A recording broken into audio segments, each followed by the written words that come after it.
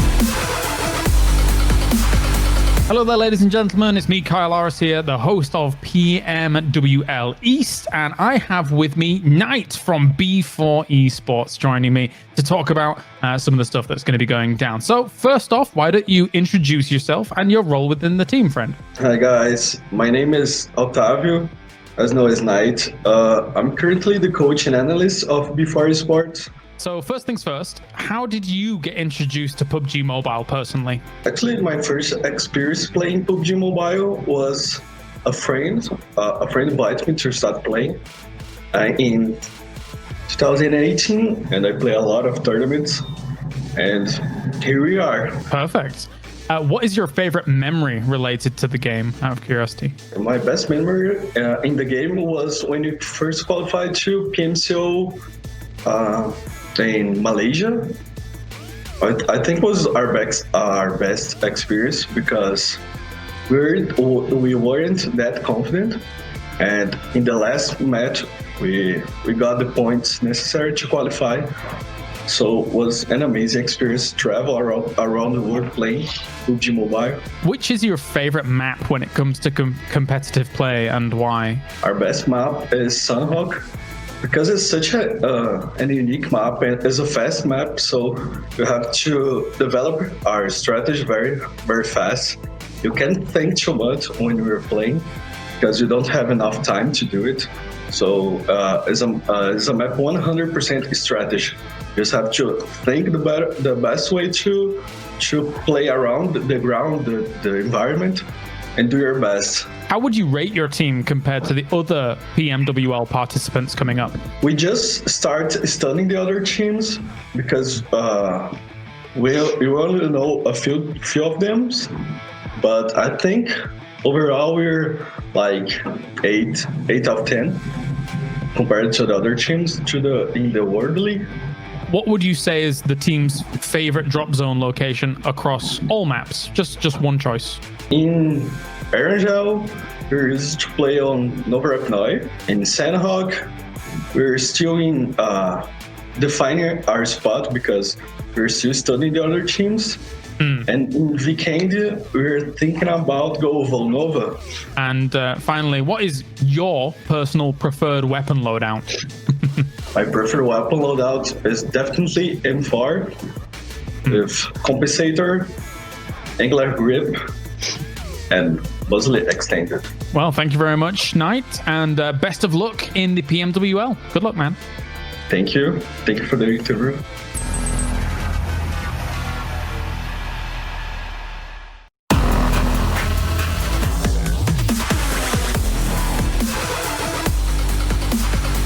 Hello there, ladies and gentlemen. It's Kyle Aris once again, one of the hosts here for the PMWL, and I have Beowulf on the line here with me from Cloud9. Now, first, why don't you introduce yourself as well as your role within your team?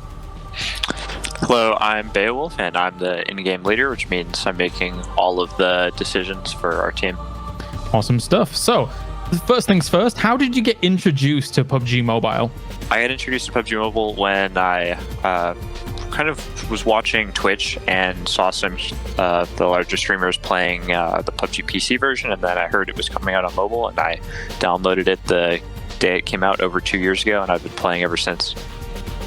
Awesome. What is your favorite memory related to the game? My favorite memory is definitely winning the PMCO 2019 regionals for North America. I mean, it just felt amazing, and I'd never won such a big tournament before. Which map is your favorite when it comes to competitive play, and why? My favorite has slowly become Sanhok, mainly because people don't use cars, so I'm able to predict every team's movement really well, like especially in the North American teams and the lobbies that we play. We all kind of know each other and what we do, so I'm able to predict where those teams are going to move to, and it allows us to make really good rotations. As long as it's not a quarry circle, I'm kind of happy with Sanhok as well. Yeah, as long as it stays somewhere on the main island, we're going to do well. Okay, fair. Next question is, which team would you consider as your biggest rival throughout the upcoming PMWL? Mainly Wildcard is usually who we're competing against. North American team-wise, they're super strong. and they just made a roster change, which probably made them even stronger, and we're going to be looking to compete with them. Kind of related to that, how would you rate your team compared to the other PMWL participants? I mean, I think if we get off to the right start, we get a win in like the first day or two, like I think our momentum is going to carry us and we're going to win the whole thing. All right. I guess we've seen that kind of momentum start in PMPL Americas when it came to the last week. Yeah. The key is getting it rolling from day one this time. Yeah. So what is your favorite drop zone location on any map? My favorite drop? I really like South George, which is our Erangel primary drop location. South Georgia Pole. It's got a ton of space, ton of loot, and just the most important thing, cars. And final question is, what is your preferred weapon loadout? My preferred loadout has changed a lot. And I've gone from like the Vector, the VSS. I like to use a lot of like off-meta guns that a lot of other people don't use, but my favorite right now is the DP and M4 combo. The M4 kind of does your close, mid-range, long-range, whatever you need it to do, and the DP is just super strong right now. It's a powerhouse for sure. All right, well, thank you very much, Beowulf, and good luck coming up in the PMWL. Yeah, thank you so much.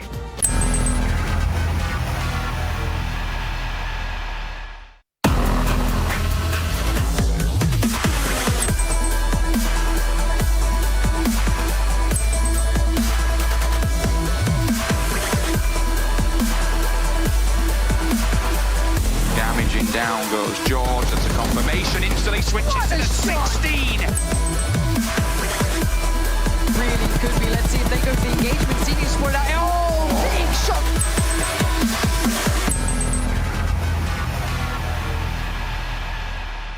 Welcome back, everyone, to another day of the PUBG Mobile World League West Season 0. I'm your host, Jason Kappen, and I'll hopefully be able to bring you all the action coming up over this next month until we finally have our champion of the West and the person to take home, or the team to take home, the lion's share of the $425,000. But of course, I can't do this alone. I gotta have two people with me to pretty much carry me through the entire show. The 7 Rules Gaming, and of course, Glitter Explosion gonna be joining me here. And I was hoping for some floral pattern. What's going on, 7? I got you. Oh, you were hiding it from me. All right. I got you. Yeah. You two, you're matching. Yes, we are finally. It is black and white, but whatever. It's flowers, you know. It is like matching. yin and yang. Yeah, we had to coordinate a little bit. Exactly. Hopefully you two aren't so mean to me today. Don't pick on me too much. It would be nice to have one of you supporting me, because technically I'm on the top of the table when it comes to the prediction game. But let's take a look at the format of the entire event for you guys at home who might have missed out on some previous days. We had the opening matches all for seeding to determine how the teams and how the groups, more importantly, would work out with each other. Then we have 2 weekdays of league play leading into the top 16 teams to play in the Super Weekend, which will last for 3 days. Now, the Super Weekend is important because you accumulate points across all 3 Super Weekends to see who the top 16 teams will be moving into the league finals. And Glitter, we've already had 4 teams unfortunately not make it through into our first Super Weekend, and they have a lot of work to do. I'm hoping for their sake they're sitting at home watching the broadcast, enjoying it obviously, and then practicing, looking at what they did wrong, looking at what they did right, and hopefully coming back stronger next week.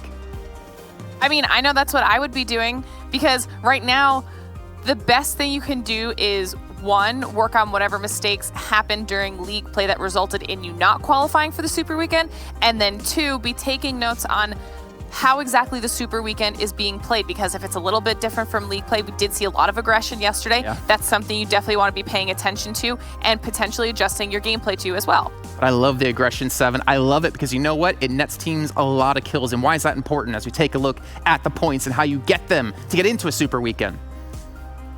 Yeah, and that's exactly right. 1 point, 1 kill equals 1 point, and that is huge. We have seen teams get some major chicken dinners. One that comes to mind, especially during league play, was Cloud9. Cloud9 ended up getting some with 15 kills, and then you had Loop Esports with 18 and 19 respectively. So those kind of points right there are very valuable, and I'm looking forward to see which team is gonna be the one that's kind of like the dark horse that's gonna just come out of the gates and absolutely smack everybody. I'm excited for that today. Well, I could tell you, but I want to keep the predictions to myself so I can get those juicy points in our little game we got going on. But I also need to see, what are these teams playing for? There's $425,000 on the line. And you can see here, $100,000 Glitter for winning the finals. That's a lot of moolah. That's a lot of money that I would love to have. It is. That is a ton of money. And you guys can see here on the graphic that not only is there the massive $100,000 prize pool, but there's also a $50,000 prize pool for the league play portion of everything. There's a weekly prize pool, and there's a participation prize on top of the MVP. There's so much money on the table to be had here for our players. And Seven, I think you're just kind of wondering, yeah, why am I sitting here, analyzing the game? Why aren't you playing it, man? You could be making big bucks.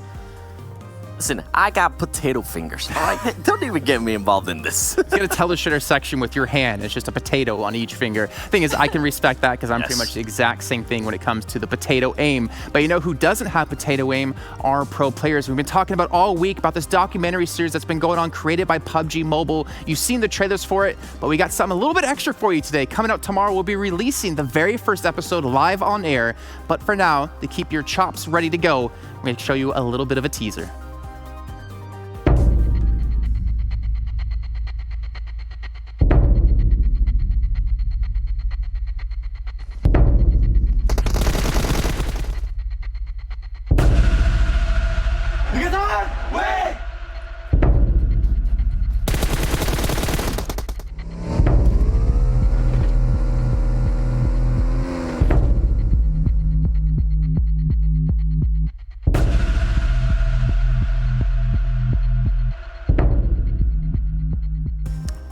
I cannot wait until that first part comes out tomorrow and we get to watch it live on the air here. My favorite part about it, Glitter, though, is that you obviously get to watch the players play the game, right? You get to see them stream, but you don't get to see what goes on behind the scenes. And for me, that's what I want to see for these teams. Oh, 100%. I mean, I want to see it too, that behind the scenes look where you can kind of see what exactly goes into the whole pro side things of PUBG Mobile, kind of get an insider personality look at the players. I don't want to spoil anything, but there's some really, really cool stuff in this documentary series. 100%. I love to see how the teams can adapt with the ongoing global pandemic. But let's take a look, though, at our own pandemic going on here, the overall standings to see where the teams currently lay within the first day of play. And honestly, Seven, we're seeing a team on the top of the table that we really did not expect. It surprises. Let's be honest here. Everybody was surprised at Dream Eater's performance. They were able to get back-to-back chicken dinners, and at one point we were hoping that they would be able to get that back-to-back-to-back. But guess what? Something I do want to go ahead and point out with Dream Eaters is that they ended up winning the matches that they did, the maps that they did not play on League Play. So it's going to be interesting if they're able to maybe go ahead and mirror that again today. And Footballers, I know we see Cloud9 there on second place. Footballers also being in third place. I felt like they were just so impressive, man. Yesterday being the team with the most kills at the moment so far with 38 kills. That is huge. That's 7.6 kills average per game. And as we're seeing here, the second page, Glitter. Yeah, I mean, I think we're surprised to see a couple teams here on the second page. Specifically, we were looking at Konina Power yesterday. Unique Pittsburgh Knights, we were surprised by them being on the second page as well. But Konina Power really, really struggled in our first day of the Super Weekend. Now, you and I had gone back and forth about this. We've said it a few times. They have historically so far struggled on the first day, whether it was an opening weekend or it was the league play portion, and then they've come back incredibly strong on the subsequent day. So is that what they're going to do today? Maybe they'll be able to pick it up and have those stellar performances that we've seen in the past. I feel like there's a lot of pressure on their shoulders now to really show up after what happened in the first day of league play. But you know what? Luckily for them, it's not like it's the end of the world, right? You still have another day of the Super Weekend. You still have potentially 2 more Super Weekends if you can make it there. But Seven, as we talked about when we looked at the overall standings, Dream Eaters, there's something about this team, especially when we saw Miramar, especially when we saw Sanhok. But we got to talk a little bit more about these guys. Yeah, we saw a completely different animal with Dream Eaters. Something we're mentioning is that, yes, they won Miramar. Yes, they won Sanhok. And we didn't even get a chance to see those maps during the first week of league play. So I wonder how this team is also going to react today. Could they go ahead and continue and kind of mirror those performances that we've seen so far out of them? Because it was not only just a win, it was a lot of kills to back it up. It was 2 wins along with 25 kills. Remember, those are points. Every single kill equals a point. So you want to go ahead and see them perform well. Now, what I want to see today out of them is I want to go ahead and see them perform even better on Erangel, because in Erangel, their track record is not as solid as I would like it to be. And to point out one player here from Dream Eaters, it's Matic. One player that we just keep on talking about over and over again. This is a player that has been performing, that has been showing, and as we're seeing right there, being able to go ahead and win that engagement with Loops Esports, that was so huge. And you're still seeing him because he is just that good. Glitter, I think Matic could definitely become a star here on the PMWL West. Oh, absolutely. And we actually saw him propel himself up on the overall kill standings per player right now, and he's currently sitting in 3rd place with 34 kills to himself alone. So he's definitely a player that we're going to be following today, paying attention to, and I'm excited to see what Dream Eaters can do on those maps like Miramar and Sanhok. And the important thing about that is we also need to compare how those stats have really gone between the team of themselves on those other maps versus these maps. You can see in week 1, they only played Vikendi, they only played Erangel, and already off the bat within the Super Weekend, within 1 day, they have a phenomenal lead in this 7. They definitely do. The placement points has been pretty much a complete difference. Something I do enjoy seeing out of this, though, is that their kills have been pretty consistent. That is something that you love seeing from teams. And also the matches. Keep in mind, the matches played in the week play, we had 8 matches played. Now we have 5, and so far they have pretty much just outdone themselves, outdone the performance that they were able to go ahead and put out. So that's why this today, that's one team that I'm going to be looking at, because I honestly want to see if maybe they're able to go ahead and be consistent with placing. We know they can be consistent with kills, but can they be consistent with placement as well?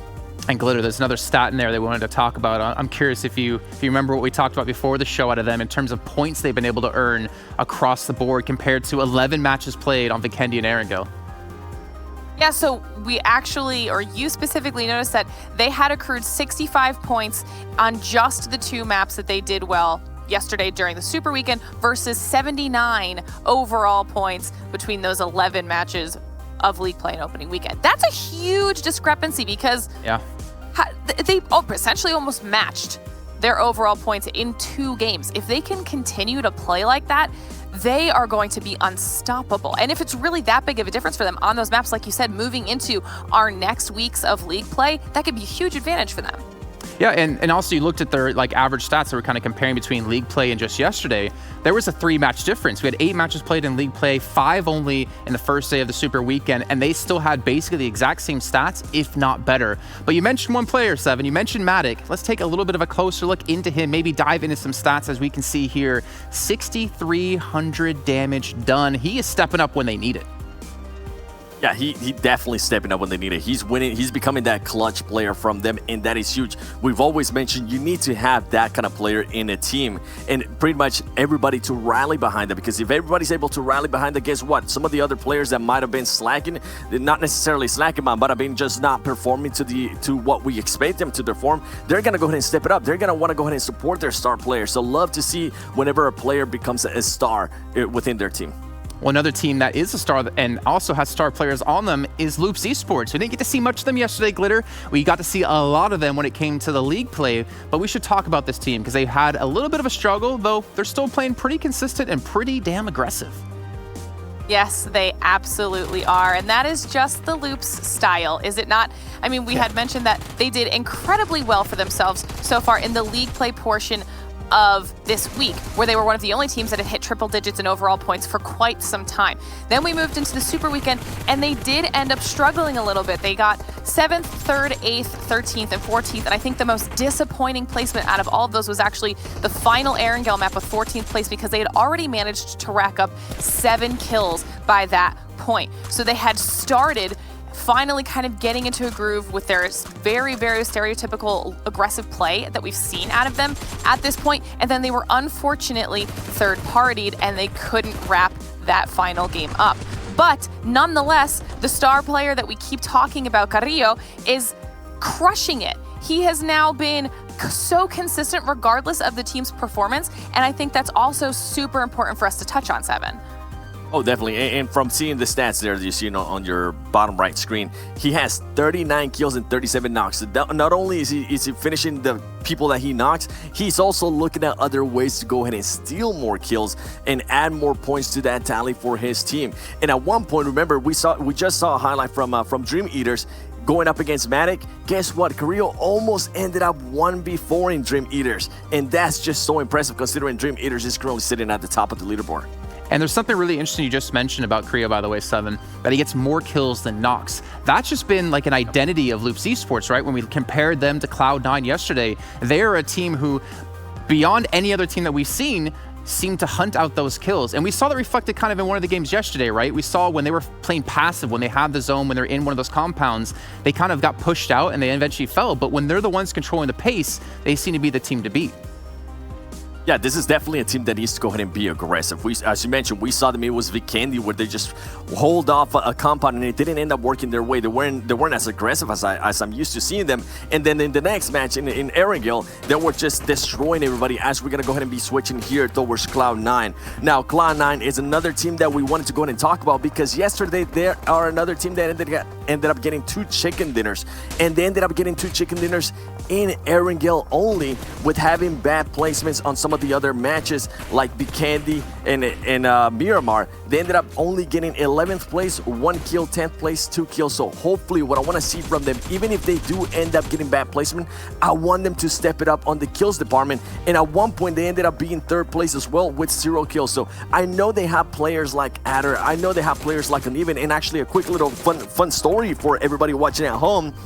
Cloud9 currently has 2 EU players and 2 NA players, with Uneven being born in France. I think that's pretty cool, and that's a interesting dynamic that they have in that team. But overall, I think they're performing so well, and as we're seeing some of the information there from Adder. Remember, Adder used to play for Team Unique in previous tournaments.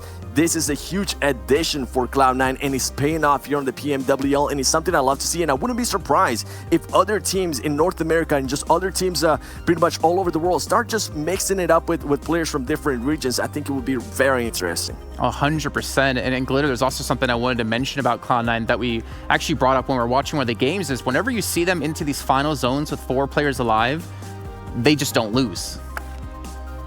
Yeah, they seem to be just very, very cohesive in that way. Every time we see them past, once we're into that late game stage of the match, if we see Cloud9 with all 4 players up, we're always going to be watching them and seeing what they can do. Because like Seven said, in both Erangel matches, that was the situation. They had full team and they absolutely smashed those end games. So that's something that's definitely important for them. It's clear that they work so well together that they can function as that unit, that it's almost the point where if one of them is gone, it does hinder them a little bit. Is that something that they need to maybe work on if they're stuck with a 3-man up type situation, and then really nail down winning in those types of games, but also, like Seven said, focusing on some of those other maps as well? I mean, maybe that's why we need to see them get more kills, right? Maybe they're afraid to take fights early on because they do lose a player and then they don't feel as confident going into the very late stages of the game. But speaking of the game, let's take a look at the schedule so you guys at home can see what maps will be playing throughout the day. It's the exact replica of what we had yesterday, and it'll be the exact same thing tomorrow. We're starting off with Erangel, going to Vikendi, Miramar, Sanhok, and Erangel yet again. And it's so important for teams to have those strong Erangel maps for themselves, or to have it as a map that's completely in their pool that they feel super confident on. But then you have teams like Dream Eaters. The amount of points they're able to build up on just Miramar and Sanhok alone is ridiculous, Seven, that they don't even need to play that well on Erangel, funny enough. It is. You're going to have those teams that are just masters at a certain map, and they're able to go ahead and have some cushion on them. Some of the other teams that I want to go ahead and mention that haven't really performed that well in Erangel, or at least didn't perform that well yesterday in comparison to all the other maps, was Footballers. Footballers in the first match of Erangel, they ended up being in 13th place. Something I do love about Footballers, though, is that they are very consistent in kills. They're almost always getting over 5 kills a game. I think yesterday there was just one fluke when they ended up with 16. I don't know who picked them between us, but they totally jinxed them. They ended up in 16th place and 0 kills. I don't think it was me. It might have been Jason. I don't think the standings show that I picked them, to be honest. I think I'm like 100 points almost above Cameron Davis, which he's probably going to hate me when he comes on the cast later on. It's not my fault. I was born a star. It's not my problem, But, we've had Glitter rise up in the ranks. You are doing very well, Jason. Thank you. I appreciate that, guys. I appreciate that. Well, obviously, we need to kind of get into our prediction game soon. We need to start to predict who will take the first game, or who we at least see to do well. And honestly, it's kind of a lottery. It's kind of a little bit of a lucky draw, just like a lucky draw you guys can win at home. As long as you guys are watching within the game, within the Esports Center, you have a chance to win some sweet, sweet items. So make sure you're watching from there. Also you got YouTube, you got Twitch, you got so many different ways to watch some PUBG Mobile action. But guys, we're getting in to our prediction game. Who's going to be the lucky one in game number 1? I'm going to be generous. I'll start off first for you guys, okay? I'll give you the chance to think about it a little bit longer. Okay. I could tell Seven was still trying to figure out what he wanted to go for. I'm going with Loops Esports on the basis that I think they're coming in today with something to prove. I feel like they're going to look to steamroll some teams and, more importantly, get me further up the leaderboard. Seven? Oh, God. I like how now you're talking about the leaderboard. Before, when I was in first place, none of that leaderboard. There was no leaderboard. Mentioned, but now that Jason, now that Jason's in first place, oh yeah, our leaderboard. Don't worry, you guys will get a chance to see. And I think I'm actually gonna go ahead and follow with what you're saying. Totally not because you're in first place, just because I also believe Loops Esports needs to have a better game overall day today, and I think they're gonna be able to put that out. And before we even get Glitter's prediction here, for everybody watching on Twitch, let me know. Do you guys want potatoes on the next analyst section? Let me know in the comments. Potatoes, yes or no? All right, Glitter, it's your time. Who do you got? Who's the team that's going to unfortunately tank in the first game? I really hope that's not the case. However, you know, similar reasoning to why you guys chose Loops, but I'm actually going to be picking B4. Not only do I also think that they have something to prove today, but they got 3 second places yesterday out of 5 matches. They were right there, almost in that chicken dinner position 3 times. So I feel like as long as they can carry that into today, they're positioned to do very well. Well, they don't call it lucky number 4, unfortunately, Glitter, but we'll see how B4 does in this match. We'll check in with you guys after this first match is done. Thank you, guys.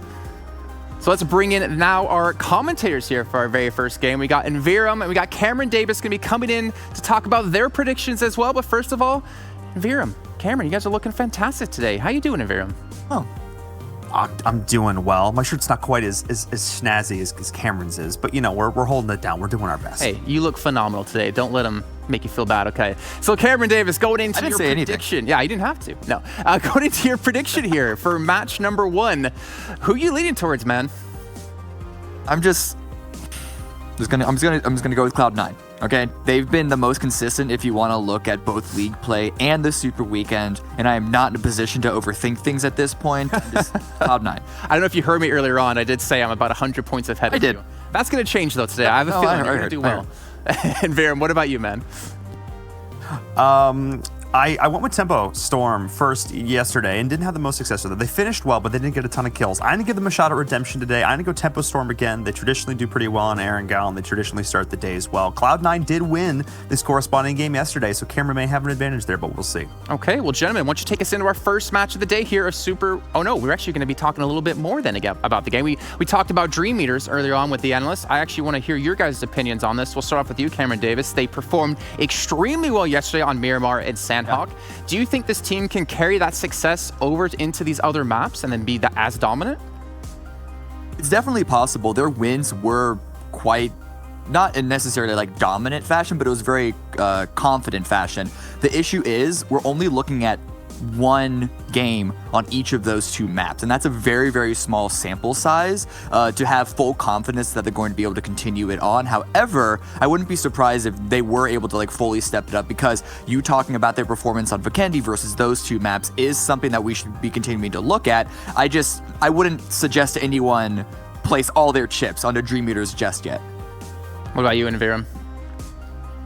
Yeah, I was going to kind of lean in and agree with that here. I think the difference we're seeing between league play and now the Super Weekend, I think is going to be very, very interesting and indicative sort of how teams are going to approach everything as a whole, but we need one more day. I think on Sunday, you know, once we have 2 days of gameplay under our belts, we can really start to make some of these hard and fast decisions of what teams are really stepping up and what their full potential is going to look like. But I think for today, this is really going to be a, you know, strike while the iron is hot kind of situation, especially for a team like Dream Meters. If they can show up and continue to prove themselves today, I'm a believer. They're going to make a believer out of me. I want to see it. I'm hoping they can for their sake. I'm also hoping to see a lot of aggressive play yet again like we saw yesterday in day number 1. But gentlemen, take us into our first match as we kick off on Erangel.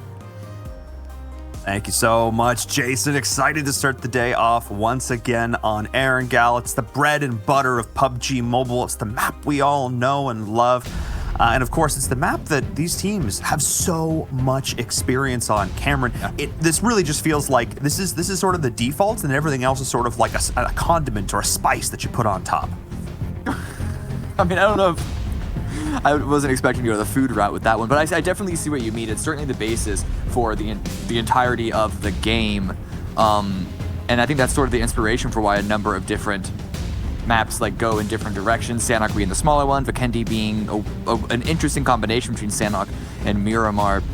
But going into Erangel, this plane path, I feel like we have yet to get... That's not true. The second game of Erangel yesterday had a pretty good plane path. But this one, once again, to start things off, garbage. This is going to be interesting for some of those teams. Looking at you, Cloud9, that likes to head up to Georgie. They're going to have a little bit of a hike. Wildcard as well. A couple of these other teams going to have a little bit of driving, which we saw yesterday. And we had sort of theories going into day number 1. Are teams going to play more passive? Are they going to play more aggressive? Like, what is the thought process going to be like? And I felt like we didn't even get a good answer off of it because earlier games in the day looked way different than games, even like map 1 Erangel looked way different than map 5 Erangel, which I thought was so interesting. Teams are still feeling out what the other ones are doing. I think the fact that we're not having the groups anymore is for the Super Weekend makes that very, very interesting in the sense that it's like, well, we have a better sense of where everybody's going to kind of go. This is a very friendly circle. It's going to benefit a lot of these teams, but I still think that, like I said, today is really going to be the day that as casters, as analysts, as fans, we're going to start to get a sense of what these Super Weekends are looking like moving forward over the next month. Yeah, I mean, the one interesting thing about that topic, though, that concept, is that it's not like these are the same 16 teams necessarily that are going to be in every single Super Weekend. So while I do expect to see a majority of them be in each and every one, after all, you only lose 4 out of 20, there still could be a little bit of a learning curve. Oh, speaking of learning curve, do not drop next to Wildcard. Spring is going to remind you that a shotgun can still kill you from that distance away. Oh my goodness. Wow. That's a way to start things off already. I mean, boots have just touched the ground and we have our first kill here. I think honestly, that just feels like a bit of a lack of respect. Like you need to respect the fact that, you know, if they see, if you're the killers to start this off, like you're going to be punished if you try and make plays like that. I mean, that just seems like, you know, the hubris. How dare they? You know, I don't know. That shouldn't happen at this level of play, in my opinion. When you have a plane path as bad as that one was, and a lot of the teams going in the same direction, I don't want to harp too hard on Uter killers because with where they're going towards Razak, and we know that school is an area that people form up, apartments is an area that people form up around, and then to the east, just even Yasnaya, people going towards Yasnaya, they should have expected at least a little bit of contention there. I hope that car, they can pull that one out. That one looks a little sketch, but either way, I don't want to harp on that too much. You're correct that when they saw Wildcard actually go into the compound, instead of grabbing a vehicle and going to the Severity, they wanted to loot up that compound first. They should have pulled away a little bit, and the attempt to grab that buggy was maybe a little bit of an overextension. But it was still a decent thought process there for Uter killers.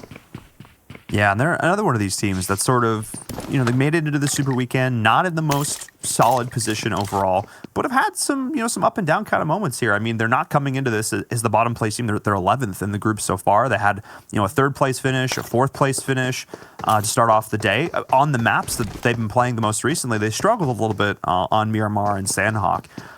But here on Erangel, they tend to do okay. So we'll see if they're going to be able to, you know, recover that with only 3 players alive. Of course, we know that makes it so much more difficult. But I like the fact that we're looking at B4, because B4, you know, we talked about Dream Eaters and how great Dream Eaters looked winning back-to-back chicken dinners, how amazing that was. But who was the other team that was right there with them? Glitter touched on this. They had 3 second-place finishes yesterday, including the 2 games up against Dream Eaters. It was the same 2 teams in those final games, and they had a second-place finish up against Cloud9 on Erangel to start the day. This is another one of these squads I'm looking for, especially with this circle, which is going to give them even more time to get that free Millie loot. I'm still a little salty about them because they perform so well up until I pick them. Oh yeah. So, you know, it's fine. It's fine. It's okay. I'm the new guy. I'm the new guy to the broadcast to PUBG Mobile, it seems here. And so they got to haze me at least a little bit. It's fine. I'll let them get it out of their system. I'll stick around. They're not going to scare me away that easily. But Cloud9, the team that I did pick this time around, you called out that you were a little nervous about the rotation. They didn't go all the way to Georgiapol. They just went to Primorsk, which was wide open and free. They dropped very quickly. It was the closest place that anyone could have gotten to. And so their rotation timing should be good. And I'm actually a little surprised that we still don't see them moving just yet. They might be not showing full respect to the other teams that are going to have, I guess, an even greater priority into this circle. Because at this point, if I were in their position, I would have liked to be in a better spot on the circle. Yeah, I mean, rotating around Corey, you still have that whole western side. They have the entire western side of the circle at this point. They've got decent options. They could even head up, towards George still, outside of Gatka towards Everest. There's still some options here for them. But I agree. They're taking their sweet time here. I think that's because they know they're cognizant of who is dropping around and realize they have a pretty wide berth right now. Unless B4 wants to come up and flank west for whatever reason, they're really not going to be dealing with too many people here at this point. So I don't hate this decision the most. I think it's interesting though that Wildcard did make regardless of where this playing path, they made their Severny run. This is their jam, and they are sticking to it. And there's something to be said for a team that's going to stick to their guns. But PK. That's another team we haven't talked about a lot. Well, they haven't really given us a lot to talk about, if we're being honest. Like, even when they perform their best games, it's been off of one or two players being able to crawl into the circle and just sort of steal placements bit by bit. And we've seen a couple of hero plays by a couple of the players, especially during league play. But as a full squad, they haven't really seemed to be able to find that X factor, that extra spice and flavor that they need to really make it big. However, in this circle, at this time, they are not dead center, but they are pretty close. And they can watch while everyone else comes rotating in, which is only going to give them so much information and be able to map out the rest of the game and know exactly the best game plan during phase 2 and 3 circle shifts. Yeah, and they're going to have to come up with a game plan because yesterday, not going so well for them. They only had a total of 8 kills over the 5 games. Their last 2 games, they did not net themselves a single kill. A single kill. Yeah. And another team that really needs to step up is Nova. Nova Esports, can you believe it? Coming in 16th place today. They placed 4 out of 5 games were 13th, 14th, 15th. Yeah. Like, they have just not been able to get it together so far. And we'll see what they can do there, as we do see actually a member of Dream Eaters, one of these squads we were hyping up, get knocked out in the kill feed. So again, nobody is safe here, but Nova Esports, if you just need to reset, you need to shake off day number 1, pretend it never happened, and they need to get GFan in the action here. He's one of their best fraggers, he's one of their top gunners, and it seems like he's been getting knocked down first in a lot of these fights, kind of actually reminiscent of Tixie on Kanita Power, who needs to be allowed to play their game, and if you can shut them down early, the team just seems to have so much less of an impact without them helping to lead them. And speaking of Kanita Power, another one of these teams that's sort of locking eyes with Loops. Loops has been in the middle of so many of these different squads, and there's Tixie like I was talking about. No! If Carrillo gets him down, and this is, of course, a lot of the top fraggers on the server. This is exactly the kind of story that we're talking about. The idea that if you can shut down your counterpart on the other squad, if you're Carrillo and you can take out Tixie, you're going to have the biggest advantage in the world over a team like Konina Power. Ooh. No one's been knocked yet in the kill feed between the two squads, so they don't have the specific information if it's exactly who they're fighting with. But already you saw Dadeen, the minute they took that spray, they know Konina Power on this hill. He was trying to find an off angle, and that pressure is forcing Konina Power to back off. Yes, they have a compound that they can hide in, but the information that they get from this compound is really not that great, because you can see this hill that Gonzo is on is blocking all vision from the west side, which is why he's having to take the risky position of actually trying to get on the hill, but he's not even too sure about that. They're going to be lacking information going into phase 2, I feel. I actually hate that compound for that exact reason. It's pretty bad, yeah. It's not ideal. I mean, I feel like the amount of times anyway, you just get flanked. Ooh. See, this is the problem with it, though. They have no clue what's in front of them. They know Loops shot at them, but they have no real ability to gain information. And now the rotation is also going to be scuffed, too, because if Loops doesn't move, Konina Power are now forced to go north, go basically around Pachinki, and you know the area north of Pachinki is very, very difficult to traverse and drive in, and they should suspect, we know for sure, that there are a number of teams already set up there. I also do want to note, though, that Cloud9 did take the rotation path that I predicted. They did head up towards north of Gatka, up towards Everest as well, so they're actually going to be in a great position. They have the entire western side of the circle, but this center area, like we're seeing now, I mean, Roz and even in just west of Pachinki, this is like, I mean, I feel like we're on a major interstate road. Oh, J7! Oh, J7. That's not the compound you want to enter, friends. I'm getting flashbacks of yesterday of Cloud9. That's not how you do it. That's not the send you're looking for. And they had a perfectly good compound the rest of the Knights are at. Yeah. And we saw Tempo driving up. I don't know were Knights just not paying attention and assuming it was free and then sending J7 out to scout. But if you scout, you don't just drive straight at it. I don't know. I'm going to have to ask them after this what the game plan there was, because I just can't seem to make anything out of it. The compound that Knights have right now is perfectly fine. Couple of good shots to get a knock. I don't know if Knights can trade off of this, though. I don't think going into the compound will be worth it. They can't flush the kill, but still. It's maybe taking off a helmet. I didn't exactly see, but it's good damage nonetheless. And that's the reason. That's the reason that PK picked up Sixless, is for shots like that. He is supposed to be this slayer, this fragger for the squad. And hitting those kind of shots are exactly why you bring him on your team.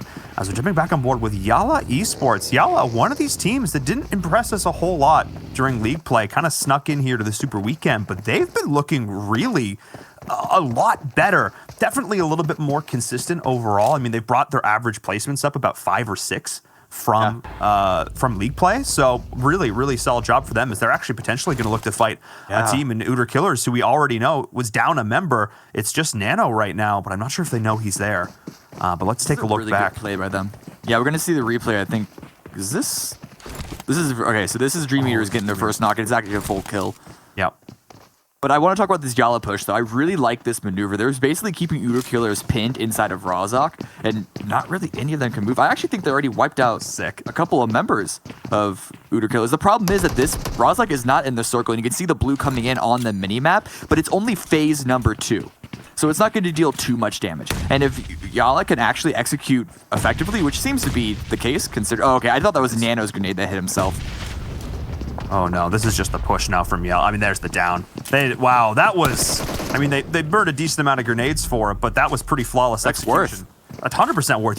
You're only going to take tick damage from the blue at this point. Like, and that's Uter Killers now down to 1 single member. They have just not been having the best start for the day. They're going to have a hard reset off of this one. But another team that really showed up in a big way on day number 1, of course, it's Footballists, and they've got themselves a great position now. They're starting to climb the mountain, and they're going to have a big vantage point. I mean, the shift here. The shift is really going to determine how viable the spot is for them, because as much as we talk about the idea that this mountain, it can be a place that you plant. I was going to talk about how it could be your grave. You plant your flag, or it could be your grave if it's not. No, if you're Footballists, you just took the biggest sigh of relief. You're feeling so good, Cameron. Yeah, just the vantage point that they have, they can get a bunch of kills, steal a lot of kills of fights that are going to happen, because you know everyone's going to be rotating in from the southeast side. Unique also had a very good rotation coming into this. They came in late, they found the safe side, and they got a little fortunate with this shift. It would have been effective no matter really where it went, but they're also in a good position now. Cloud9 are great.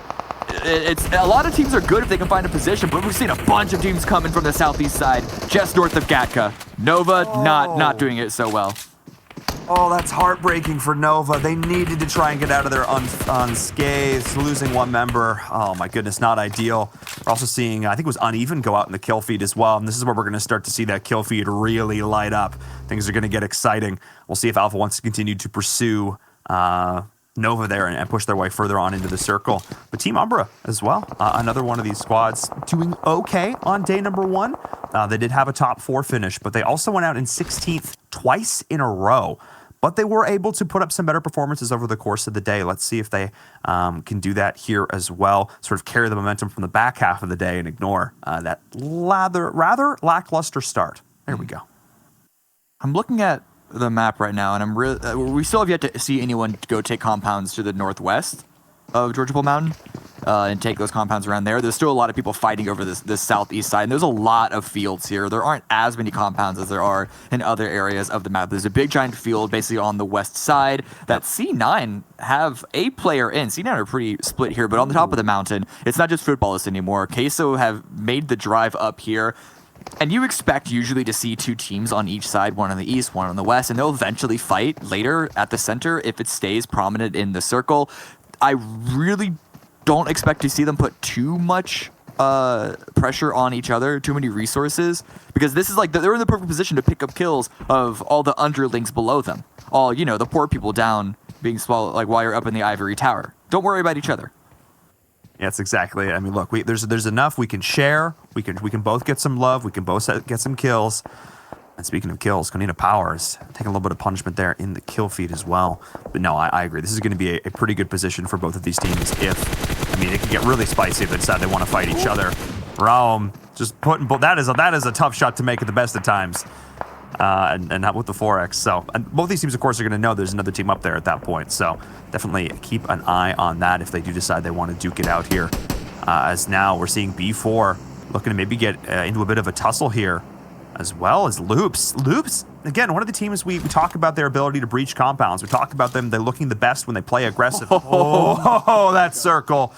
Oh, no. Like I said, no one's in the northwest side. It's going to be that's free real estate. But right now, Loops and Knights, they just want to get real estate by killing each other. They don't care about rotations. They don't care about any of that boring, smart person, chalkboard, macro stuff. They want the micro. They want the frags. They want to send. Nice attempt for a trade by Raven, but Becker is still up close. And now he's the distraction. This is giving the opportunity for the other two to flank around the side. Beautiful execution. The Breachers are home. And this is Loops Esports doing what they do best. We talk about the chalkboard, the whiteboard. They should be writing a textbook on this one. And Pittsburgh Knights will be the victims here. They don't want to get knocked out first, but that's exactly what's going to happen. And that is Loops Esports looking so flawless. Like I said, doing what they do best. Well, they're going to have many more opportunities to breach, though, because remember, this is way away from them, but Nova breaching as well. Pedro getting the sprays down. Nova just can't find anything for themselves either. And is that them out, too? No, I still see AZ up.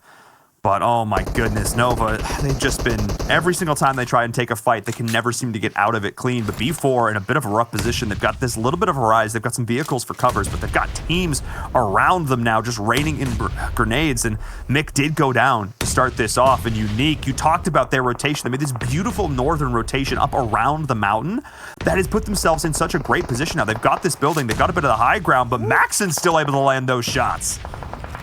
Annalise needs to be careful. I do like that hill, and it's going to be a lot more prominent for Unique later in the game, but right now they have to worry about not overextending with it and try and stay safe. And you can see them. They're not actually fully committing Lightning and Frozen on top of that hill. They're just sort of using a ridge to peek and put pressure, but they're not overcommitting. They're making sure that they stay alive, because if they get knocked, that doesn't do anything for them. Yeah, but I think there's one thing we have to talk about now before it really comes into effect with this next circle, and it's the idea picking a side. I think it's a very good chance that the circle is going to go to the northern side of the mountain at this point, but there's still technically a chance that we can see out to the west or to the south, and the idea that teams are going to have to make a call. Which side do we want to go on? We're seeing all these teams in the north now, just outside of Georgia Pole, but this is going to, because if we see a hard shift, they're going to have to now try and traverse this near impassable terrain with all these enemies around them. This is going to get very scary if we get another hard shift as Footballers gets eliminated. Oh my goodness. Yeah, rough game for them, but it's been a rough game for a lot of these teams because just it's not even whiplash. It doesn't go back and forth. It's just all in one direction. The G forces of the circle are just making people loopy.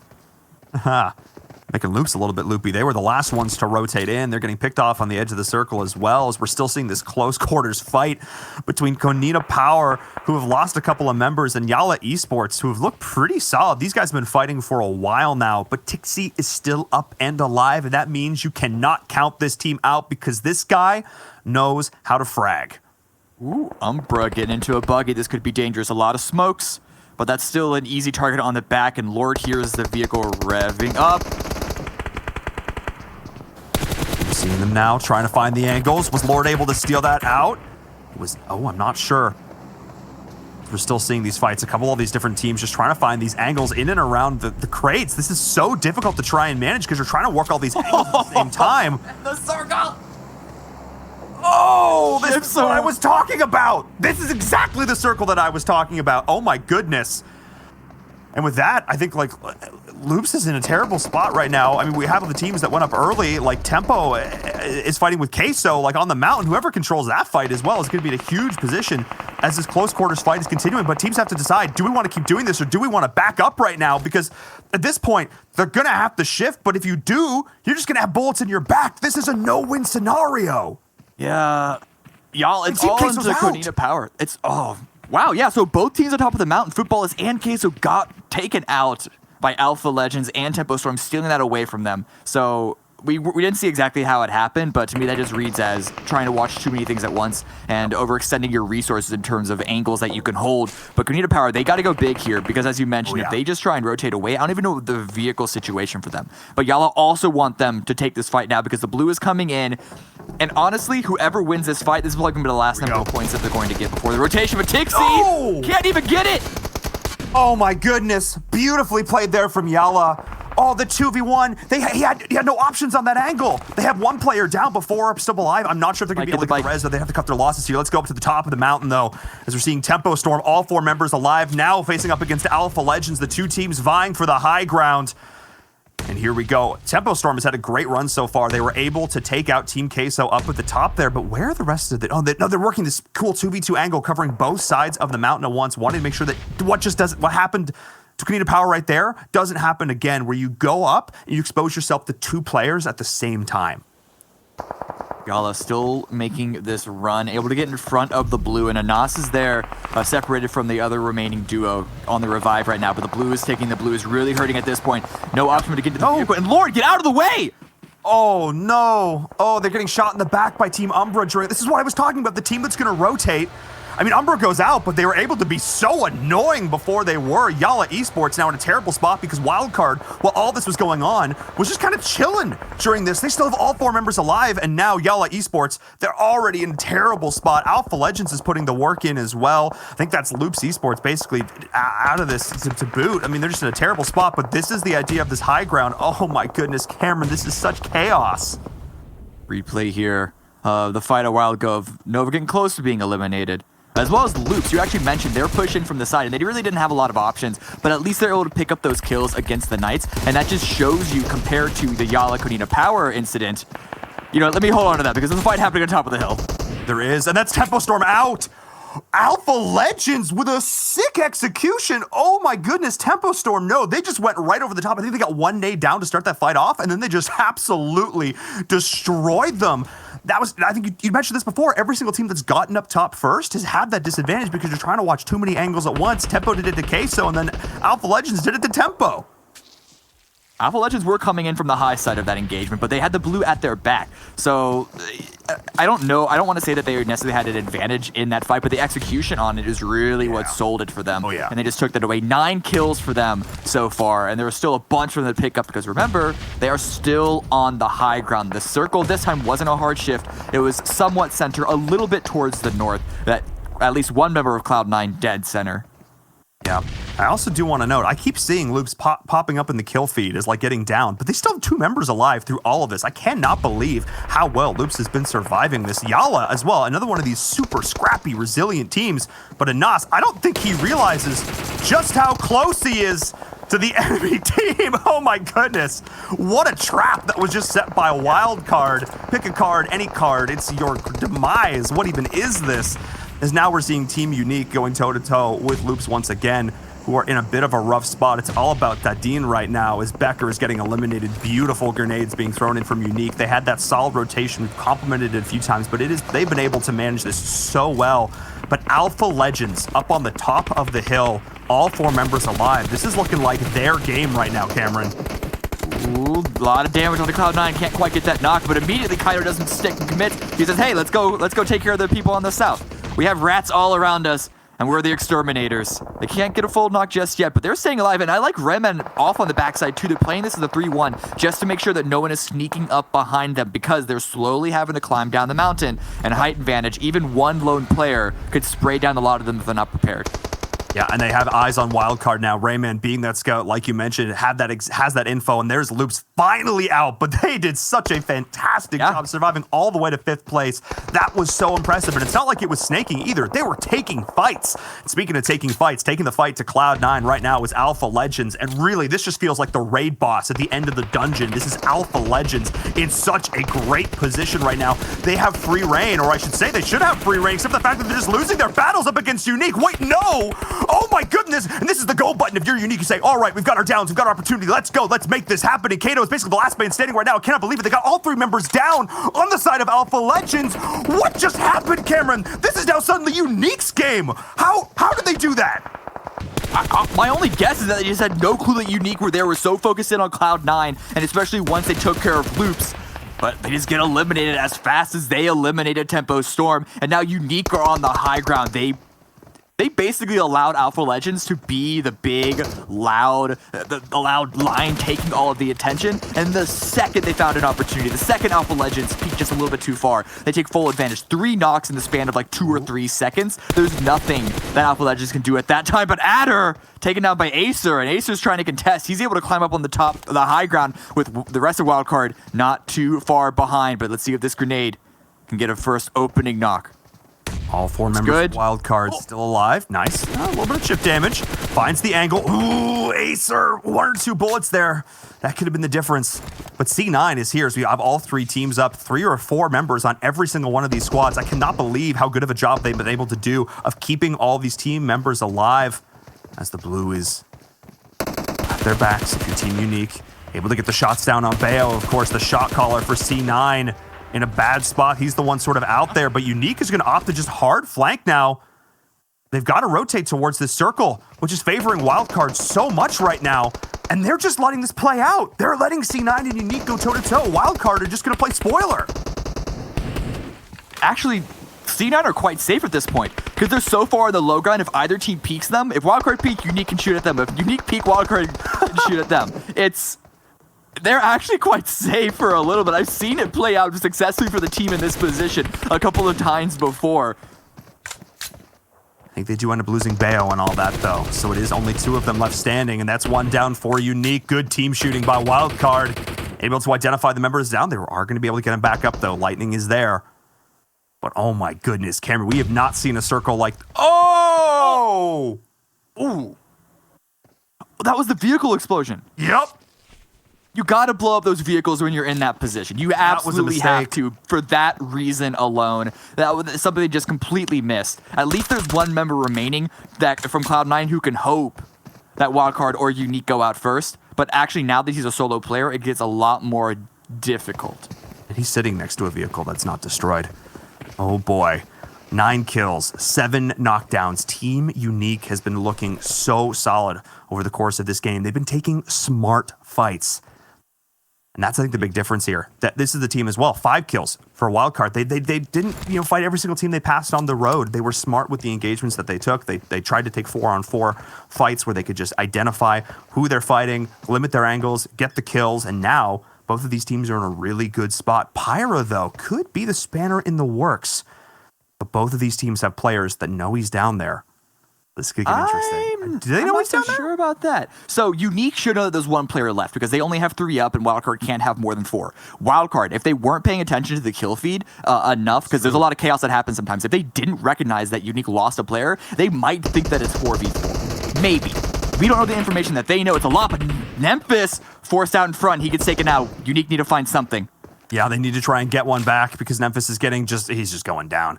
That's just going to be it. And now a 4v2v1 situation for Wildcard. They just got this ridge line and they've been controlling it beautifully, hitting those shots. And that's another one going down, and they're just trying to survive through the blue, and now it's Pyra. Neither one of these teams wanted to make a stand here, and that is going to be it. Wildcard playing it slow and steady, but they win this race here in game number 1. That's the chicken dinner for Wildcard. Yeah, and actually, they played it, as you mentioned, very, very safe. Only 7 kills. We've seen teams win with a lot more than that. But you honestly can't knock how they played this game going around that mountain. And I actually really like how they played the moments leading up to that very end game. They actually set that trap against Yala that they took out eventually. Like, the minute they saw Yala push in, we saw the last 2 members of Wildcard who were rotating in actually curve and try and take a hill so they can establish control of that area, because there's not a lot of cover. It's mostly just a couple of ridges along that hill. Yep. And they just utilize that to the best of their advantage. Yeah, that was sick. That trap that they had, the smokes that were down, they let the 2 members run in, and then the 2 guys in the back popped up, and the 2 guys next to them popped up. It was like something comedic out of like an old school 80s movies, like In the Woods, and the bandits, and they're like, ha, take it. But either way, just really good play from them. They definitely deserve that win. Let's send it over to our analysts to have them break that down.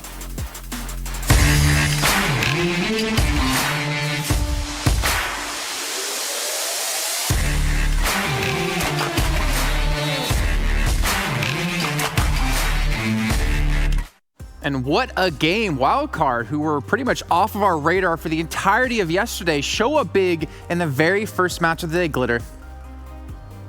Yeah, big congratulations to Wildcard. They played that entire game flawlessly, honestly. They had great positioning, great rotations, used the mountain ridge to their advantage, and that was just clean. That was a clean first Erangel map. Yeah, let's take a look actually at the standings from the first map so you guys can see how many points were accumulated for all of these teams going into this one. And you can see Wildcard, not many kills, but they played for placement points and they got themselves 27-7. Yeah, I think that's solid from them. I think this is something they also needed. As we mentioned yesterday, they ended up in second. They ended up getting 2 second places with 10 kills and 9 kills. So being able to get that win here in Super Weekend, get that off your shoulders, this is going to be huge for them. Another team that we were been talking about, Alpha Legends. This is one team that I was mentioning yesterday.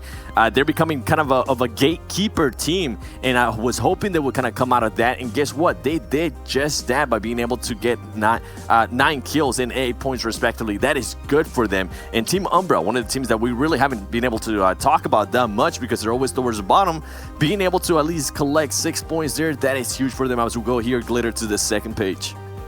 Yeah, no, that was very, very good for them. But I think some surprises here that we see on the second page is, in fact, Dream Eaters going out early, Footballists going out super, super early. 2 teams that obviously did very well yesterday and were super aggressive, having a little bit of a rough start here on day 2 of Super Weekend.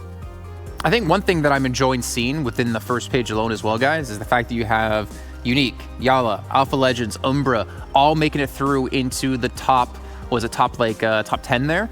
And that's teams who struggled 100% going into the first, even Wildcard technically, because they were on the second page in the overall standings. So it's really good to see teams who had the rough time yesterday really show up today when they're needed. And you can see here, Wildcard, you know, Glitter, they didn't really put up much damage. They didn't really put up much kills. But as you said, they played flawlessly, especially on the ridge of Mount Everest. It was just smart. They let a lot of other teams take some battles that they maybe necessarily didn't need to push, and this might have just been the play that Wildcard needed. Like we said, you know, they kind of, I don't want to use the word struggle, but they just started off very slowly yesterday. So they needed a solid win today. We saw there that they had 7 kills and knocks. They were able to convert on things very, very well, took minimal amounts of damage, and just really cleaned up those few final zones. 7 kills. That's an appropriate number of kills, if I'm not wrong here. There you go. Let's take a look at our do-to-do moments from our first game of the day. We can talk about a couple of different things happening across the board as well. Carrillo, that's someone I think we wanted to point out, Glitter, because he definitely stepped up when it came to damage. And Carrillo is someone that somehow just manages to consistently do that no matter what the situation is for loops. And it's just it's so impressive to me because even in a game where they're not doing well, he's going to be someone that's standing out at the top of that damage leaderboard. We can actually see him in an engagement right there. And I know that, you know, you were excited to see that, Seven, because you had picked them for your team. I did. I thought Jason was going to have that magic ball. I thought he knew what was going on. I thought they were going to go ahead and win. They didn't end up winning, but something I did enjoy seeing out of Loops Esports there was that they were being aggressive. They were trying to follow the performance they had yesterday in Erangel before they ended up getting third party. Well, guess what? Here they started going aggressive again. And Tempo Storm, this is one team that has been kind of quiet for me so far. We haven't really seen a chicken dinner for them, so hopefully I'm expecting we can see one here pretty soon. But overall, Wildcard, I think Wildcard had a great strategy here on this final circle. It is an interesting final circle, not one that we usually see, which is so pretty much on Everest and on the side of Everest. We're just not used to seeing that. And I think the thing I enjoy most about Wildcard here is how spread out they were, how they weren't just sticking to each other. They weren't doing like a 2-2 or a 3-1. They were all just covering different angles, and at one point I even saw Sam making sure that he went down on the mountain even more so he could get a different angle. And something to go ahead and point out about Team Unique is that they were actually trying to go for a heal strat, but I believe it was Lightning. I'm sorry if I get the name of the player wrong here. He wasn't able to time it right. So overall, there maybe a mishap from Unique that cost them some points. But congratulations as well to Cloud9 and Pyra for staying alive and making sure that Wildcard didn't get those extra points by killing him. Yeah, I do want to give obviously a shout out to Team Unique as well, because it seemed like they were able to take away the position on top of Everest. The Alpha Legends was just set up on perfectly, and that's not easy to do fighting up a hill, Seven. Oh, it's not. It's not. It's something we saw so well that they were doing was their smokes, making sure they moved up alongside the smokes and also covering their back, because remember, they had some players from Loops Esports behind them, and we know that Loops Esports can be deadly, so it was great to see, even though they're in a disadvantage, being able to step it up here. And remember, as we mentioned over and over again, they did have a bad day yesterday, so this is a great comeback from them. Well, we talk about damage they're able to do, able to take the mountain away from Alpha Legends. Take a look at our team damage overall across our first match of the day. And I'm really expecting Loops to be in here. I'm expecting them to be up a decently high because they did make it decently far within the game. But to be honest, look at that, guys. That's quite a few teams, you know, getting close to 1,000 damage or doing more than 1,000 damage, Glitter. There was a ton of aggression for some teams that I think we were waiting to have a very, very strong game. We actually saw Alpha Legends, like Seven had said, do incredibly well. We saw Yala putting up massive numbers for their squad, which was great for them. And, you know, even if you look at, we were waiting, like you said, we were waiting for Unique to do something. They were at the bottom of the leaderboard, and today they just kind of came out fighting. They came out swinging, but it's we are surprising to see on the lower side of that leaderboard. Like I said before, also, you know, Konina was very low, Footballist was very low, Dream Eater's very low in those damage departments. And I believe with Dream Eaters, there's a reason why they're very low. They just haven't been consistent in Erangel. That's pretty much the. Looking at the data, that's what it comes down to. I am going to be looking forward to seeing how they do in Miramar and then Sanhok, because that's when they ended up performing so well yesterday. And with something you were mentioning with Konina Power, I think we were expecting more out of them. So hopefully going into this next match, they can pick it up, because we know they're a team that can get wins. And not only that, they can also just frag out. Yeah, and speaking of that, really quickly before we head into a clip you wanted to break down, I wanted to talk about Konina Power. 315 damage done. I feel like that's less than the average Tixie had in the opening weekend and for a decent portion of League play, 7. Oh, it definitely is. And I remember exactly what you were talking about. Remember, he was averaging 2 kills a game. Yeah. I would love to see what those stats are looking at now, because something we talked about, how consistent he was in seeding, and then how consistent he also was in league play. Well, guess what? Super weekend, if you're able to make it, is when you actually want to go ahead and be consistent. So hopefully maybe in the future there we'll be able to see those stats. Well, let's take a look at a clip you had for us. If I'm not mistaken, it's going to be about our boys, the team we chose, Loops Esports. It is. And this is one, it's not going to be a heartbreaking one. So we got that going for us. Now, here we go. Ladies and gentlemen, we got Loops Esports going up against Pittsburgh Knights. And Pittsburgh Knights currently set up pretty nice with Carnage, Sixless, and Raven. Now, one thing that I love and that we've been mentioning over and over again is how Loops Esports is able to be so aggressive. Look at that right there. Once they get a knock, I want you to look towards the back and see how everybody starts pushing forward. Look, even Becker gets into a car. This is how aggressive that team is. They're going to go ahead and just come and crash on this team. Guess what? Kowalski's going to get a different angle, and Carrillo and Dadden go for it too. They know that these are kills. They know these are points they're going to need at the end of the day, and they're just going to be super aggressive with it. Something I also love is how they waited for Becker to go ahead and come up. Becker maybe being a little bit too aggressive there with the car, being able to find some cover. This is good for them. And then Kowalski, once again, with another car, pushing forward with them. I love just seeing the communication and the teamwork they have here with each other, because they waited it out. And guess what? Once they get that knock, the whole team pushes forward. And then you have my boy Carnage there throwing a potato that didn't necessarily land on anybody, but he was able to kind of distract him a little bit longer, but this was just too much from him. And then look at this. You have one player here, another player here, and then I know you currently can't really see him, but there was another player right here. So overall for Loops there, that was perfect execution. Pop that champagne bottle, throw some confetti on it, and call it a day, because hopefully they can get a win here later today. Well, I'm hoping that's edible confetti, because I think it gets in the champagne, and I don't know if I want to be having that happen to me. I'm not going to say what I was thinking off the top of my head. But anyways, guys, some new little additions to the game. We'll talk about it, don't worry, after the break. 7 when we get to the next game, we'll mention. If you guys haven't been noticing, you haven't been playing, I got to first ask you, well, why haven't you? The new Royale Pass Season 14 has come out, and if you don't know about it, luckily for you, we have a little bit of a trailer for you of what's to come.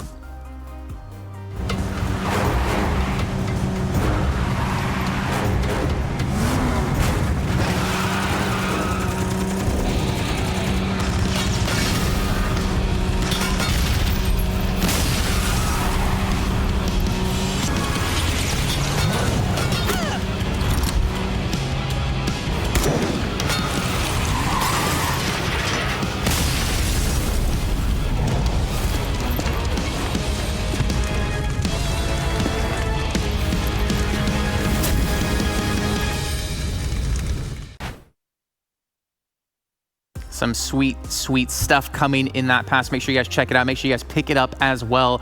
But what I'm really curious about now, guys, is what are the overall standings? Have we seen things shake up here? Dream Eaters, they were #1, and they're not going to be able to maintain it, though. Look at this glitter. Cloud9 taking away the first place position, and Wildcard Gaming coming out of nowhere. And that is definitely partially going to be because of that finish. I believe it was Pyro there at the end, able to snake for some extra placement points for Cloud9. So that's, going to work very, very well for them. Happy to see Wildcard moving up the ranks because I think they're a team that we were expecting big things, especially coming into the league play portion of the week. But from there, it's good. It's good to see Alpha Legends moving up the ranks. It's nice to see Team Queso in the top 10 right now. But good job, Cloud9 for kind of sneaking that out from under Dream Eaters. And another team we saw footballers there towards I believe it was 6th or 7th place. They really didn't fall off that much because they had some cushion to kind of work with. And now we're seeing here towards the end, just super surprised by seeing Kanina Power there with 24 points. And Nova Esports, that's another team that I feel like they just haven't been able to showcase what they're capable of. We're used to seeing them third-party teams. We're used to seeing them just come out on top. We even see sometimes Shifan being able to go ahead and get them some placement points. So hopefully they can work on whatever is not working here going into Vikendi and maybe try to go for that win. One thing that really stands out to me on that leaderboard is one thing in particular. It's Kanina Power having 3 kills. We just talked about how Tixie was averaging 2 kills per game, and they have 3 kills in 6 matches played. I don't know what's going on within that team, but they need to fix things, and maybe they will going into Vikendi as our second map choice here. But Glitter, something's got to happen within that team. This was the team who, again, didn't really show up day 1 when we saw the seeding play. They did say they played the exact same way from day 1 to day 2, and then day 2 they went off the charts, climbing up the ranks. We're into day 2 now of the Super Weekend. Where have they gone? Are they going to show up? I really hope so because I think we all enjoy a really, really strong Kanina Power game anyway, so that's just entertaining to watch. But they still have 4 maps ahead of them. I mean, this definitely is not the best start, and I would hope that they're going to be kind of going back and reassessing since they'll have a second shot at Erangel later in the day. But something has to change for them right now if they want to be able to keep up with the rest of the teams, because if they don't make that change soon, they're going to be so far down the leaderboards. A good game here and there won't end up mattering, 7. Something that's very interesting to me that I kind of want to point towards to is we mentioned over and over again, yeah, they did bad on the first day of seeding, and then they did good. They did bad on the first day, well, not necessarily bad on the first day of league play, but they didn't perform to what we saw on the second day of seeding, and then they did good the second day. And they always told us that they stuck to what they were doing. Well, what are they going to do here? If, for example, maybe, yeah, you did horrible on the first day of Super Weekend, and now starting the second day here of Super Weekend, if things are not going your way, are you going to have to mix it up? What's going to happen here since you're going to have to actually make a drastic change here for Super Weekend? Or are you just going to stick to it since this is only the first Super Weekend? Just so much stuff that can go through a team's mind and players' minds. I mean, coming out as one of the best teams in Europe, I'm expecting them to change some things up and obviously perform better because they're definitely going to need it. They need those points accumulated over these next few days to keep them going into the next Super Weekend. But speaking of points, if you guys are watching at home, you can watch the game inside the game in the Esports Center, and you can earn points throughout these days, and the top 100 viewers will get exclusive rewards coming through. So make sure you guys are doing that not only on Twitch, not only on YouTube, but make sure you're watching it within the game itself. And you know what it means, guys? You know what that means? Guess what time it is? Prediction time! Oh my God. That just threw me back to Malaysia, honestly, for the finals. Prediction time. That's exactly right, 7. So since you got it right, you get to go first. All right, and before I actually go first, shout out to TrueJello_ on Twitch for guessing wildcard right. There you go. If I ever ask you guys in the chat, guess a team, if you get it right, the first person that gets it right, I'll give it a shout out. And I'm actually going to go with Loops Esports here going into Vikendi. They tend to perform really well here in Vikendi. They were being aggressive there in Erangel, so I cannot wait to see what they're going to do here in Vikendi. Glitter, I can see some gears turning in your head. Who do you got your vote on? I agree with the Loops call, but I'm not going to pick them. I'm not going to pick them. Or I think I'm actually going to go with Footballist. They are starting to kind of catch back up a little bit. They did win Vikendi yesterday, so... Hey, Evan, it's her choice, man. It's her choice. If she wants to choose the team that might not do well, help her out here. That's all on her. I, on the other hand, am actually going to go for a wild pick here.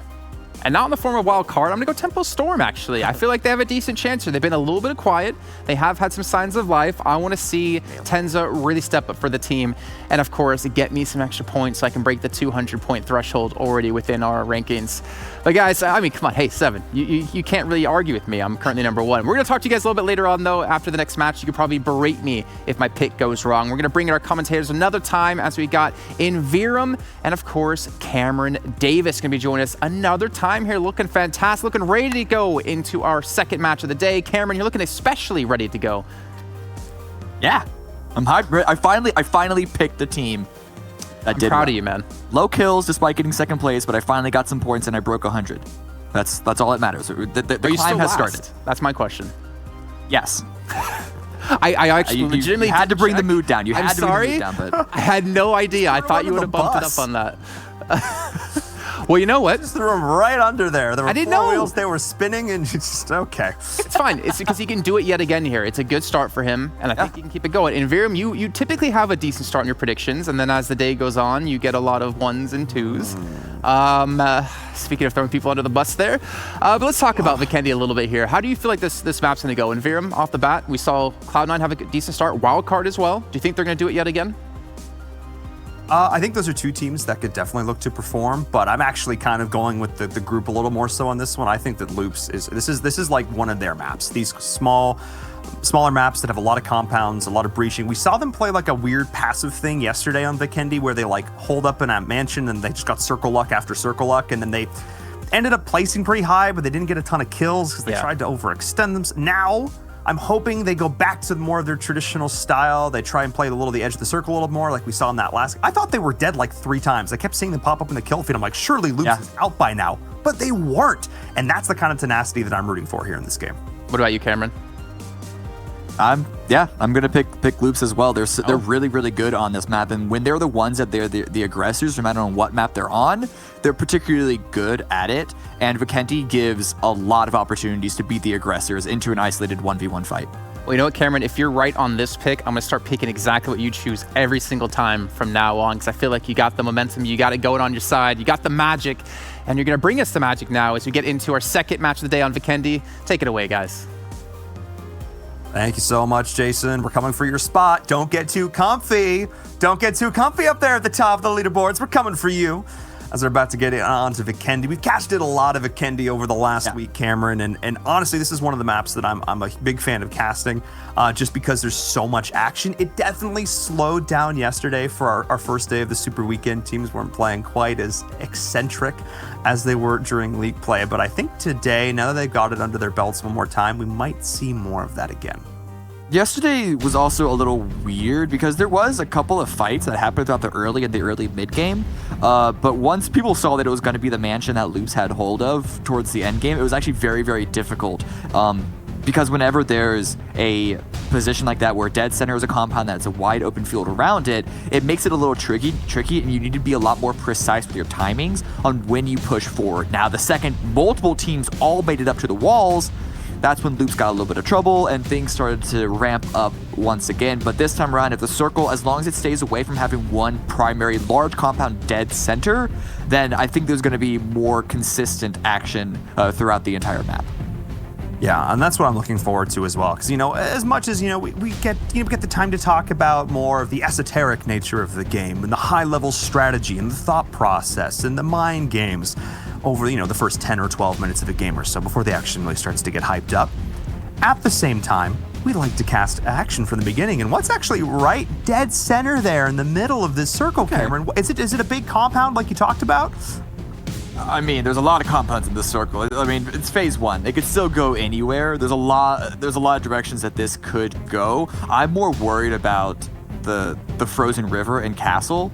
Yeah. And the fact that there are a lot of big open spaces, especially when you look towards sort of the southwest. But really, it's just going to be a lot of individual compounds that teams are going to focus up on, try and clear areas, and plan for rotations for phase 2 and 3. And this is interesting because we're both... So normally, you see KP, you see Cognito Power, and Wildcard go down to Villanova. We're not seeing either of those teams do that here this time. Instead, we're seeing Cognito Power now contesting up against Team Unique. And this is interesting because Unique didn't have the best day number 1, but they looked darn solid in that last game. If they're going to be able to carry this one over, and given how Kanina Power looked in that last game, this could be disastrous for the squad. Yeah, the reason why those teams don't go to Villanova now is because of the plane path. But Kanina, I don't know if they intended to contest another large city on purpose, because as we saw, it hasn't been disasters for them in Villanova, but it hasn't been the best, and they need all the help that they can get. So I think I would have preferred them to perhaps scavenge loot. But then again, this map, it's not as small as Sanhok, but it's not as big as Miramar. And so unless you're super familiar with having a plan B, with having a backup, and I don't know if Kanina Power have that, it does make sense why they would just say, you know, let's just go to a city we know we can find loot there. Even if we have to fight, it's at least better than finding nothing but queso. Gonna go for a little bit of shots. Yaila, he doesn't find anything either, but it is a little pressure onto Nova, who, we've talked about it, they need a lot of help. You need a lot of love today. If you're a Nova fan, give them some love in the chat. These boys need it. They didn't have the best start, all things considered. Last game didn't look so hot for them either. They're sort of channeling their inner Pittsburgh Knights and getting caught out on rotations. I think they're going to need to clean that up a little bit here. Teams are going for these full sends, and I'm not loving it quite so much when the teams at this point are so good at team. Like, if there's one guy who looks your way and they take some shots and you get through, like, that's okay. But at this point, the level of communication these teams have, they're able to just distill so much information down and get so many shots out from so many different players at the same time that your vehicle could go from alive to dead. You could go from alive to... Oh. Nobody saw that. Okay. You're fine. You're good. You're good. Good. But where are they going, though? They're just driving further and further south. And you see they're going through now Yala territory. If they make it through and they're able to make it to Winery, it looks like they're trying to go to, then they could find some loot. But they're going to be very, very slow on their rotation. They might be playing it too safe. And there's this idea, I think maybe right now, they've been doing what I just described. They've been playing too aggressive. They've been trying to go into the center of the circle and own it, but they've been getting caught out. Maybe this time they're just going to go to Winery, and then they're just going to edge creep their way in. Honestly, that might just be the play here. They're just going to play the edge of the circle all the way in. They're going to not get shot on crazy rotations. We'll see if a bit of a change of game plan here, because they need a change of game plan, frankly, Cameron. Yeah, it's just, and Nova not wanting to take a loot in the circle despite having to drive through half of it does sort of show why Kanina Power also went towards that city to loot up. Because you never exactly know where a team is looting unless you've studied it extensively. And if you're a team that loots Nova, you don't necessarily need to study the exact details of all the teams on the north side, especially with a plane path like this. You just don't know where one team's map control begins and another one ends, and what's free. And we're all going to pretend we didn't see that, Rom. Don't worry about it. Nobody saw that. Don't worry about it at all. Ooh, as we're seeing Dream Eaters start to go into it with Team Queso. Team Queso, who had a great position in that last game, lost a straight up 4v4 to Tempo Storm, now down to 3 players to start this game, and this is the kind of fights that I love to see. It's just like, you've got some trees, you've got some rocks, how to utilize your cover. But Dream Eaters have a great angle on this because they've got 2 players on the flank. But, oh, wait. Oh, hang on. Killers, they're hearing this as well. Uh-oh. This could, Varsit, I hope he starts to hear the footsteps soon. It all depends on timing on who strikes when and where. Uda Killers, they are in the forest that we saw very prominent yesterday, and Varsit is aware of their existence. Oh my goodness, this could be the third party right now, because I was complimenting Dream Eater's positioning because they had the 2-2, but if you see all of Voodoo Killers collapse, that's now a 4v2, and suddenly Dream Eaters is taking a fight on both positions. This is actually something we talked about yesterday on our Vikendi game. I think it was Cloud9, and it was another team, it might have been Tempo Storm that was doing this, and you're like, oh, Paul, but it could be risky for them, and this is the risk we're talking about. If Voodoo Killers can capitalize, but Lutz is there with the shots, why am I even surprised? Another team is getting involved in this fight. Yeah, this is dead center of the circle, which is why there are so many teams here. And you can exit stage left. Look how hard it is to actually get full map control on this map. So many rocks, so many compounds, and even the forest areas are really dense compared to forests on Erangel. KSO need to find some place and just hole up, like in a tiny little hole. Stop extending at this point. Alpha, though, losing a player on the kill feed. Loop's going aggressive. Possibly getting a little bit of revenge from last game, because I believe those two ended up fighting a bit. This wildcard as well is getting into it with B4, and we're seeing that right now. Pedro down. Sam and crew were able to pick up those shots. You can see the tracks in the snow from the vehicle. You can see where it all went wrong. Oh, now he's burning. No. Oh, my goodness. The fire didn't hit, I don't think. Smoke's still coming out from Levy, so Pedro definitely called out, I'm safe.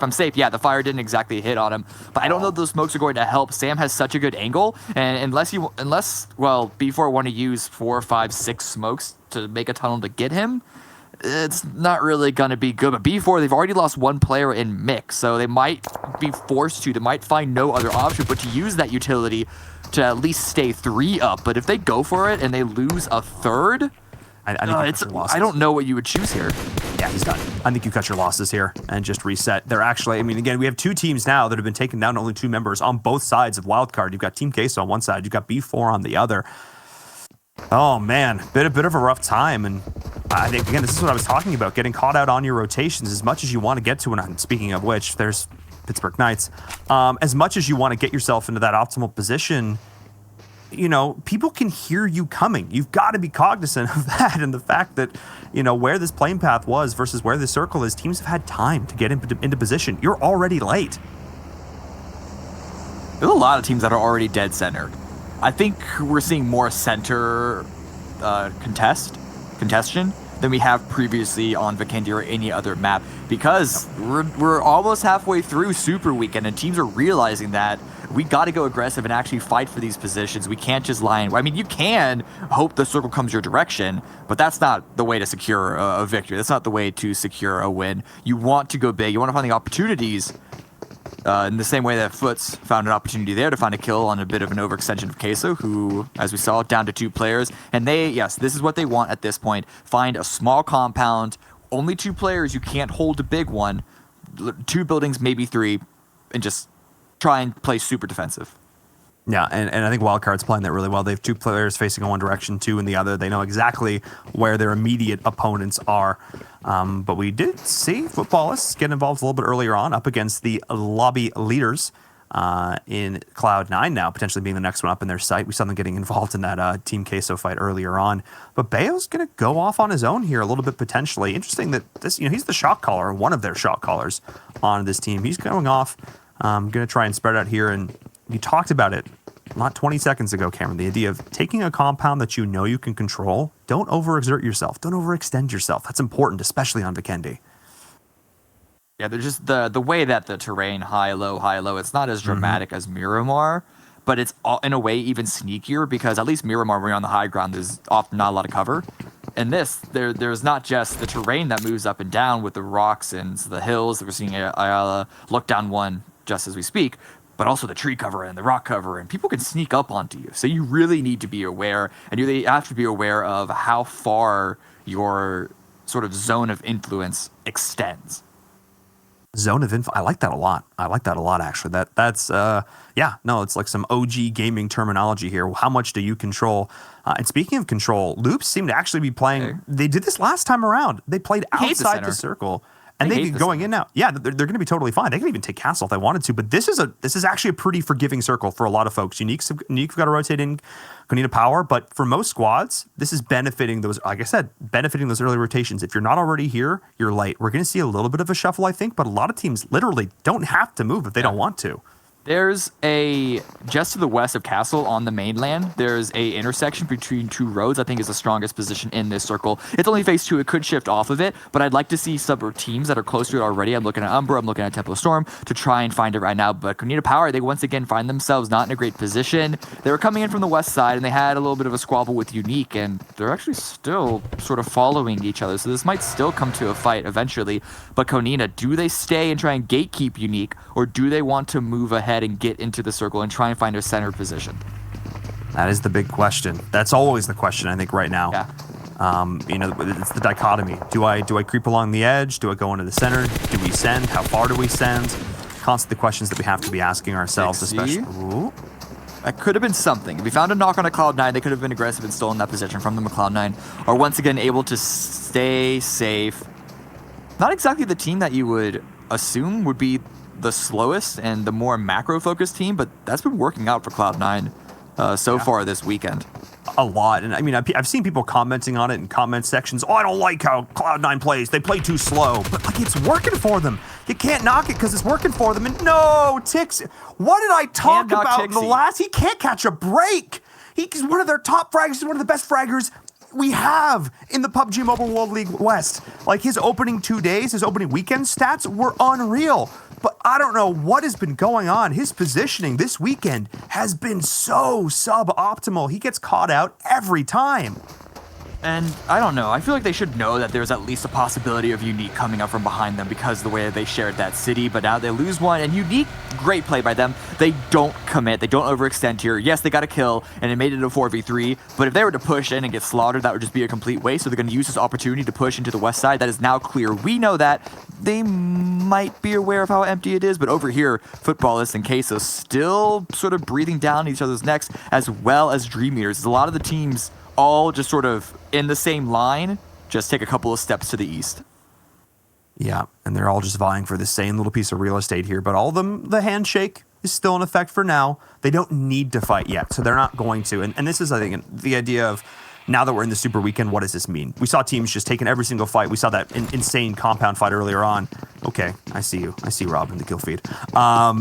But we saw that earlier on, this idea that people are just going to fight if they can fight. But now, when placement is so crucial for all of these teams, as much as kills are, they're not going to throw away their chance at a chicken dinner here because we know how impactful this is. We're in Super Weekend. Now it really counts. Oh, it's another medium to medium hardship towards the southeast. And here, Castle and the Frozen River actually becomes a big factor because you don't want to commit to Castle, and you don't want to commit, you definitely aren't going to commit to the east side of the circle unless we see another hard shift, and then probably another hard shift after that. So you're only looking at 2/3 of this circle that is actually playable, and those 2/3 have already been taken. There's already basically two parallel lines of teams. And so if you're not in those lines, and even if you're on the edges like Alpha, B4, and then Yala and Nova and Loops on the bottom, you're really going to try and look for fights to forcibly clear some area and take some area. You got to start to lean into macro at this circle. It's a little earlier than some would have liked, but I think Loops are going to love it. And we're seeing Dadine play scout right now. He knows exactly where Nova is. The rest of the team is back up on the rise, and everybody's just taking over the riverbank right now, taking over these cliffs, making sure they're managing these angles. There is a very, very good chance that nobody's behind them, like you mentioned before, on the east side of that circle. So everybody has their back to it.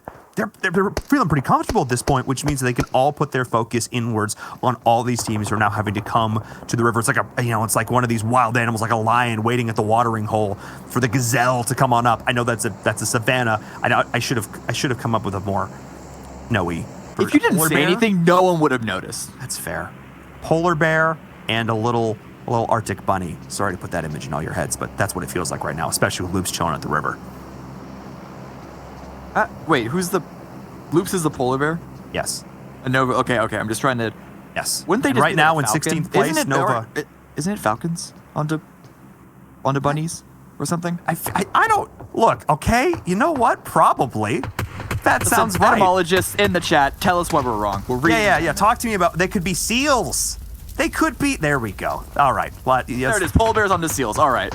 Woo. Please, someone start fighting so we can get onto it. Oh my goodness! Please help me. Help me, anybody. Okay, Umbra. Thank you.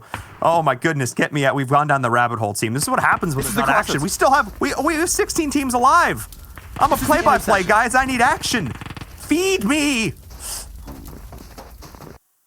The intersection that Umbra are holding down is, I think, the strongest part in this circle. It was the one that I called out in phase number 2 as well. And with this circle shift, it's still super strong. They're actually holding both sides of the road. We'll see if this becomes an overextension in phase 2 or like a 4 or 5 later on. But for right now, you can see how much pressure they're exerting. Footballers can't move at all. They've already used a bunch of smokes to get one of their players who, I don't know if he drove out to try and get a different position, but you see the burning car nonetheless.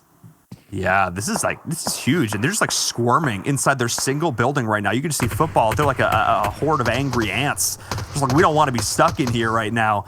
As we see, Tempo Storm is joining in on the action. Pittsburgh Knights are also coming on in up from the north, but this is going to be the big question. Where this circle goes is going to determine the fate of so many of these teams, because some are just going to get so punished for it. Oh, that was the circle! Okay.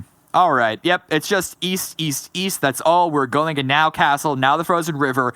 At this point, some teams are going to have to go into Castle. But Loops and Umbro, who are both holding the choke points, and Nova as well, but I don't think Loops is going to let them get much pressure out. No. They're holding the choke points into Castle. They could stay here and try and gatekeep the best that they can. But if you're not on that sort of north-south road just to the west of Castle, you gotta find something. But the rotations are not as free as you would think because of the way that the river cuts things off. So we're gonna have to see. I want to see teams start to fight. I want to see B4 here start to go aggressive if they spot Redman from Alpha Legends out. Keep in mind, of course, B4 only have 2 players up, and Slicky is hearing them rotate. They're hunting. Wildcard is hunting right now. Oh my goodness, this is hilarious. They are actively moving away from the circle. They are shifting all the way up and around. They want to try and get to that overlook where Alpha Legends is sitting right now, and the whole team is running up, but they are so exposed right now. They just have to trust that their shots are there, and the blue is moving in. They have no vehicles. What is going on? They have no vehicles. The blue, it's not the worst at this point. It certainly hurts more than phase 1, 2. But I think they could be able to survive it, and I like the safe rotation. They're actually going for kills here. Immediately gets one, but re-knocked. Maxon already on the trade. Maxon, can he find the shots? No! Oh, the blue! Oh my goodness, no!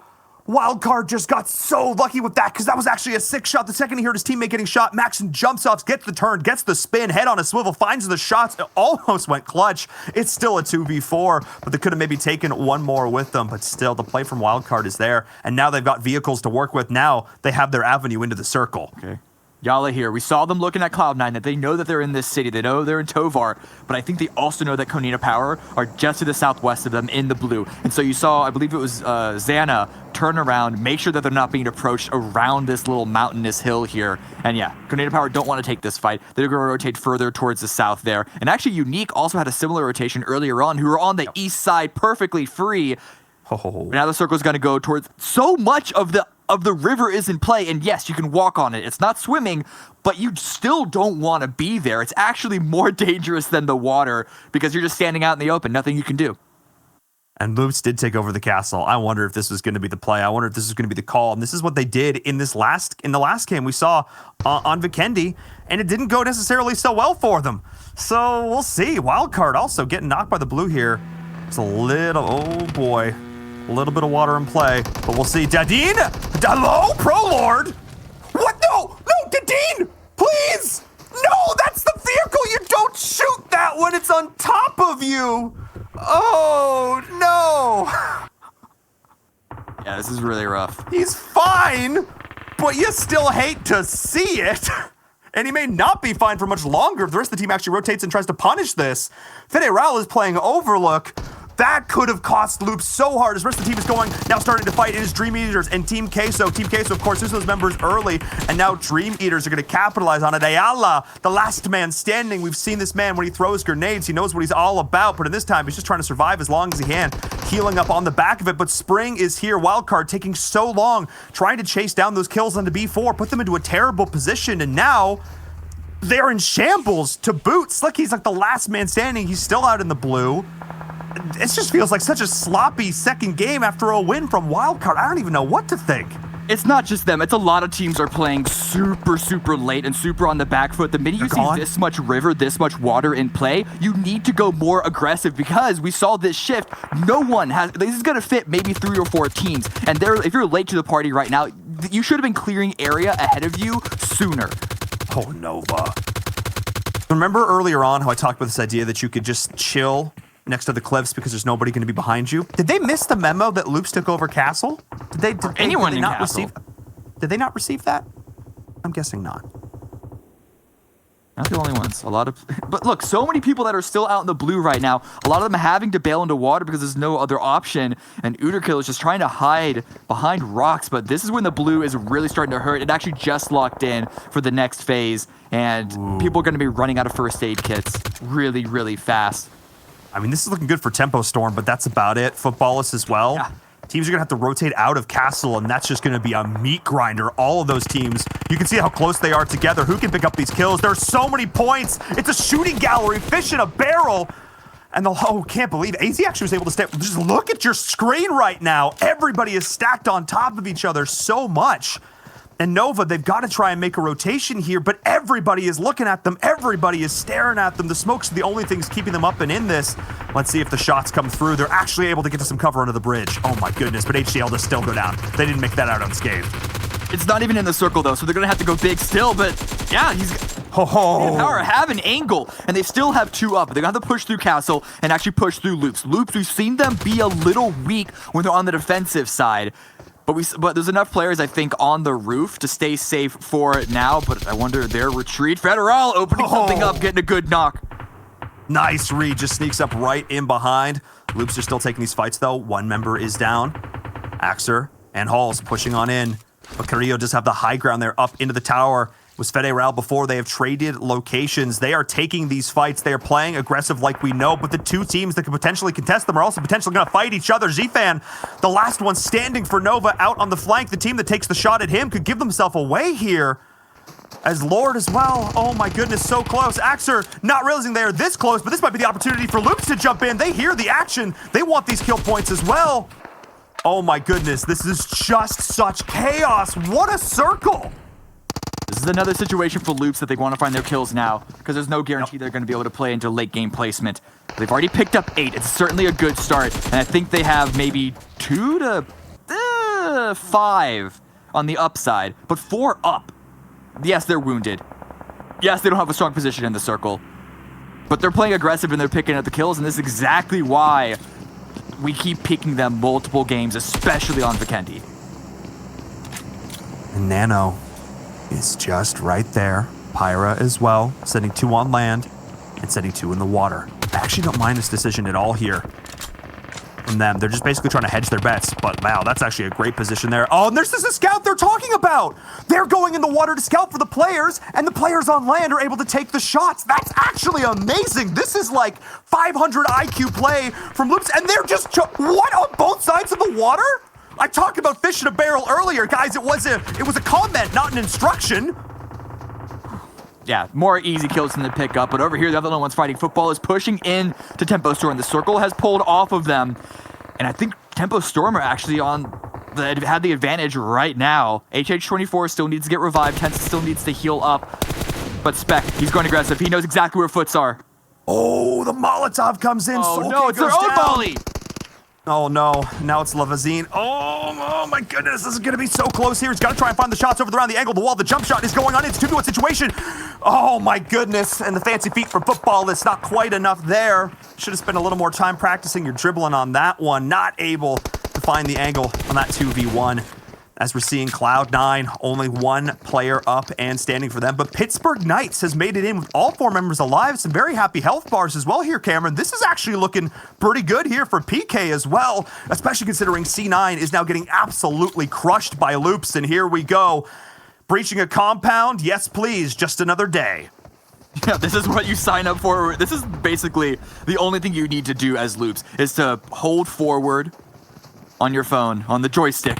Yes. And just be able to shoot, be able to fight. Because they're pushing in, they have the smokes to make it chaotic, and they know they have the man advantage over anyone else. In fact, they're stealing a vehicle. You know, this is ours now. You made this? I made this. It's mine now. Have they taken they're also watching their back. They're not tunnel visioning. Tempo is full sending, though, into Loops. I don't know if they know. But they were actually able to get the angle. Tempo was able to get in scot-free. This is actually huge right now. Uneven, though, is on the flank. He could be the one to try and mess this one up, but we do have Loops just going off, able to try and find the angles here. Nice down there, capitalizing on the advantage of the smoke, but Dadine is going to go down. I think PK was getting involved off on the flank as well. J7, but that is Rain dropping to follow this. Kayowski going to go off the roof, making sure that he can help up his teammates as they need them, but Tempo Storm are taking over the buildings. Loops are still on the outside. HH24 is here. This nade could be massive. How does it go? And it finds Kayowski. HH24, you absolute beast. That was huge. This is bringing Tempo Storm back in this fight, Cameron. Federal got shot a little bit, but he's going for the revive. Dajin also going behind cover, and now that they know that someone is in the building, a good Molotov.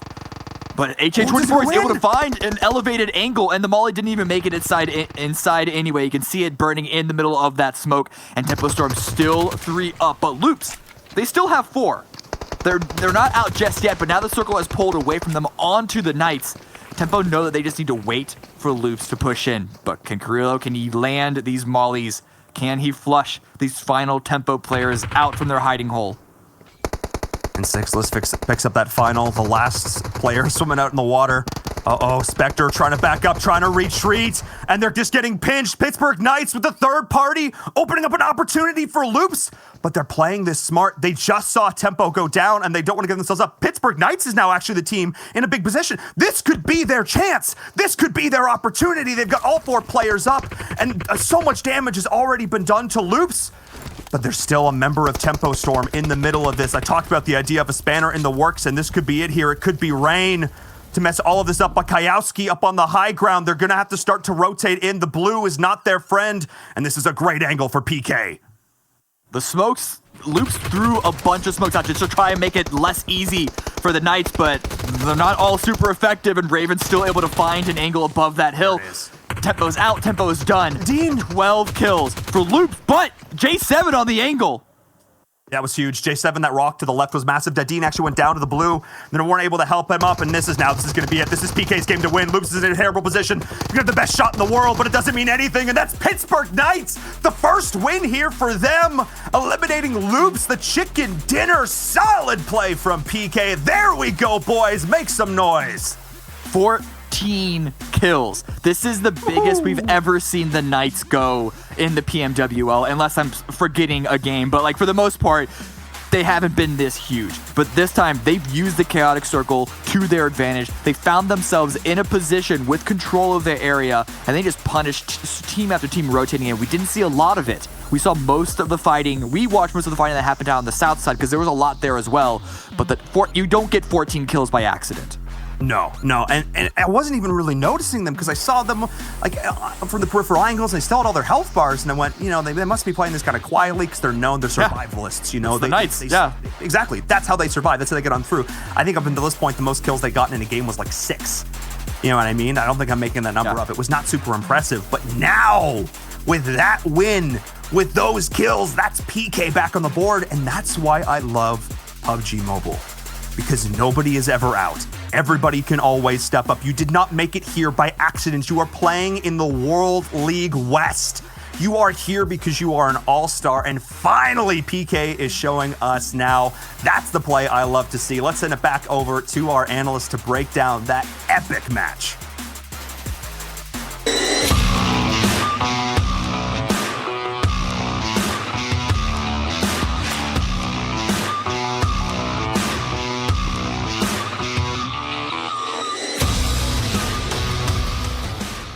Thank you very much, Pittsburgh Knights, not only for taking yourself a fantastic victory that you guys desperately needed within the Super Weekend, but more importantly for me at least, it keeps this man to my left from bragging about his team choice. You had Loops. Let's talk, though, about Pittsburgh Knights. They came up big. They've been so quiet the entire time, Seven, but finally, in match 2 of the second day of the Super Weekend, they come through big.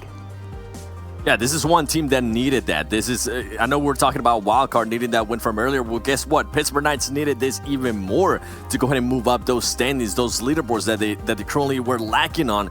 Something along the lines that we haven't been able to see from Kadena Power. So I love seeing that they weren't even third party in that fight. I think at one point we saw them fighting Loops and Tempo. They came in third party there and actually started killing some of the people there too. So overall, great game for Pittsburgh Knights, and I love to see this kind of performance from them.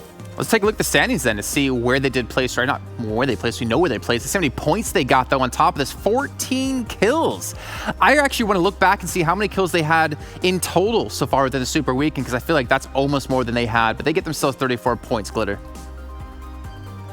I think that it might be as well, but we have been kind of calling them out a little bit for being at the bottom of the leaderboard, like Seven had said. So amazing game coming out of Pittsburgh Knights, especially when they were shutting down Loops. Loops had a very, very strong game for themselves, and they had great positioning the entire time, and PK was just able to kind of stay on the edge and pick up the win at the end there.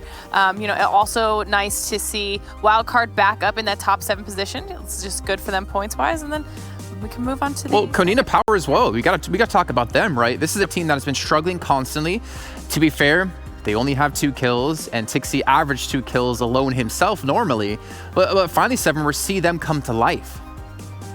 Yeah, and Canadian Power being able to get those 2 kills, guess what? They almost went ahead and doubled their kills for the whole weekend so far. And it's great to see that they were actually just going for placement points. At the end, there was just 1 player left, and he was trying to go for that swim and get those extra placement points. It did end up working out their way.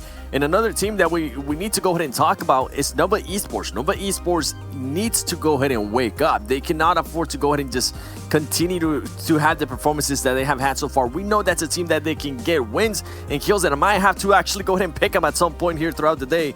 Another one is Team Queso. Not sure what happened there, honestly. We used to seeing better performances out of Team Queso in Vikendi and only getting 2 points. Very disappointing. I know they're a team that can actually do a lot better. And going here to the next matches, to Miramar and Sanhok, one team that I'm going to be looking out for, and I know everybody else is going to be looking out for, is going to be Dream Eaters. How are they going to be able to adjust to those maps that they did so well yesterday? Can they mirror that performance from yesterday? Well, we'll find out if it's going to be a sweet dream for them or an unfortunate nightmare as we take a look at our stats for the Pittsburgh Knights. Remember, 14 kills, 1,600 damage. Honestly, the 14 kills and 6 knockout parts really surprised me a lot, Glitter, and I actually really love to see it. It shows they're being really proactive in these fights. Yeah, and that's also going to, kind of go back to what I was saying, is that they were doing a very good job third-partying in a lot of those fights. They stayed on the outside of the zone as much as possible, and at one point they just kind of let everybody brawl it out in the middle, and they just picked people off and dished damage out from the sides. If you see how little total healing they actually did, they did not take a lot of damage themselves, so their positioning was very, very strong, as was, that illustrated in the kills and knockouts ratio. I love how you actually point out the healing. Yeah, I think that's the lowest amount of healing we've seen a team get a chicken dinner with. Yeah, that's some of the smallest healings I've ever seen. And overall, just stealing those many kills, come on, that's a great performance overall for the Pittsburgh Knights. Good job, guys. Yeah, great job by them. Let's see if they can keep the momentum up as we take a look at our do moments from our match number 2 of day number 2 of the Super Weekend. And while we start things off, I mean, you see Dream Eaters again. I'm looking forward to them, as you mentioned, Seven, into the matches later on. Footballists as well, having a tough game here, Glitter. I don't know what's going on within their team. And they had a decent game considering what happened on the first match, but there's some teams that are struggling with that consistency we've talked about. And I think that this Vikendi specifically, and I was talking about it with you, Seven, it took a long time for teams this time around compared to yesterday to actually start these engagements. It felt like that early game kind of stretched out. I know Cameron and Viren pointed it out too. Like, it stretched on for a very long time this time around, and I don't know if teams are kind of reassessing their aggression from yesterday or what that decision was. But like you said, we did see the likes of Footballs, who won yesterday on Vikendi, playing it a little bit safer. They did get some kills. They had 4 kills, I believe, and they ended up doing well overall in the rankings, but nothing stellar, and that was kind of a little bit weird for me, Seven. I think it came down just to the circle. That I think it was a circle that a lot of people weren't expecting. And something that I love to see was that it was Castle. I've been asking for this circle for so long. So Kalaris, if you're watching this, we got somewhat of a Castle circle. I guess you can go ahead and count that. And the best part is that, guess what? The teams that I did end up picking, Loops Esports, was in Castle, and we know that team can be super dangerous, and they ended up pretty much just fragging out. I cannot wait to see how much damage they're gonna have on that leaderboard, and we will be breaking down the play here coming up from Loops Esports, something that we quite enjoy. I know watching this, once I saw the circle shift from Castle to another place, I was like, there's no way Loops is gonna be able to survive this. Well, guess what? They proved me wrong, and they ended up in a great engagement here. I forgot which was the other team, and then Temple Storm crashed it, and Loops Esports, being the team that they were able to go ahead and back that up. But guess what? Along all that, you have Pittsburgh Knights players like Sixless, one of those players that actually we kind of wanted to go ahead and wake up. And not let people be wondering earlier, from pretty much from the highlight from earlier, Sixless ended up just getting knocked by running out on the open. So it's good to see that those players, even though they have maybe a bad match, they're able to go ahead and come back and wake up and start getting those skills. And I want to go ahead and see more of that out of Sixless, out of Carnage, out of everybody currently in Pittsburgh Knights. We'll see if they can stay consistent. And you guys said you wanted to see the damage from the last match. Well, luck for you, a magic button of just a snap of the fingers will bring it right in. There we go, right there on the screen. You guys can see it at home. Let's take a look at these numbers as well, because Glitter, that's some big numbers coming in for Loops. Wait, are we at almost 2,500 right there? Is that a Yeah. 2 or a 3? I can't. That's what I'm trying to look at. 2. Okay, it's a 2. All right, there we go. There you go. Okay, Oh, all right. Saver. But honestly, I mean, I'm not surprised that that's the damage Loops is putting out. They're more than capable of doing that. But look at Pittsburgh Knights, significantly less damage, 2 more kills. We talked about their awareness and positioning in that final zone. Worked out incredibly, incredibly well for them. Wow. And look at that. I know you ended up picking footballers. They ended up with a lot of damage. They maybe weren't able to finish up a lot of the knocks they had. I wonder how many knocks they had, but they were at least able to get 4 kills there. I think that's really impressive there from footballers. And I know you were telling me later you might end up picking footballers throughout the whole day today after having a chat with them on Twitch. Listen, to be fair, they did well on Vikendi yesterday. Then they got 3rd place going into Miramar. So if they can take, you know, their momentum from this and kind of push it forward into an even higher standing, I wouldn't be mad about it. So does that mean you're picking them next match? Okay, cool. One thing I wanted to mention is Tempo Storm there, by the way. They had, was it 1,800 damage and only 5 kills done. That shows they're being so aggressive looking for fights, but they weren't converting them into kills, though. That kind of worries me a little bit, Seven, because their points could have been so much higher because of that. Yeah, and towards the end, they ended up getting unlucky. They pretty much crashed onto a place that they thought they were only going to be having to deal with one team. And guess what? They ended up having to deal with Loops Esports when they were already hot, just going after everybody. So overall, one thing I do like about Tempo Storm that you even mentioned earlier, Jason, is that Tempo Storm seems to be kind of waking up as well. They seem to be getting some momentum behind them and some, in a way, consistency behind them. So that's one thing I'm going to be looking at for mostly towards the last match in Erangel. Okay, well, that'll obviously be coming up a little bit later on tonight. Let's take a look at our top players, though, from the last match that we just had happen on Vikendi. And why does this doesn't even surprise me. 3 players from Loops Esports can be taking the top 4 positions here, Glitter. Look at Kayowski's numbers. That man almost had 1K damage to himself. That is impressive. I know we've talked a lot about Carrillo already, but that game coming, like those numbers coming out of Kayowski are incredibly impressive, Seven. Yeah, and for me, actually, I know we see everybody surrounding the man. Raven, that is good numbers there from Raven as well. And it goes to show that Pittsburgh Knights was just stealing kills left and right. Look at that. He had 2 knocks, and he ended up with 5 kills, so he was super aware of what was going on. So congratulations, Raven, there being our top players. I look forward to maybe seeing you more in the future here on the top players section. 100%. I would love to see him back for more and, of course, get their team further up the rankings. Now, while we were watching this game, a certain play happened, and all 3 of us almost at the exact same time said, clip it. We're going to break this fight down. We have to talk about it. Seven, why don't you kind of introduce it to us and take it away? Let me go ahead and tell you what's going to be happening here with Loops Esports, Uter Killers, and C9 Pyra. Now, at this moment, I was like, I was kind of crying. I said, oh my God, here goes Loops, man. Loops is going to end up dying. This is it. But they proved me so wrong here. They knew that there was people in the water.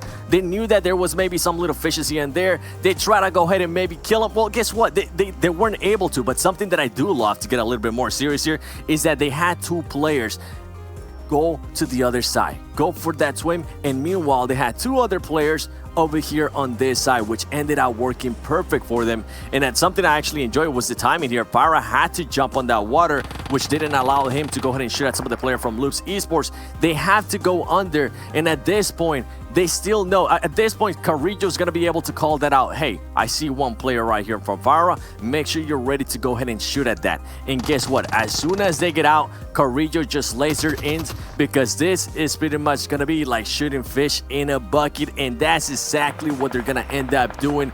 Loops Esports played that so well, and it was just so surprising for us, Glitter, watching this, that we just had to highlight it. We had to highlight it because it was just such a great play from them. Yeah, and especially when it's water related. How many times have we talked about how important your decision and when that timing to go in and out of the water, how important those moments are, because the second you put yourself at that disadvantage, it can be your downfall, and we saw that for both Cloud9 and Uter Killers here. See, I think one of the most important things we saw in that clip was we talk about Loops Esports and their aggression, right? We talk about how they love to take fights, they love to get in your face, but they do it so smart. Instead of sending everyone into the water where they can't shoot, they leave, like you said, 2 players back to make sure to cover the other players going in, and they're able to just squeeze them forward and pick themselves up 2 more kills. Fantastic stuff by them, and we'll see if they can keep that up as we progress throughout the day. Let's take a look, though, at our overall standings from the, 7 matches we've had now within the Super Weekend, and we can see Cloud9 maintaining that number 1 position. Wildcard currently sitting at number 2 with Dream Eaters in 3rd, but Footballists, they've made their way up a bit. So have Loops, Glitter. Yeah, and I think that's really good to see. We've got Cloud9 being the first team to break triple digits for their overall points. But we also see Pittsburgh Knights making a nice big jump. They're up into 9th place after their very, very strong showing on Vikendi. So love to see that because we have seen them historically at the bottom of this list up until today. Yeah, and just something to note there on Pittsburgh Knights, before this match, they were in 15th place. So what a jump right there. It goes to show what you're able to do if you get a chicken dinner and on top of that, back it up with kills. And I think this is something to just kind of notate for the viewers at home, for maybe new people that might be watching PUBG Mobile Esports for the first time. All it takes, and maybe if you are struggling like Pittsburgh Knights was, just have a good game. If you have a good game and maybe carry that momentum over, if you're one of those teams that can actually do that, that would be huge because it's just gonna propel you up the leaderboard. And once you get within those top 10, guess what? Your mentality changes. You're no longer at the bottom of that leaderboard. Now you're in contention, baby. So much pressure is taken off your shoulders as well if you can have that one good game, right? We saw Dream Eaters really struggle when it came to league play, and they came through with the double chicken dinners. I want to point out one more thing there for the Pittsburgh Knights. They had 8 kills before that game. They got 14 that last one. They over doubled what they had in one game and obviously shot up the rankings as you mentioned before. But you can see here, we're gonna have Miramar coming up next. That map, it kind of makes us want to think, Dream Eaters, are they gonna be able to replicate the success they had before yesterday? I really don't know. I would love to see it because for them, that then says, these are 2 maps that we can dominate on. And if we can have really good points across those 2 maps every single time we play it, then they can easily stay within the top 5 of the overall rankings within Super Weekends, Glitter. Yeah, and I think, you know, everyone's kind of going to be looking for them because of that outstanding game that they had coming into Miramar yesterday. But we also do need to remember that not only did Dream Eaters have a very strong game on Miramar, but so did B4. Dream Eaters and B4 both were 1st and 2nd in both our Miramar and Sanhok maps, which are the ones that we haven't played that much during league play. So there are definitely teams that are going to be vying for that top spot here, Seven.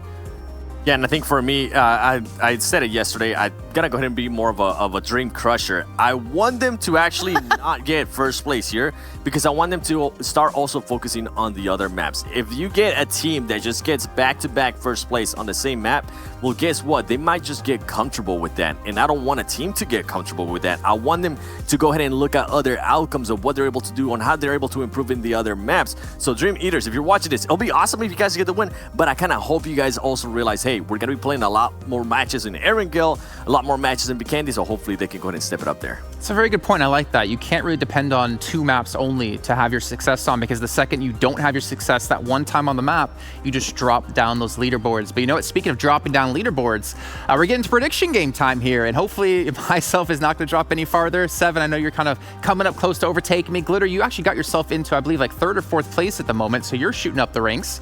And then we're going to go for your prediction off the bat here. You were talking about footballs before. Are you going to stick with the guns? I think for one more game, I am going to stick with footballists. Okay. I am. Okay. That's good. That's great. You know what? I'm actually going to go with a crazier one. I'm going to go with B4. We that was the other one I was looking at. So we'll see what B4 is going to be able to do here on Miramar. It's not Sanhok, but hey, why not? Throw a crazy one out there. I'm not going to lie. If those were changed, actually, no, if you showed me those on a piece of paper and told me to guess who chose who, B4 definitely would have been Glitter's choice, in my opinion. Me, I'm going footballists as well. So, Glitter, we're in this together, and we'll check in with you guys. Right. Yeah, well, I hope so. We'll see. We'll check with you guys after this match is done, of course, and hear you guys' thoughts, and hopefully get to have some smiles if we can get our predictions correct. But of course, you guys at home can still win some things within the game. If you guys are watching within the game in the Esports Center, you have a chance to win some lucky draws for some limited time outfits. Make sure you guys are watching there. You got YouTube, you got Twitch, you got yourself the game as well. So make sure to check one of those out, or maybe all 3 of those as well, so you can chime in with the chat and maybe get yourself a lucky guess for 7 and get your name shouted out on the stream. And I got to bring in 2 new casters as well with the energy levels exceeding of over 9,000. We got Hot Jukes and Mustache Dave coming through here. And I have to say off the bat, Hot Jukes, I've been hearing rumors about something. I've been hearing something about this house tour coming up. What's that about? Oh, okay. All right. Okay. Good rumors then. Yes, a house tour coming in soon of the new gaming house here in Texas. Can't wait to get that out. Hopefully be up Monday. Pumped. And where's my invite? That's my next question. Oh, dude, you're ready to go. You're the first one on my notification list, that's for sure. You know, bring in all the West crew. Mustache Dave, you're looking phenomenal today as well. What's your thoughts on the first 2 matches we've had played so far? Listen, all right, are you trying to get at that? I'm a footballist fan here today. I got you on my side. I got Glitter on my side. I am looking forward to footballist getting that dub so I can reclaim my spot, that #1 spot on the leaderboards when it comes to the talent pick'ems. Well, he's trying to go for his #1 spot. Hot Jukes going into our 3rd map of Miramar here. How do you think this is going to play out in general? You know, it's a really interesting one right now because the way I'm starting to see certain players, you know, kind of go about Super Weekend, I think I've seen the top teams kind of play a little bit more conservatively, just trying to kind of hold on to that position as it goes into later days. So you know what? I'm going to go with tempo here on this one. Yesterday, they had a tough day, and me knowing these players really well, that's going to light a fire in them. You know, I think we saw it kind of happen in the last game. Fortunately, it didn't work out for them, but you know what? I'm going to go for them on this one. Okay, so we got a tempo, we got a football, so we got a footballs here as well. We're going to find out after this match is done who will be taking home the extra points on our side and maybe who can move up the ranks. I'm hoping to still hold on to that #1 spot, but I'm hoping it works out for us, Dave, and I hope Hot Jukes that tempo get knocked out in 16th place. Anyways, why don't you guys take us into our 3rd match of the day here on Miramar. Here we go. Match number 3, Miramar 2.0. My favorite map personally right now because so far every single one that we've seen in the past tournaments, they've just been insane from start to finish, Dave. Ain't that right? Yeah, and you know, I got footballists on my team to get the dub here, but I also am going to be looking out for Team Queso. They like to get that Golden Marauder, and we know from the Americas region at least, it's a pretty consistent squad when it comes to Miramar, and I know they're looking for the comeback here, the comeback kings, some would say. They need it. They definitely need it so far. Having a rough start today, and I was really surprised to see how they're changing up their strategies. First game, they normally like to drop Primorsk, and that was a perfect playing path for them to do that. They decided to mix it up completely, and I was kind of shocked, and then seeing how they performed last game, I wonder what's kind of going in there, you know, kind of like what's going through their brains right now, right? What's their mindset like going in here into match number 3? But if there's any time to get a win, it's right now. Yeah. I mean, right now, you know, they're at that midway point in the Super Weekend, I would call it, and they're at that mid-pack on the actual overall leaderboards. They got about 50 total points, and they average around 7.1 per game. But, I mean, to put this into perspective, like top 3 right now, Cloud9, they average 15 points per game. So, yeah, if you want to make the comeback, you got to get those averages up just a little bit more. And hey, Hot Jukes, the plane, we are going to be looking at it. Nova, going to go all the way up there to Camp Militar. Interesting. Oh, man, and that early drop's going to help them out quite a bit because they're going to be able to loot all that really quickly here. Starting to look down to the center of the map. Tempo Storm going to Picado. They're old faithful of a drop, wondering if they're going to have some contention there. It looks like they may just have it. But, yeah, looking at this particular zone, it's going to be really huge, especially for Cloud9. They love to go El Pozo, and that is like one of the most high loot spots in all of Miramar, and so far by the looks of it, they're gonna have it all themselves, so they're gonna be looted up and ready to go for this game. They're gonna be looking really good all the way up there to the north of circle number 1. You got Uter Killers just south of that. B4, another really aggressive squad, so we'll pay attention to see exactly how that west side of circle number 1 unfolds. Really though, I mean, you talked about it. Tempo over there in Picado. They got a couple teams around them. This is going to be on the east side of the circle, so they could be setting up for some nice rotational early game kills on their side. Definitely. I mean, that's a big advantage anytime you're a team that really is able to secure the central drop point on each different map. And when you're able to do that, wherever the circle goes, you're most likely going to be the quickest one to be able to get there. Of course, unless you drop there. But considering if you have to rotate from all these other teams, you're going to have the best chance. And you can see Tempo, they're still in zone. They're in zone automatically right here. The only way they're not in the first circle is if we get a crazy Campo Militar circle, which is super rare. So, yeah, I think that's a really great drop location. That's honestly one of the prime reason why I decided to pick him for this match.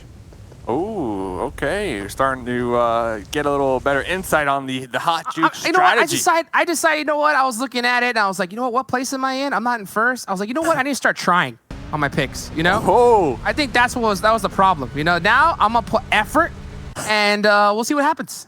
You're gonna start trying. Hey, that's what you said the last game when we were watching. Like, I'm gonna start trying. I'll say it every game. Talk about trying. Prez from Umbra trying to connect the shots on the Toffees from the Dream Eaters. Gonna be driving on right by that one. Oh, and flipping the vehicle. Okay. Oh, well, a turtle. He gets it. There we go. Save right there. That was really clutch right there for Dream Eaters. Now, we got to talk about Dream Eaters. I think that's definitely a team that we have to talk about because their performance yesterday was just monstrous, at least compared to how they've performed in the past. And we heard some great stats from the desk earlier on, and just comparing their overall past 11 games to those 2 games that they had. I believe they had more points in 2 games than over 11. So that just goes to show you how big of a day that was for them. And that's what I really love about this entire scoring system, this entire tournament right here. 2-3 good games can change your entire stats on the leaderboards. We saw Cloud9 do that in the PMPL Americas. They were bottom 10 almost the whole tournament, and then in just the last couple of days, turned it on and was able to secure 3rd place, I believe. But man, it's just insanity when it comes to thinking about that. Yeah, I mean, it's 2 chicken dinners, right? Back to back. And 1 chicken dinner alone is 20 points. They were able to get 40 points alone when it comes to placement points to add to that total overall. Looking at kills, though, I mean, trust me, I understand. The game, it's all about surviving till the end and getting the chicken dinner. But I would like for the squad to kind of ramp up their fragging ability, right? To kind of level it out so that they can be that consistent squad. Right now, they're sitting around 34. Right behind them in 4th place, Footballists with 42. So, those chicken dinners definitely going to be keeping them up there at the top. But as the tournament progresses, like the chicken dinners, okay, you're getting the chicken, but you need to also get the frags to kind of balance it out, at least in my opinion. I think it's a good way to look at it. I think it's definitely a good way to look at it. In my opinion, I think that, just consistent placements are going to all overall do you pretty well, But yeah, like you mentioned, getting some good, solid kills, they'll just help offset those bad games. And it's just going to happen no matter how good of a team you are. There's going to be certain games where you drop, guess what? The loot, it's just not there for some reason. You get the worst circles possible. You get gatekept by 3 or 4 of some of the best teams on the planet. You're going to get into those tough spots. And I think that in order to win a tournament like this, it's all about just trying to get into the top 6 position, Yeah. If you're able to get top 6 and then hope that one game you get that good favorable circle, your team's all working as a unit, they're working right, and that's where you go for that chicken dinner with huge kills. You want to use that opportunity to get those kills because just a solid chicken dinner, 20 points is great. But man, if you're able to secure 32, 34, that's another level right there. Secure the bag. And kind of just to double back on that point real quick, when we look back at Loops, very strong team when it comes to the Americas region. You kind of brush on it, like they would get taken out in maybe 14th, maybe 13th position. But at that point, they had a lot of games where that happened to them, but they had like 5 or 6 kills at that point. So, those points are able to keep you afloat, at least when it comes to looking at the leaderboard long term, longevity-wise. At least that's what I have kind of gathered as we progress here within the games. It's interesting. It's interesting because if you really think about it, you got to look at every single team has their own pretty much strategy to try to win this tournament, right? And Loops, it seems their strategy is just kill everything, and a lot of times it's worked. To be honest, we've seen them do exactly that. And I was actually remember talking to 7WG just a little earlier, and we were kind of going back and forth on this, and it's really interesting because I want to see, like you saying how Loops, right? How wow, what great shots. And I was like, that's because they're the best fragging team right now, I think, in my belief. He's like, but man, they keep dying early. And I said, that's because I think they're the best fragging team right now, Like sometimes they just want to push so hard and then they get caught out in third-party scenarios. And speaking of, getting caught out. Yeah, Ulysses.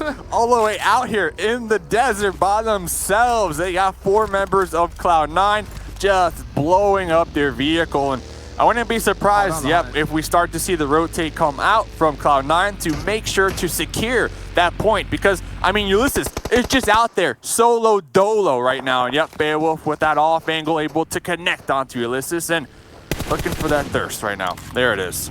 Yeah, gets the flush right there. The rest, okay, B4. up on top right now. Just kind of overwatching Cloud9, and Bayo needs to be really cautious right here. Uneven, he's by him, so that's going to work out to their advantage. So one of them gets knocked on by some kind of mistake. They're able to get that quick pickup. But you know what? It's interesting because we're talking about loops, right? I think if you're going to make a great comparison, it's got to be between them and Cloud9. Because loop strategy just seems to be just hyper aggression. Levi, those were some big, that was a risky rotation right there, but it worked out. Yeah, I think they even, were they able to pop a tire? I mean, we saw that kind of barrel roll at the end there, but yeah, Cloud9 able to regroup over there. I mean, mission accomplished, right? They got that knock, they got the flush, and so they got 1 point. They're going to pull back onto that one. Next zone goes on up. Jukes, we got a couple teams on the outside trying to make their way on in.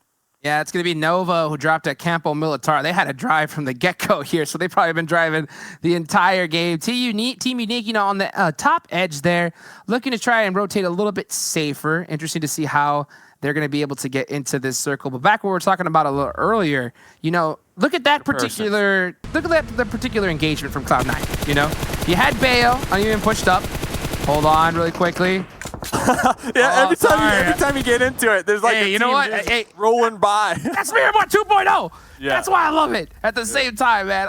Just straight action from start to finish. Sam. Sam gonna be popping up right there, but Lutz tunneled in on top of Sam. Sam forced to hit the dirt once again, heal on up, and probably gonna reconsider popping their head up there on that hill, that ledge once again. And yeah, you don't want to mess with footballists. Not right now. It's too early. Yeah, Sam's like, all right, I think let's just rotate on out of here. Lutz with some insane shots. I would have loved to see the hand cam right there coming out of Sam. It would have been him just tapping the stand-up button and then lay down right back at it right there, because, that was way too close. And it was only a matter of seconds, Lutz going to be unloading. But getting into this one, Dream Eaters, I mean, we were talking about them earlier on, a team that I want to see get a little more aggressive when it comes to getting these frags. They are going to be right here on top of Konita Powers and Matic, one of the top damage dealers for the squad. Yeah, we'll be connecting onto Gonzo right now. And great mini shots right there with that 8x. You can just see how quick this man is able to just tap that DMR and get a good solid knock. I wonder, right now Dream Eaters are trying to get a little bit of more information, because this is a tough one to push. I mean, look, you can't really drive up on the other side there. You're just gonna get caught driving. But when you got shots like that, that opens up the door for sure. Again, if you get knocked from the same window 2 times, I mean, whose fault is it really? Maddox still gonna be up here looking at the revive, and you were touching on it. Dream Eaters looking to make the rotate, looking to get the confirms over here. This terrain is going to make it a little difficult. Konita Powers. Oh my goodness. The off vandals coming out right now from Dream Eaters, just able to collapse, and they're wrapping around Konita Powers right now. They're pinning them down. If I'm Konita Power, you got to leave right here in this situation. You do not want to get stuck in this spot, especially with Dream Eaters, how aggressive they've been. And man, they are hitting some major shots against this squad here. And then look at that. Another one. Tixie. Yep. One of the best performers we've seen so far from Konita Power, getting caught on that off angle. Yep. Gonzo. That's you need to do what his name is right there and get. Gonzo is gone. Gonzo is gone. And I really like that Matic from Dream Eaters is up there on top of the hill, kind of playing that oversight, that overlooking, the anchor position. And now we see Matic. They see the kill feed. They know that they have the numbers advantage. Going to be making the pull up, making the breach right now to try to get these confirms and some points, these early kill points in the bank. Yeah, those are the best time to really get into these kind of engagements, especially on Miramar, because it's a little bit difficult, I guess. And it's cooking that one. Cooking that one. That should be good. Oh, it is good, but not good enough. We'll be putting a little bit of damage onto Slicky right there. But look at this. Slicky's going to need to avoid being bombarded by not 1 but 2 grenades and make that 3. The aggression coming out from Slicky from Wildcard. This third time be the charm. Well, there goes one of the vehicles here. And now here comes the push. Here comes the push. Slicky going to be underhanding. Yeah, that could have been big. 2 members of UDR going to be getting the wrap around over here. And Sam in the back line, in the tail of this one, will be playing that oversight onto Slicky. And yeah, the objective was to get the revive onto Spring, but it is not looking like that's going to happen. Sandro with the quick shots right there onto Slicky, catching him out. Right now, Uter Killers just using their numbers advantage and doing it at full force right now. It's just Sam. Yeah, Sam all along there's lonesome right now, and he's got nothing to do but just retreat. Sam, I am. I can survive. I can survive. Gonna be full on retreat mode right now. Yeah, you saw right there. He was about to run up that hill, and some bullets went really close to him. He's like, I gotta stick right where I'm at. And that's just Miramar, man. When you get stuck without a vehicle, and rotations here, they're just so difficult. Look at all this open space. Yeah. Ooh, Soke going for the long one onto Faker. Gonna be landing right on Faker's footsteps right there. Gonna be taking about 50% out. The second one attempting to get the clutch, not able to do so. Soke gonna be repositioning off of that one. Yeah, and I think that's a smart play right now, especially considering where your position is. There's no cover. You get knocked, you're gonna get thirsted right there. So happy to see him just kind of, say, hey, you know what? I'd rather stick with my team and get this fight later going. But yeah, Tempo and Team Queso. This is a really big one for both these teams right here. Axel over here trying to toss some long grenades into the skylights of this warehouse and, get that grenade right in the middle, right on top of Tempo. You got Ayala and Marco up here on the hill. They're going to be overlooking the compound. They do need to be cautious because, once when they start to give away this information with these shots, they might open themselves up to a third party. Tempo using smokes right now to make the push-up. Axel will be spotting out HH and immediately flushing out HH right there. Oof. Gotta do it right there. Axel just sees the opportunity to get one of the members, not to mention one of their top fraggers, down and out. And now they're at a 3v1 or 3v4 advantage right now. Yeah, I see Rain popping in a vehicle, trying to sweep around, trying to get the backstab right now onto Team Queso. Team Queso are going to be utilizing the wall to their advantage, making the push. We see grenades popping on out. Looks like Team Queso opting to toss the smoke to maybe block the sightlines. They might have recognized the sweep, the flank from Rain over there to the south. It's so close right now. One grenade could change up this whole fight. As we look through the replay here, we look over at Dream Eaters. Taken out of it. That was a really good play that we saw earlier on. But right now, we're locked on this Tempo versus Team Queso fight. Marco got knocked. It's evened up now. Marco is knocked, but Mystic is going to be right there. Mystic going to be popping their head. Spec with that lean peek. Going to be connecting onto Mystic. So now Team Queso have two members bleeding on out right behind this broken wall. Axel trying to continue to provide that cover fire, but here comes Rain on that off angle. Tensa with the 1v1 onto Ayala is going to be taking down one, chunking down the other quite low. Tensa forced to pull back, trying to heal on up, and Smack making sure to get the confirms. And this is what we were talking about, the third party potential. Footballists just popping their heads up right over the hill like, hey, let me get involved. Rain going for a huge grenade. Spec right there on top of Axel. That would be insane. Oh my goodness. Rain with the grenade kill to finish out Team Queso.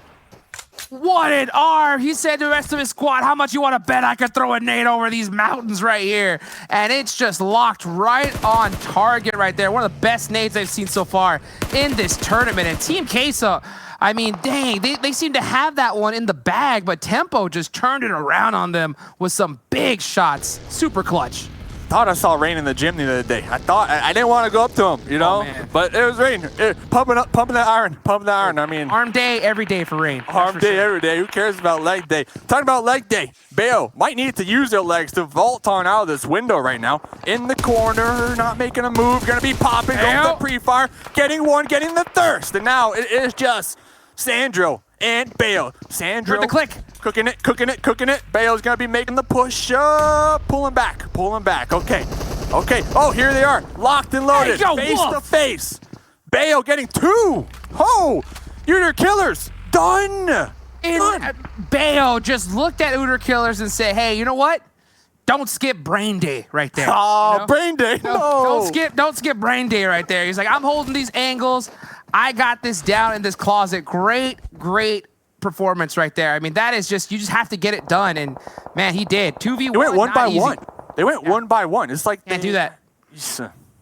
Tough one.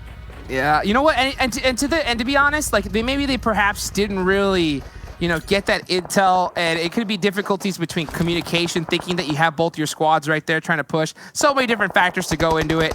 But man, it was just at the end of the day, big play for Bayo.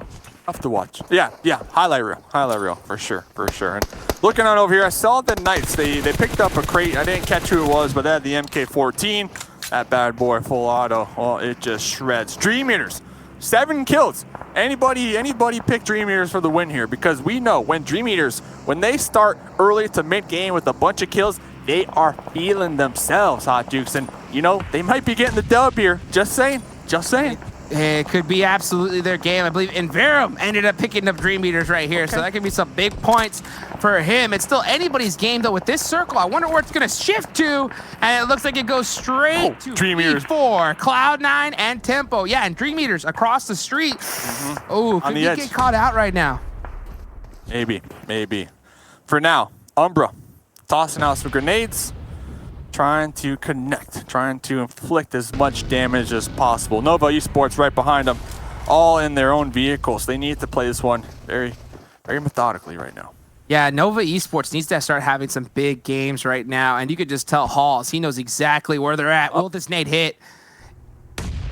As we wait for it to pop, it doesn't right there, and that's going to give away his position. Here comes, yeah, HCL on his own, though. Oh, but Hall's dropping the buggy. Yeah, Hall's hearing the vehicle, going to be making the pullback. The Scar spray, missing a lot of these bullets, Hot Jukes. Oh, such a tough gun to control, especially if you don't have the right attachments to it right there. And yeah, Team Umbra, great opportunity. Unfortunately, not able to get that knock for Nova, but they're getting third party by B4 right now. That opens the door right there for Nova. Yeah, it's going to open the door where we saw their vehicles are going to be smoking after that one. Pro Lord, Iron Sight, AKM just going to be looking uphill, just spraying them down. HCL actually going to be using that smoking vehicle to push up just a little closer to this next zone. Here comes the grenades coming on out. Team Umbra are going to be sandwiched right now. Sandwiched, nowhere to run, nowhere to go. Lord, again, taken down right there. You were just not messing around with that right there. It's so true. Team Umbra in a world of hurt right now. One of the worst positions that you can get. Oh! Yeah, so difficult right there. Tough break for Team Umbra getting stuck in that position. But now Nova has to deal with 3 meters. Nova should just send it. I mean, it looks like they're trying to get the crates, they're trying to get the loot, they're trying to use these smokes, but Dream Eaters, I mean, this sliver of a window, this angle is insane right now, being held by Toffees. I mean, can they even peek back on this one? I don't think so. Look at this angle, the protection right now. So tight. That's exactly what you need to be doing right there. And that's tough to even spot from this range. Yeah, so I mean, just to be able to just utilize that perfect, just threading the needle through that window, man, devastating for all these squads. Top 5 angles to hold right there. I mean, that has to be up there. Tempo, actually, still going to be alive. 5 kills. They do have a compound, you know, right to the south of them will be the Dream Eaters. So both of these teams will be on the southern, I want to say like the sloping half. You know, everybody else is up there on top of the mountains. Speaking of angles, right, you saw Tensa right there using them to his best advantage. And you know what? That's what I got to give to, like, when you start seeing players that play at this type of level, their peaks are just so tight, and they're able to just find different positions that not very many players can even think about, you know, and having so much cover right there. Like, look at this. Toffee's just been hanging on the same spot, just laying it down right now onto Nova, and there's nothing they can do. They can't move from there. We got to note though, next circle did go on up, so both of these squads need to work their way on into the new zone. And Dream Eaters, they heard the shots from Tensa just moments ago. Dream Eaters going to be tossing a molly into the doorway, blocking the push from Tempo and Matic, trying to use this time, trying to catch some angles right now. They have to take out Tempo right now. They're all out of zone right now, so this is going to be a fight that will finish in bloodshed. And it could go either way right now. I don't see too many other teams that are going to be really looking down on this, the third party, so it's going to be pretty even. This is always a crazy spot to end a game, that's for sure. B4 all the way up here on top of the mountain. Gonna be looking down on all these teams. Here comes a grenade from Mixira, trying to get the finish on the Lavison. Lavison in the smokes and popping on over here. Unique, they got 3 up right now. Cloud9, they got 2 up, and then 2 up from football list. So we got 3 squads all on top of one another, just tossing grenades back and forth. 3 kills right now onto Cloud9. It can go either way right now as they're all trying to open it up with, through the window. Through the window. Not uneven with a huge nade. To the walls over here. Bale, gonna be the last remaining member for Cloud9. Gonna be using the smokes to sneak their way on into the next compound right next door. And now is on the outskirts, blue zone to their back. Here we go. It's starting to get really intense right now. 6 circle right now. You can see all these squads just kind of holding the edge. Not a lot of cover in the central area right now. Man, wherever this next circle goes, it's going to be huge for that team. Yeah, the grenades just coming back and forth, back and forth. I mean, Unique, they know that there's at least one more enemy in this area because of these smokes, of course. But Bale, not opting to move. Doesn't really need to move. Is in the actual zone. Can kind of play this one out. Ooh, that grenade almost taken life right there. He tasted it, that's for sure right there. So he knows that they know exactly where he is. He's stuck in this position. Can't really move right now. It's just Bale just trying to survive, do everything he can for his squad, currently sitting in first place right now. But at the end of the day, this is all he needs to do. You know, when you have a tough break, tough game, you just want to end up in that top 5, top 6 position. And that's what he's already secured. And yeah, top 5 is exactly what you got right there. It's okay. It's okay. You got B4. They're going to be overlooking that anyways. So Unique going to be making the push on out. So B4, they're looking on top of Unique. They're looking over Dream Eaters. I mean, Mix Zero is right on top of Dream Eaters. And yeah, that's why we're going to start to see the push right now. Looks like Mix Zero is calling for that backup. Yeah, B4 Esports right now on the hunt. It's going to be really clutch to see right here. I know Seven actually picked this squad to win this one right here. And they got big oversights. They got the zone. Honestly, this could get really scary considering could be a heal off. Pedro, a crate. So yeah, I mean, B4, they definitely have the zone. They have the high ground. I don't even know if squads can make their way on up there when the blue zone starts to push in, because that's just going to cut off the entrances. And Pedro in their own little grenade battle themselves. Pedro going to be tossing one grenade on top of Unique, and Unique doing the same thing, returning the favor right now. Levi going to be lean peeking right there, catching out Raven. You saw the Knights, they're in the background. They're in the tail end of this one, just trying to sneak their way on in, trying to get some placements, but they were quickly spotted, and here comes the smokes on the playfield. Now, another thing you can do when you got 2 big teams just staring right at you and you got to run out in the open. That's every professional player's worst nightmare right here. But speaking of nightmares, man, this B4 squad on top of this hill, they're just causing a whole bunch of them right now on the both Dream Eaters and Team Unique. Yeah, we only got 3 more teams remaining. It's going to be a 4v3v2. Dream Eaters with 2 down there. Nowhere to really go for them. I mean, they're pretty much pinched down, and I think they know that. I think they recognize the situation, so they might opt to like pass off that med to like one person, maybe med it out. You never know. Yeah, you know, that might be the right play right here. It's just kind of crazy just seeing these still grenades coming out from Team Unique on a B4. All it takes is one good one to pretty much change the entire dynamic of this fight. And that one was really close. Yeah, on to Pedro. But this fight's going to be, it's inevitable. It's only a matter of time right here. Wow, these nades are getting really close. They're getting really close. But my thing is, like, how many do they have left, right? Like, how many grenades do both of these teams have left? Because they have been tossing out a lot of them. Pedro. Annalise going to be taken down to the blue zone, and that's going to make this a 2v4. We see B4 going for that little 2-2 split going on right now. Lightning going to be popping their head on up. Going to be taking down a lot of damage on both of the enemies. Oh, here we go. Here comes the reset. Oh, it looks like they caught him in the reload. Getting that and reload. That's B4 taking out Team Unique, and Dream Eaters pushed up, trying to get the third party right now.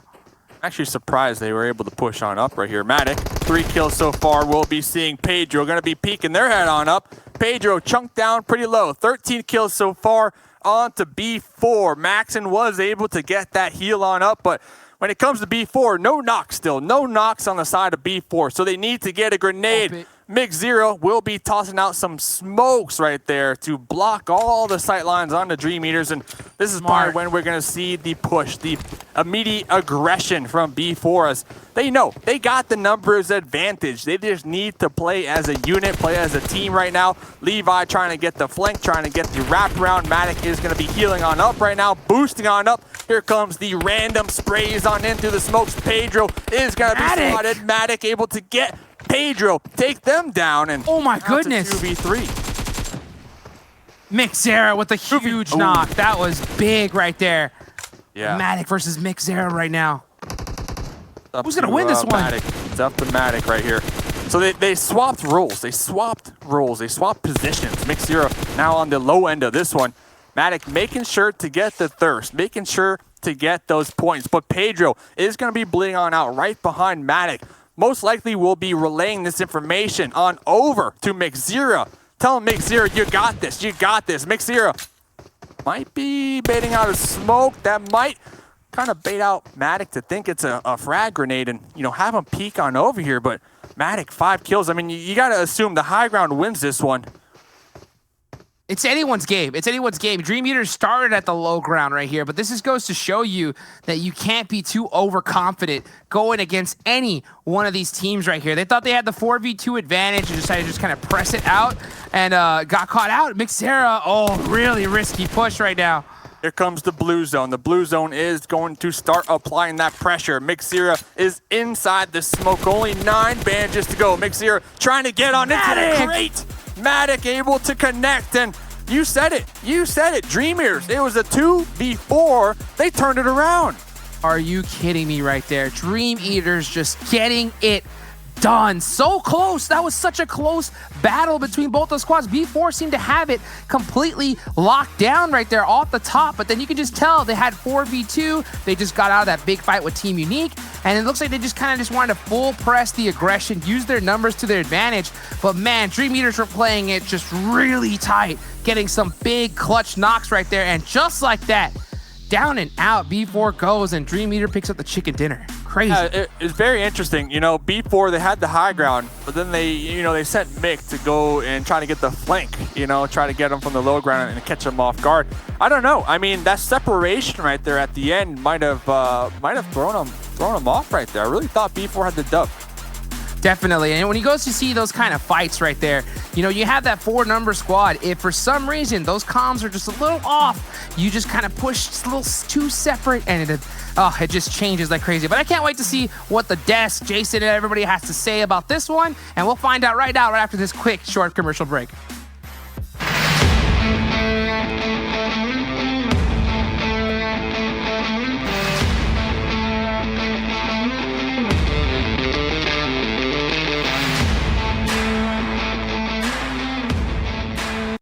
I love it, Hot Jukes. Jason and everyone else on the desk. The way it should be. What's up, Seven? What are you counting? You're missing 2 more numbers for your name. What's wrong? 1 4? No. That's 14. That's 14, baby. That's how many kills B4, the team that I chose, got in that last game. What a finale, though. Dream Eaters. Listen, Dream Eaters completely shut me up. I was saying I wanted to go ahead and be a Dream Crusher. Well, guess what? They said, yo, you know what, Seven, sit down. You don't even know what you're talking about. And they got that 15-kill game win. They even improved their performance from yesterday in Miramar. That is so impressive. That's what we've been talking about, Glitter, right? We talked about this is 2 of the maps that they can play well, but can they be consistently placing well on those 2 in particular? And hey, they've done it yet again. We're going to find out if they can do it on Sanhok a little bit later on. But let's see how all the other teams did, because there's more teams than just one here. I mean, obviously, B4 Esports, you're talking about 7, 28 points, but Glitter, we get Team Unique yet again. A number 3 placing out of them. They're starting to really pick up some steam today.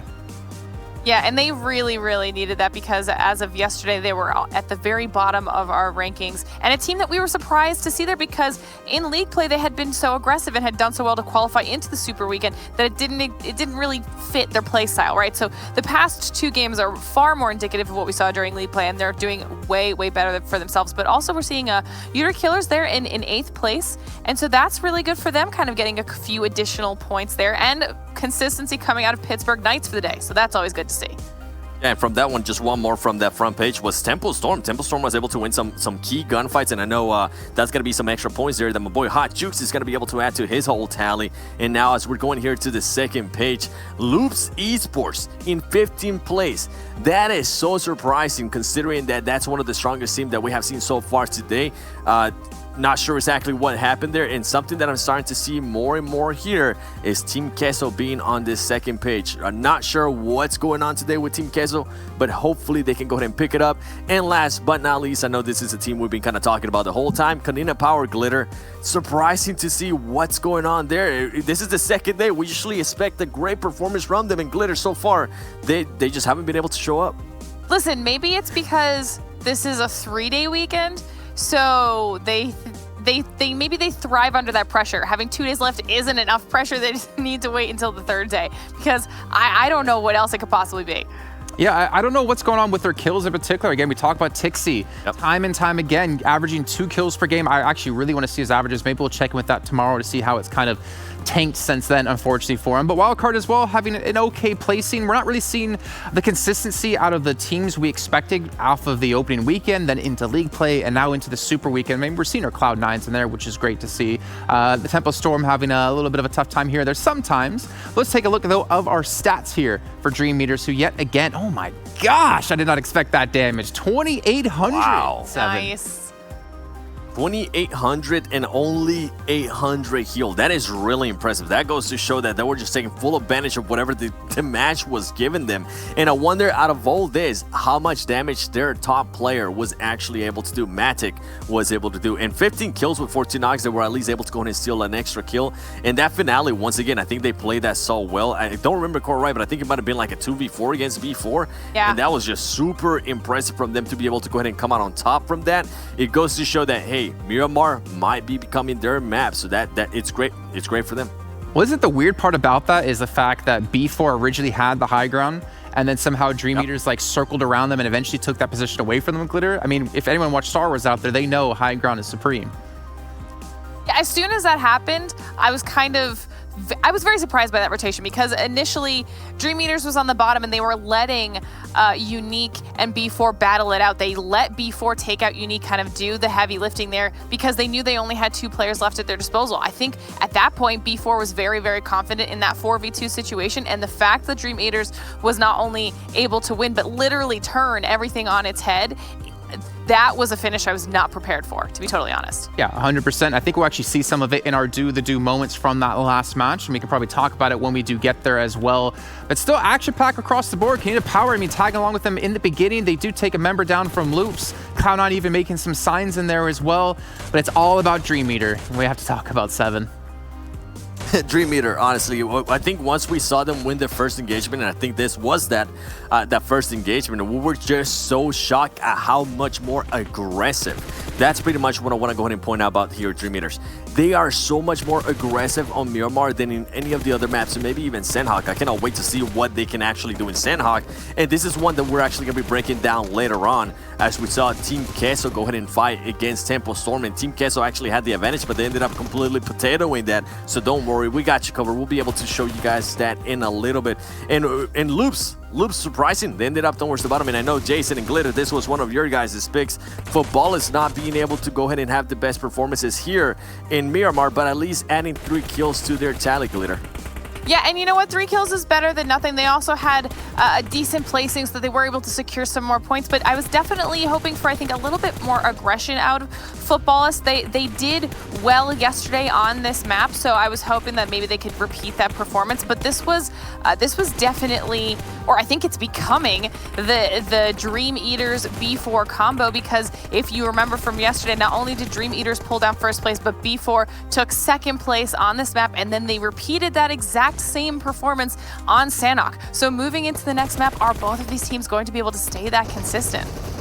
And remember, one of the things that we actually heard from B4 yesterday is that going into Sanhok, that is their strongest map, even though they were actually a bit nervous to play it, since they really didn't get a chance to play it during league play. So two teams that I'm definitely going to be looking at here. I'm going to be trying to figure out which one to pick, but overall, Matic right there, once again, showing why he seems to be coming out on top, and he also seems to be just the best player overall for Dream Eater. Congratulations, Dream Eater, on that back-to-back wins on Miramar. I mean, we talked about him on the top of the show, right? We talked about Dream Eaters, we talked about him in particular, and he's just pretty much showing why exactly we took that time out of our show to bring him in. But speaking about bringing things in, I heard that if we all clap at the exact same time, we're going to be able to summon Acer from Wildcard. So let's see if we can time this. We've not practiced whatsoever. I promise you that at home. Countdown. Oh. So it'll be like 3, 2, 1, go, all right? 3, 2, 1, go. I'm way ahead of them. That's my fault. But there we go. Hey, Acer. Jason. I got to ask you. Hey, we'll practice that later on. Don't worry. Yo, what's up? How you doing? Okay, you can hear me. Perfect. So first of all, I want to say, how does it feel to be playing here in the PUBG Mobile World League? Honestly, it feels really great. Like, this is my first time playing an actual like world tournament, honestly, and like I get pretty nervous, but I don't know, bro. I feel great right now. Well, you guys aren't looking nervous. I'll give you that. Seven, what do you want to ask him? For me, Acer, you're usually one of the top players there from Wildcard. By the way, man, it's so happy to see you here at the World's Final. I know you didn't get a chance to do it last year, but it's good that you're finally here to go ahead and shut some bots up. Now, you currently have 30 kills with 32 knocks. You're usually one of those aggressive players. Tell us a little bit more about like what are the roles that your teams have? Who does what in what places for teams that might not, for viewers that might not be as familiar with Wildcard as we are? Well, Spring is obviously our IGL. He's the one that calls rotations. I'm the co-IGL and entry fragger most of the time. I call out spots for where the team will go, and I usually scout most of the time. Slicky is our main fragger. He's a really good shot, and Sam is also one of our main fraggers. Spring can frag as well, but his main role is IGL. Hey, there you go. Well, hey, keep on destroying us. We're currently showing your stats. You got almost 6,000 damage with a lot less damage received. So congratulations, man. You are having a great tournament, and I cannot wait to see what you guys are going to be able to do. Glitter, do you have anything to add? Absolutely.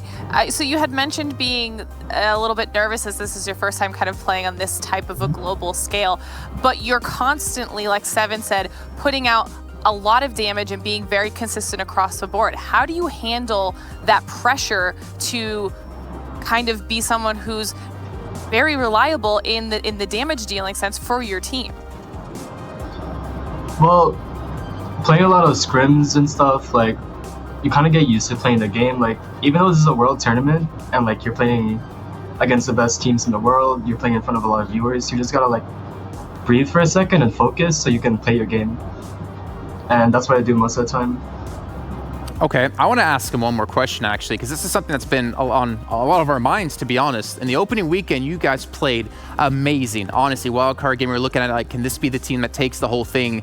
Going into league play, though, I'm sorry to be a little negative here, you guys kind of tanked a little. Can you kind of talk to us maybe what went wrong for you guys through league play? You gotta be talking. Well, honestly, for opening weekend, I feel like we were a little more focused since, like, obviously it's opening weekend, we're playing against the teams for the first time, we were like more focused, but coming into league play, we've been making a lot of mistakes, mostly like rotating, pushing together as a team. Like, the coordination hasn't been there lately, and we're trying to fix that. Like, we would push a building, we would get knocks, but we wouldn't trade our knocks. Like, one of us would get knocked, but we wouldn't trade that immediately, and we're trying to work on that. Okay, I like that. Seven, you got one more question for him, maybe? I do, actually. Something that we've been seeing out of you guys is that you guys are able to get second place, but you're not able to follow up on the next match. I'm a momentum guy. I like to see when teams are able to carry momentum, and for you guys so far, you only be able to show me momentum every now and then. What are you guys doing to change that, to maybe follow up on a win that you have, so you don't get 15th place on the next match, and you can maybe go ahead and go and get those back-to-back wins, which I know you guys are capable of? Well, first game we got second place, but the next game we threw really hard and got 15th place on Vikendi, and honestly that's just, we couldn't really do much there because we only had one car, it got blown up, so we were just dead. Like, we got 15th place, and we're just trying our best to try to stay consistent. Like, it's pretty hard since you're playing against really good teams, and sometimes you won't get that circle luck at the end. but we're trying our best to stay consistent because that's what we need right now. Okay, so thank you very Fair much enough, for man. joining us. We appreciate all the taking the time to answer some questions from us, and obviously wish you guys the best of luck coming into your next games. Thank you. All right, so care, some brother. really cool stuff, actually. Really cool to hear him talk about as well, the league play, because that's something that we were really wondering about, right? Like, what went wrong from the opening weekend into league play, and to hear him talk about how there just seems to be a lack of communication and maybe a lack of focus for them. I wonder if that's something that they can fix just on the fly, because it seems like they lost it on the fly as well, Glitter.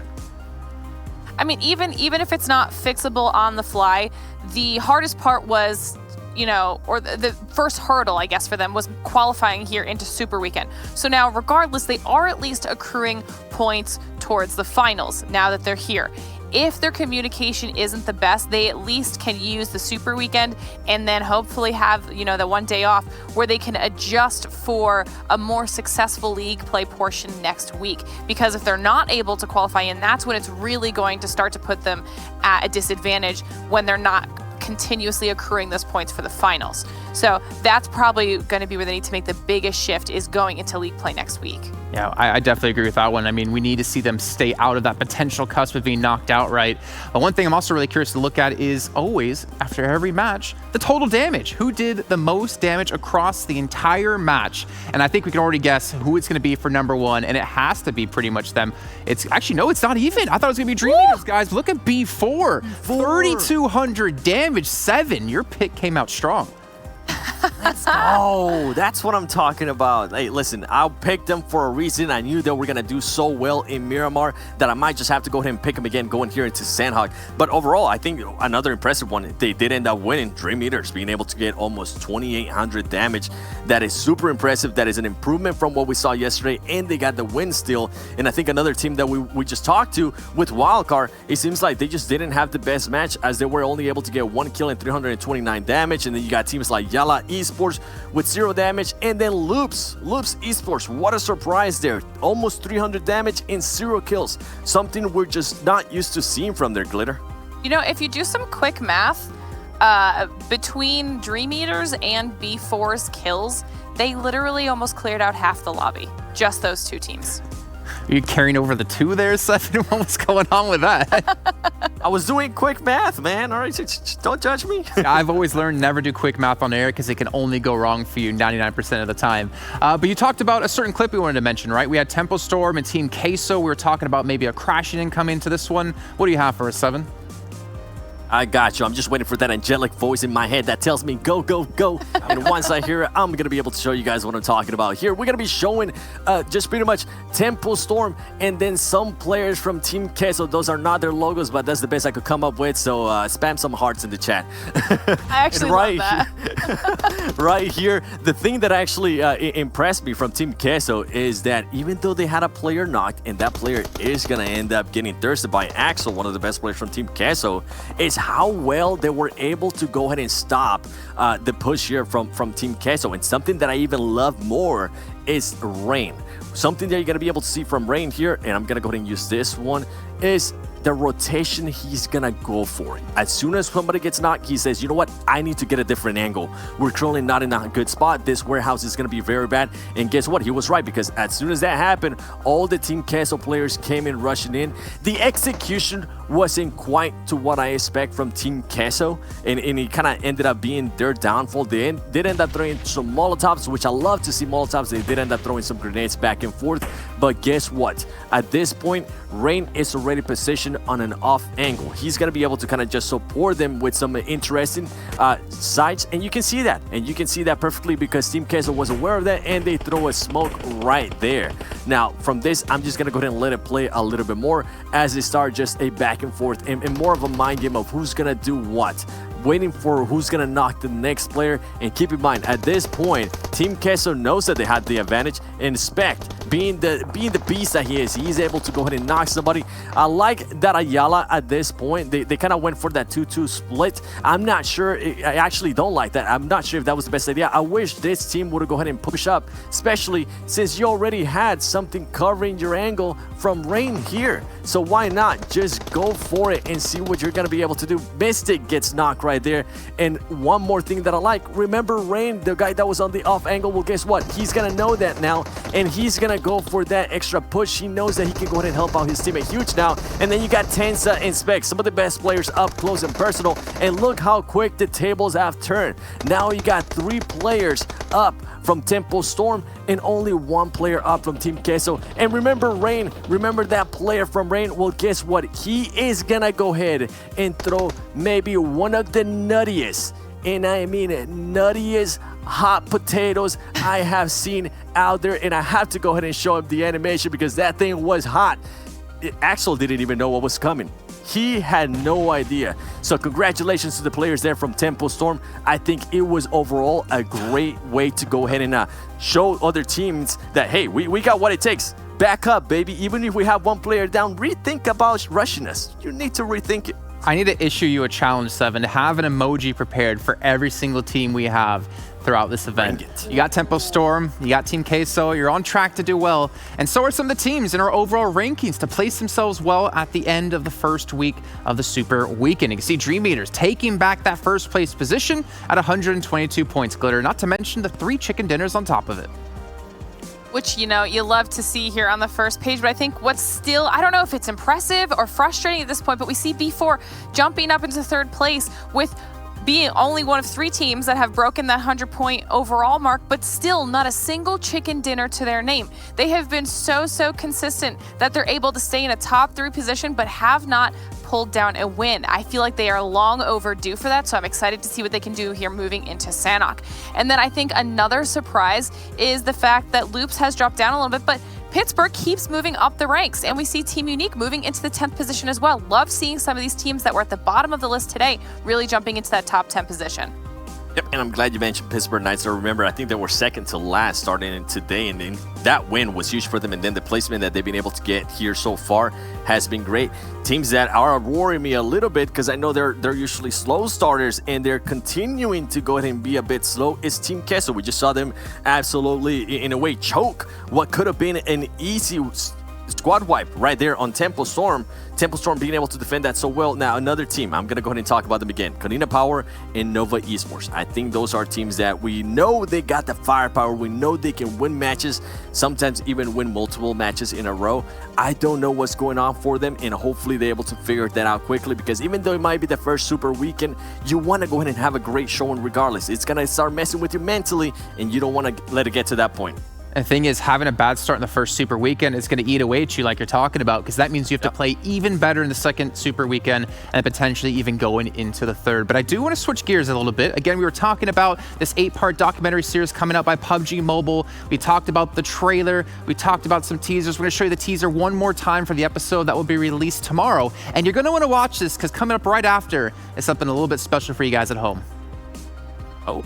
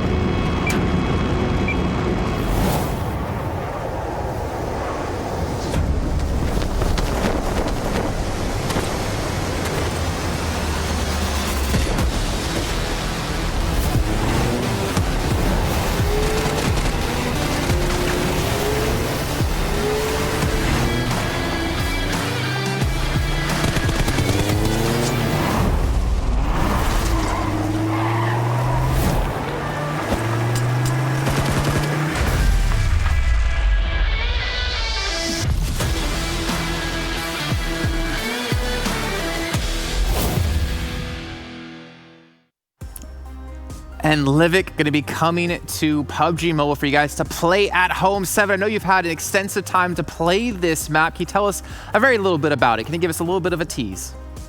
I definitely can. First of all, the matches only take about like 12 to 13 minutes. So if you're in the run, maybe you're at work, maybe you're going for a number 2, guess what? You're gonna be able to put in a match real quick. And it's just an amazing map. I love it. Shout out to my squad, Pancake, One, Elmo, Gordo. Shout out to all of them because we've been absolutely destroying on Livik. I mean, I'd be happy to even survive 12 to 13 minutes. That's like even like way longer than I can get into this. I die within the first 5 minutes, unfortunately. But as you can see with our schedule, we got Sanhok coming up next. We're going to get into predictions here. And I think the big talking point for us is, can Dream Eaters do it 2 days in a row? Can they win back-to-back chicken dinners on Miramar and then on to Sanhok here? I'm going to go to you first, Glitter. Who's your team? Who do you got? I'm going with B4 this time. Okay, so do you regret not picking them last time, I guess?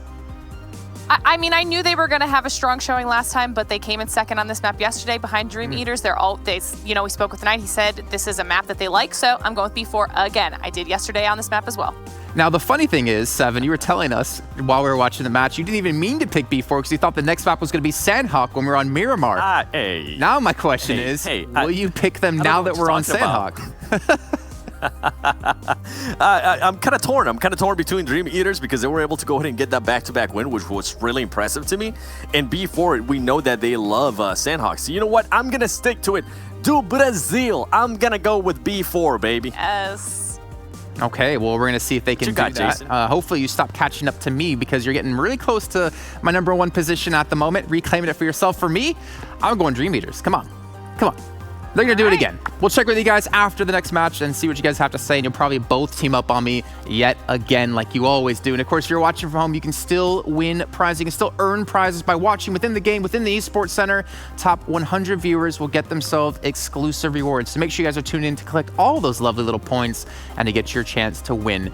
But we also have to bring in our commentators one more time here. Well, not just one more time. We still have 2 more times left to go. Hot Jukes and Mustache Dave. And I got to go to you first of all, Dave. Livik, we're seeing it come in. What's your thoughts on the map? It looks pretty sick to me. Yeah. I mean, when I jump in, when I drop in Livik, I insta look for that monster truck. I mean, my squad mates, they probably reported me a bunch of times because I don't even, get into the fights. I'm just over there driving around, honking the horns, and trying to get some runovers, honestly. That's got to be painful, I would think, and I'm definitely going to watch out for you on the battlegrounds. Hot Jukes, now going into Sanhok, we had Dream Eaters take themselves a chicken dinner up against B4 at the very end, switching positions on them. Do you think we're going to see Dream Eaters do it again?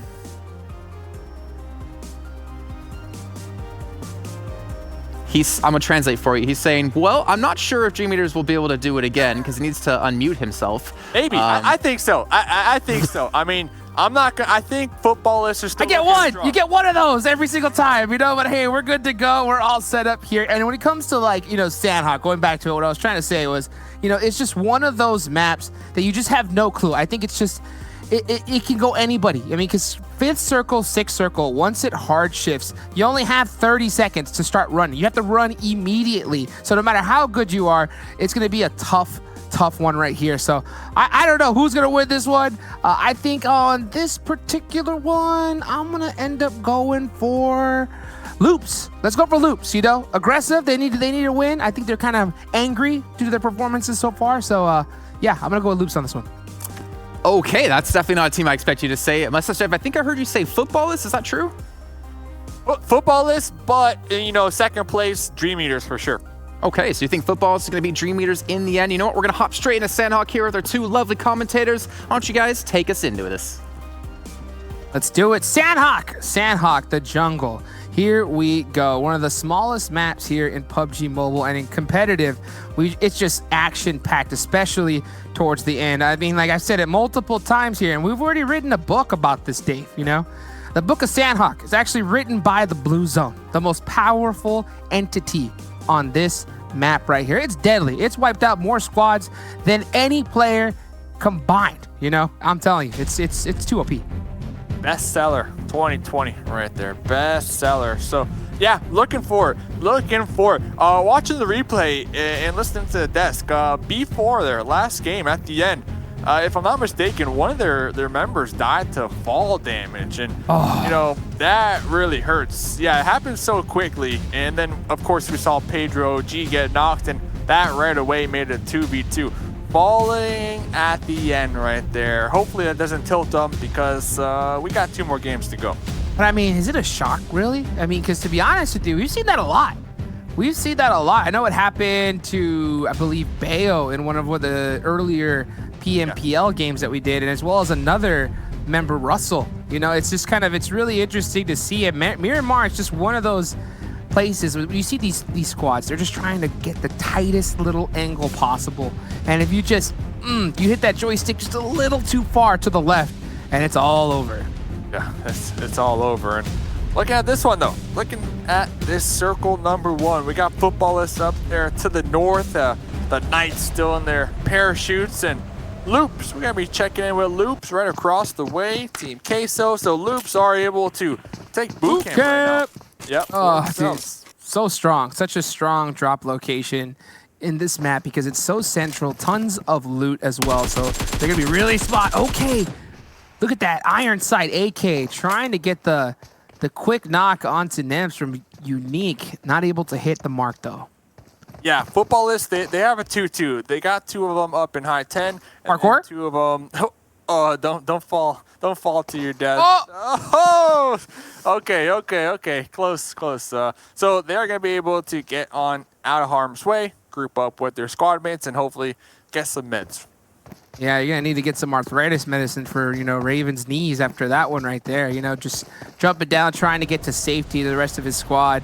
Going back over to boot camp, though, we're looking at Loops. Team Queso, they really like to kind of like split loot these warehouses across from boot camp. And we're looking at Ayala right now, and he seems to have an M4 on his back, so he ended up getting a good solid gun, but no armor on him. No armor, just a bag on their head. A bag with some little holes to see on out. And another team that's going to be opting to go for the early game 2-2 split, kind of spread their wings and fly away, get some loot. So it looks like 2 of the members from Team Queso trying to get to the island all the way out there to the west. But, the Knights, they're going to be gatekeeping it. And not only are 2 members from Team Queso thinking about that, Loops, also a lot of teams kind of already hedging their bets over there on that little tiny island up there to the northwest. Going for a swim. It's one of those, like, it's a bet. It really is, because if that zone goes into that particular location, you are just straight stuck trying to get in there. And like I mentioned earlier, when you start getting into 5th, 6th circle, you get 30 seconds to move right when it pops. So yeah, you got Carrillo. He's got the pan out, trying to get those footsteps extra quiet right now while he sneaks up. Oh, he heard J7 100%. Yeah, he hears. And Kowalski on the opposite end of this one, able to make shoreline as well. Yeah, J7 was trying to scout it out, was trying to gatekeep these swimmers from breaching on into this island, but Carrillo will be hearing J7 on the retreat, and Dadden able to get the knock, and also to confirm. Teamwork right there. Loops able to get one point. Carrillo with the shimmy, trying to survive right here. As Pittsburgh Knights were trying to get that return knock, but it looks like the rest of the squad, they're stuck with Konina Power right now. Oh my goodness, it looks like it might be it for Pittsburgh Knights. Stall up to Carnage right here. That's the one. Getting one, getting one. 2. Pixie trying to get the wraparound over here. Gonna be cooking this grenade. Carnage is inside the closet waiting for this one. Tixie's gonna be cooking that one. Will be ricocheting that grenade off that wall. Carnage gonna be popping on out, reloading real quick, but 3 members of Konina Powers. Tixie gonna be taken down. Carnage trying to get another one. No, will not be successful, and there goes Carnage. Yeah, Carnage trying to do all he can in that particular scenario, but I mean, man, you just see 3v1. You're stuck in the closet right there. It's gonna take a Christmas miracle, and I'm telling you, Dave. I'm looking at the calendar. It's July, so really unfortunate for Carnage. But here comes Loops with a third party. Hello, how's it going? We see you through this window and talking about the Christmas miracle. While Konina Powers are looking for the same thing. Loops being ultra aggressive right now.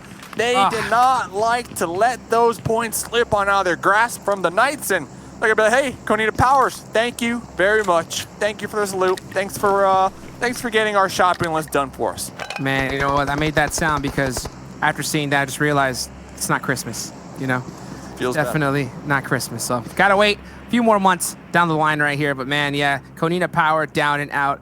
Loops, I mean, this is what it's so strong. I think the early game is so important, especially in a map like this, to be able to get some extra points on the board. Because, like I said, this is just one of those maps where I don't think any one of these teams can confidently say that they're going to win it. Considering that where these zones go and the amount of time that you have to go ahead and rotate in and how good all these squads are, I mean, it's a high risk game. So I think that getting some early kills are going to help kind of offset that. And I think this is something that you were mentioning earlier, you know? So it's really interesting to see here as we go into this replay, Dave. Slow-mo right there. Oh, looking good. We got the technology. Kowalski able to get one. Rob was just camping outside and, you know, ringing the doorbell, you know, playing ding dong ditch out there. And yeah, the instant replay right there. Sixless knew where Rob was, but Rob just able to get some better shots off right there. And yep, get the confirm. Bada bing, bada boom. All over. I mean, that's what's there's a certain term that a lot of these players use, and if you're new to the game, it's just called pre-firing, you know? And that's just basically, you hear the footsteps, you know they're going to come through a certain spot. So might as well start putting those bullets into that area before you even see them.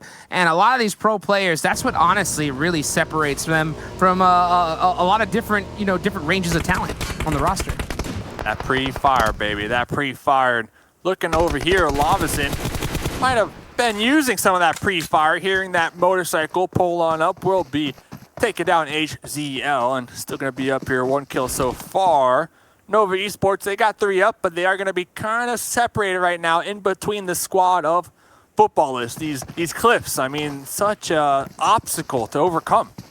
This is what's so tough when I see Nova Esports play, because when they play as a squad, man, they could be one team to be reckoned with, that's for sure. But you know what? You always see them when they struggle in games, they always end up losing 1 person or 2 person early. And that's usually because they have one at an off angle that's only about 15, 20 meters away from the from the rest of their squad. So I just wonder if maybe that's just like an awareness issue or, oh, Lutz. Yeah. Bought it easy. Oh.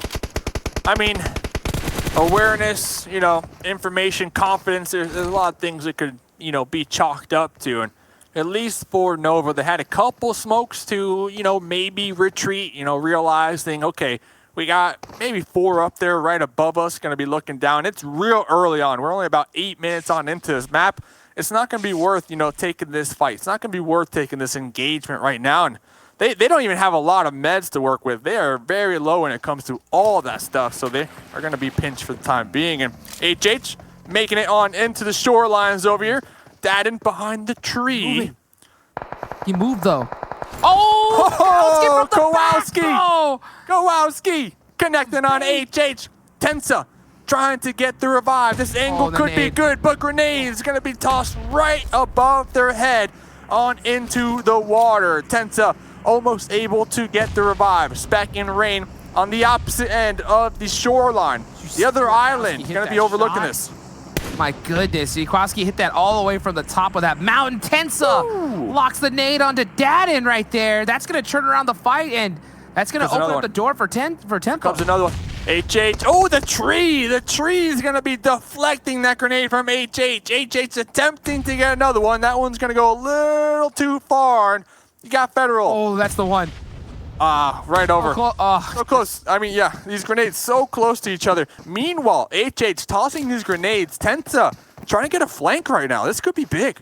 Yeah, he's trying to get an off angle and trying to just buy some time for the rest of that Tempo squad to be able to get across the bridge and help them out right now. And that's really all they're looking to do. Now, with that, Loops, I think they're often just possibly just reset this, because I don't think they have the best angles for this particular upcoming fight. Just reset. We'll have to pay attention to the kill feed. That might pop off here very shortly, but definitely an area we would like to check out. Frozen from Unique gonna be working their way on top of the bridge. Might be able to look right on top of B4. It's gonna be dropping down. Ooh, the animation gonna be stopping them. Swapping on over to the Uzi. Frozen really by themselves right now, while Annalise is gonna be pre-firing on the bridge. Frozen going for that drop shot, but will be connected on by McZera. and the Uzi to save the day. Unique, only 2 up right now. Only 2 up. Same thing with B4. Man, that was a really interesting play from like Team Unique right there. They just tried to hold both off angles, and they just sent that 1v2, I believe, and that's a 1v3 it was right there. And Maxon's still alive. McZera's still alive for B4. That was a really risky play, and I mean, I think we saw the result of pretty much what happens when you try to push against a 1v2 in these kind of scenarios. Yeah, especially when you just like drop down from the bridge rafters, you know? I mean, hey, if they would have got it though, yeah, if they would have got it, we'd be like, oh my goodness, throws in the god. So it's kind of, you know, it's hard to decide. But hey, you got heart. You got heart. And talking about players with heart, HA is going to be right there on the coast. Remember, their team is going to be overlooking them from the back end of this one. And Dream Eaters, hey, who is it? Jason? Jason's going to be... So. Yep, thinking that Dream Eaters can get another dub here. Can they be the back-to-back chicken winners? Because they got back-to-back yesterday. Now they're trying to get back-to-back here today. Well, I mean, that would cause a glitch, I believe, in the Matrix right here when you have that kind of consistency at this high level of play. But, man, you can see he wants it. He's got that M7 3X. That's a tough gun to control, especially from that distance. But, man, these guys have so much skill under their belt, so much time put in the training room. And they're just seeing them show it off right now. Showing off over here. You got Team Queso over there across the way inside the compound. It's all prone right now on the wooden floor. You know, making sure it's nice and clean. Everybody, we're just going to be waiting to see where this next zone will take us. And, yeah, it's going to be like that for the time being. Cloud9 over here. 4 up. They're sneaking up right behind 2 members from Tempo. Ooh, they are really sneaky. Look at this. Yeah, that's the one thing I got to really give to Cloud9. I think that's why they're having so far the most success in this tournament is they just play so either aggressive or passive considering the situation right here. So you can see right now they're just looking to get more intel, not opting to just run around in the open and just trying to play it safe. Look at that. The second those shots came out, though, here comes Bale with the Uzi in hand. Yeah, Bale, Adder, both going to be making the push on up. Uzis in hand. Rain and Spec quickly turning their attention right now. They got 4 members of Cloud9 right behind them. Adder looking to cook some grenades, looking to get some knocks. Rain doing the same exact thing. Beowulf right on the outskirts of the compound with Spec. Spec going to be vaulting on out, trying to wrap around, trying to use that broken wall. Spec will be spotting out Bale, but Bale is going to be taking down Spec. Let's see what Rain can do in this situation. Rain going to be peeling back just a little bit. Is going to be getting third party, though. Rain just wants to get on out of here. But you got 4 members of Cloud9 hot on the trail and uneven. Will be taking down Rain. And look at that. Loops from across the way getting the steal. Loops taking that extra points right there. I was wondering, I thought HH24 from that angle was going to be able to hit some big shots, but little did I forget, there's Loops right on top of him. He can't do nothing. He has to just sit right there, and that's exactly what he's doing right now, just kind of holding that rock. That's his best friend as he's trying to get some more points for this Tempo squad. I mean, I know when I was a kid, I had a pet rock, not gonna lie. I asked my mom for a pet, she gave me a rock. All right, let's just be real. So yeah, HH's gonna be over there petting that rock, making sure it doesn't run away. Loops, 6 kills. 6 kills right now to themselves. This rock, it's also really good because it blocks the sight lines from Cloud9 as well. Look at that. Yep, it blocks it. Oh, that's the best rock NA right there. That's HH's best friend right now, especially when you got 2 monsters like Loops and Cloud9 completely surrounding you. Man, he is not moving a muscle. Doesn't want to make one sound. Yeah, and now, you know, to make matters worse, to make you a little more nervous, you're going to hear these shots right above your head, right above your head. But maybe Loops, maybe they forgot, you know, maybe they forgot about the push from earlier on. Because remember, Loops, they were in a grenade battle with both Tencel and HH maybe a couple minutes ago. Oh, yeah, and you can just see Loops, like they're always moving, always on the move right here. But this is what kind of scares me. Carrillo, you know, he's so much gun skill, so aggressive, and I think that sometimes that can just lead to overconfidence and putting yourself in weird spots where you can get knocked and thirsted really quickly. So I would like to see him stay a little bit closer with this squad. Well, hey, what the heck do I know? We go over to Dream Eaters and Footballist. Listen, you know a lot. You know a lot, man. Just know that. Look at this, though. Dream Eaters, Meet Q all the way up there on top of the rocks. You got Slicky looking on them. You got a member from Footballist looking on them. Kind of the same situation that we saw HH in. You're just going to be prone right now. Just prone, making sure you don't peek and making sure you don't get knocked out. Footballist, 2 kills right now. We still got 14 teams alive. I mean, we've had a lot of action, but only 2 teams completely wiped out. Yeah, and that's just because this zone has just been centering out every single time. But as we've seen constantly in Sanhok, once you start hitting zone number 4, zone number 5, look at this as it's finally hard shifts. It looks like I happened to just jinx it a little bit to the south, but I didn't jinx it for Cloud9, as that is probably the best possible circle that they could have gotten. Cloud9, big chillin'. Big chilling down there to the south. I mean, this is definitely looking like their game with this new circle. You know, looking at squads who isn't their game, Wildcard over here in high 10, they got Yala right on behind them. Looks like Wildcard, they're going to have some decisions to be made here. Yeah, this is going to be really interesting right now because look at the clock. 14 seconds. That's it. That's it. Like literally the second that zone pops, you have to start running instantly. But how do you just go and start running when you got so many monster teams just trying to run right beside you? You think that they would, make a little bit of a truce to say, hey guys, let's just get in the zone. We can fight each other later on. But they want to get those points really quick. So the second they see that pixel that's just out of place, quick flicks, getting some knocks, and it's just, we're about to see some insane action right now. Not only that, I mean, this is one of the most disgusting spots if you are a squad trying to make your way on into the zone, because, I mean, teams can set up such a trap right into this valley. You're working your way uphill. There is no cover right there, and you got a couple members from football that's going to be looking right down. I mean, those cliffs are deadly, so we'll see if they can survive. Yeah, you just saw right there, Tempo Storm going out in 14th place. HH, the Rock was his friend, but maybe it wasn't his best friend as he ended up getting caught out right here. But we're looking over to Nova. This is going to get crazy. This is going to get really insane, especially come next circle. We're going to see teams start dropping like crazy as Team Queso pushing on Ayala.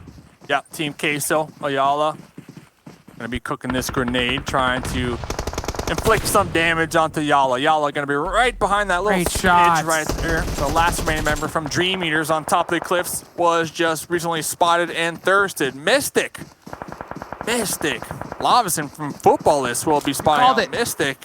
Yeah, this is like Death Valley. I mean, these squads, they need to work their way on uphill. It's up to Axel. Not only does Axel have to attempt to get 2 revives, but the blue zone is right on top of them as well. So they might opt to just leave it. This is where you just gotta have to do that quick math in your head right now to figure out if you're able to pick up a teammate, especially now that we're about to hit zone number 5. This zone just starts chunking down players. So it looks like Team Queso did opt to go for that revive. I wonder if it's gonna pay off for him.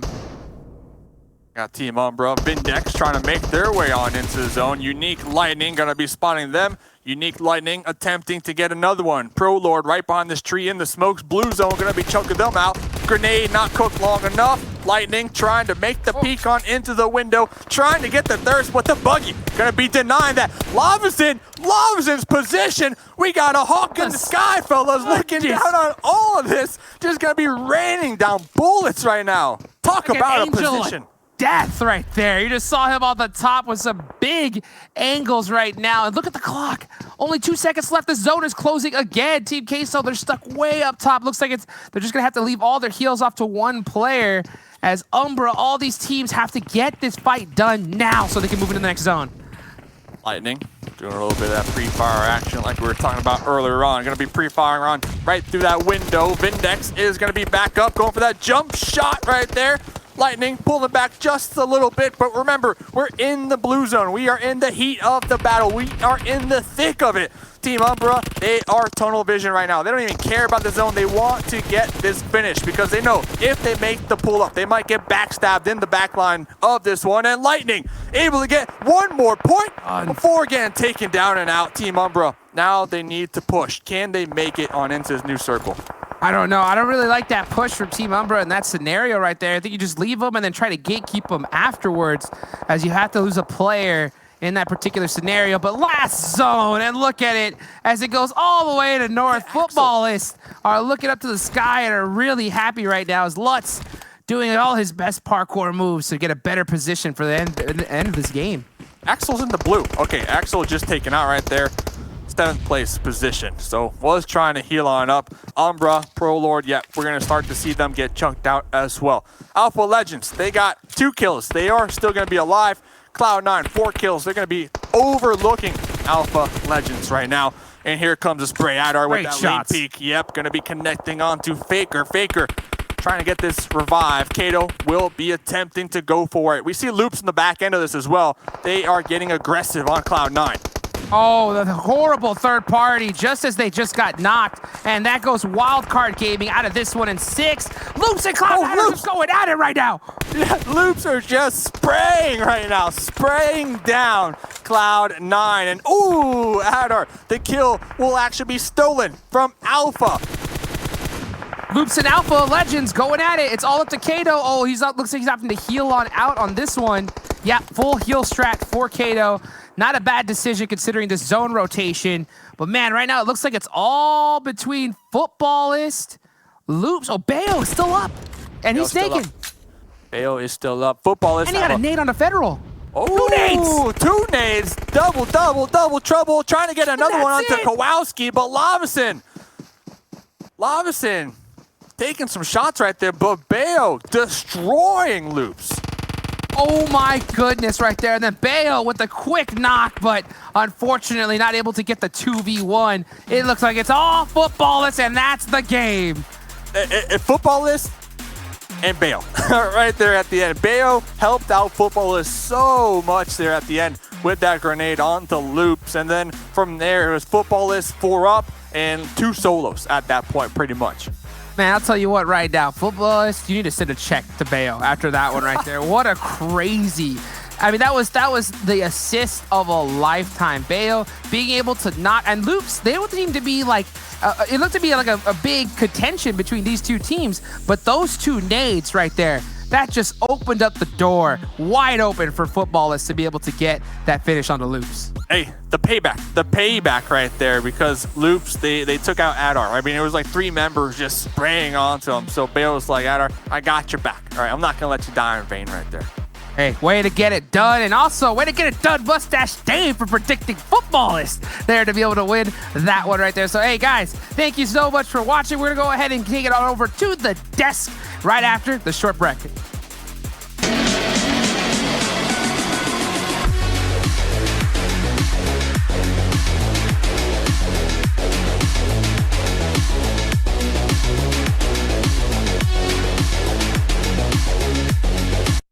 And who would have thought Footballists, after having such a rough start today, come out with their very own chicken dinner? We got to start to break this one down here. 7, a team that I don't really even think that I definitely didn't have on my radar to potentially pick up Sanhok, but they came out strong. Oh man, I'm just messing with it. I was pulling the hot jukes. I was pulling the hot jukes there. But yeah, Footballers, man. Imagine picking Footballers back to back and not picking them when they actually win. Glitter. It does hurt a little bit, I'm not gonna lie. I knew they had it in them. We know what hurts more? Man, how B4 performed. Then again, Dream Eaters didn't perform well either. Let's take a look at how badly they performed, unfortunately, for our sake here on our standings. And you can see there, Footballers, 14 kills and 20 placement points. That is a massive victory here for them, Glitter. Yeah, and they definitely needed those points. They've had this in them from the beginning. They just really needed to, you know, finally kind of come out on top. They had a strong showing yesterday with, you know, at least 1 win yesterday as well. So this was the one they had for today. But also looking at the top 8 here, Team Unique again. And then finally, you've been talking about them how many times, 7? We see Team Queso up here and Umbra in the top 8. Yeah, it's good. It's good to see teams like that we've been talking about saying, hey, they've been on the second page way too many times. Step it up and go ahead and secure themselves a 5th and 6th place respectively. And Loops Esports, remember, the last match that we saw from Loops Esports, they ended up 13th place with 0 kills. This is one team that can always bounce back, and it's so good to go ahead and see them there. And guess what? One team that definitely surprises me there towards the bottom is Tempo Storm with just 1 placement point, 0 kills. What's going on there, Tempo? I was looking forward to picking you guys in the next one, but oh man, I'm kind of scared now. Jason? I don't know what's going on with them. I really hope they can be able to bounce back. Pittsburgh Knights as well. I mean, they took themselves a chicken dinner earlier on. We thought that might have been the first game to unlock the potential, to take that pressure off their shoulders, to start to pick up some games, but unfortunately it looks like it fell a little bit short. Just like we kind of talked about, right, with Azor from Wildcard, saying that you guys can pick up a chicken dinner and then you go out 15th place, next match. What's going on with that? But let's take a look, though, at our stats here for Footballists. They did take home the victory. Again, 14 kills, 12 knockouts, Glitter, and that damage is pretty solid. The damage, that will be almost the second 3K we've had for the day, but what's most impressive on there is their healing. They don't even have 200 healing done for that game, yet they were able to do almost 3K damage, 14 kills, 12 knockouts, so they did more than they converted all their knockouts into kills and more without taking any damage. That's literally next to nothing. I think that's the dream right there, so crazy. Yeah, that's pretty much it is pretty much the dream game that you want. Just be able to go ahead and output a lot of damage and not even get touched. What is that? Barely pretty much two players healing fully? That's insane, man. Let's take a look at our do moments and see if we can spot the very few times they actually took damage. It's kind of a little mini game of Where's Waldo here. We can see Carrillo again. That's someone we talked about, Glitter, able to step up in the beginning and definitely have a good game for himself and his team. Yeah, I mean, like Seven said, 12 kills onto Loops, tons of damage coming out of them, and they've been capable of doing that from the beginning, but we haven't really seen them kind of have their dominant game yet today. This was most definitely it, and we love to see that across the board. Loops is one of those teams where, yes, we highlight Carrillo a lot, but across the board, all 4 players are powerhouses. They're all going to be contributing damage. We just saw Dadine there in the highlights as well, and that's something that we probably should talk about a little bit, Seven. But yeah, we'll definitely be talking about that. And remember, these are players from Luz that anybody can actually go ahead and frag out. And then besides Carrillo, Dadine is one of those players that has impressed me because that he could be another clutchman and another player that they can actually go ahead and rely on. And B4, Big 4 and Big Sarah, at least being able to go ahead and collect some kills there and give us some extra points there for Glitter and myself after they got wiped out by Awful Legends. And just more fragging overall there from Loops and Footballists. We can maybe see here why they were able to go ahead and take so little damage. They were just speaking and making sure they shot whenever they knew they weren't going to get any damage on themselves. Overall, I think great taxes there from Footballists. They always had look at this. They always had an angle on everybody, and there's no way none of those players are going to go ahead and turn around and try to just shoot that high up. At that moment, those players are thinking, let me go ahead and find some cover because Footballists is currently on our butts. And overall, Footballists being able to get those 14 kills, huge play once again. Today, I felt like it was maybe an off day for them, and I know my boy Mustaf Dash is going to be super happy for them being able to get that win. And overall, Alpha Legends, another team that I've been mentioning over and over again, they've become that gatekeeper team, that team that everybody has to go through. And every now and then, they show us these moments of greatness in regards to placing. I want them to step it up on kills. They were able to do it earlier in the day. I want to go ahead and see more out of them in regards to kills. I mean, I think it's fair to say we want to see a lot more out of many teams, actually. Let's take a look at our total damage, and maybe there's a couple of teams in there we can point at, as well as maybe having another bad match themselves, not getting too much damage. So we can see here on your screen. I mean, you already know who the #1 place is. Football is just a landslide of damage, but you talked about Alpha Legends. There they are at #2 with 533 damage. 7, that seems odd. Yeah, it seems super odd, and this is what I'm saying. That team has what it takes in regards to placement. We have seen already a couple teams that are able to get those placement points, but guess what? That's not going to be enough at the end of the day. If you want to climb up on the leaderboard and get more of a pie of that prize pool, you want to go ahead and start performing in regards to kills. Although, to give them props, their damage to kill ratio is really good right there. And then you see Cloud9 with 7 kills, Loops with 12s, and you see teams like Team Umbra at least being able to go ahead and collect 2 kills. Then you see other teams that are also struggling throughout the day. Nova Esports being only able to get 1 kill, but at least putting out almost 700 damage. This is good little stats here and there from those teams. Temple Storm getting 0 kills. That is honestly super interesting for me. Hopefully going into this last Erangel, they can maybe bounce back from it. I think it's been tough times for a lot of the teams out there, and we're not really sure exactly what's going on. We talked to Astor, and he said going from the opening weekend where they played flawlessly, then going into league play, there's a breakdown of communication. And I wonder if we're having that happen for a lot more teams out there, Glitter. Obviously, there's no pressure on you in the seeding matches, right? But then you go into league play. You need to get top 16. You want to play in the Super Weekend. Now that you're in the Super Weekend, you need to have good results going into the next week so you don't have to play catch-up the entire time. I wonder what struggles all these teams are really having. I mean, I'm sure that has to be part of it. You know, we've noted a couple times, I believe it was yesterday, the casters were talking about how Dream Eaters in those end zone situations against B4 seemed like they had almost flawless communication in these split pushes that they were doing and kind of sandwiching these teams. And then on the flip side of that, we see some of the teams that we're expecting to do well maybe falling apart a little bit. And I don't know if that's a combination of, you know, a communication mishap, if it's like we've touched on a few times, it's because they don't have as much time this past week specifically on Miramar and Sanhok, because you know that these are some maps that they haven't played on the whole time. There's definitely some extra factors, the difference in play style from league play into this.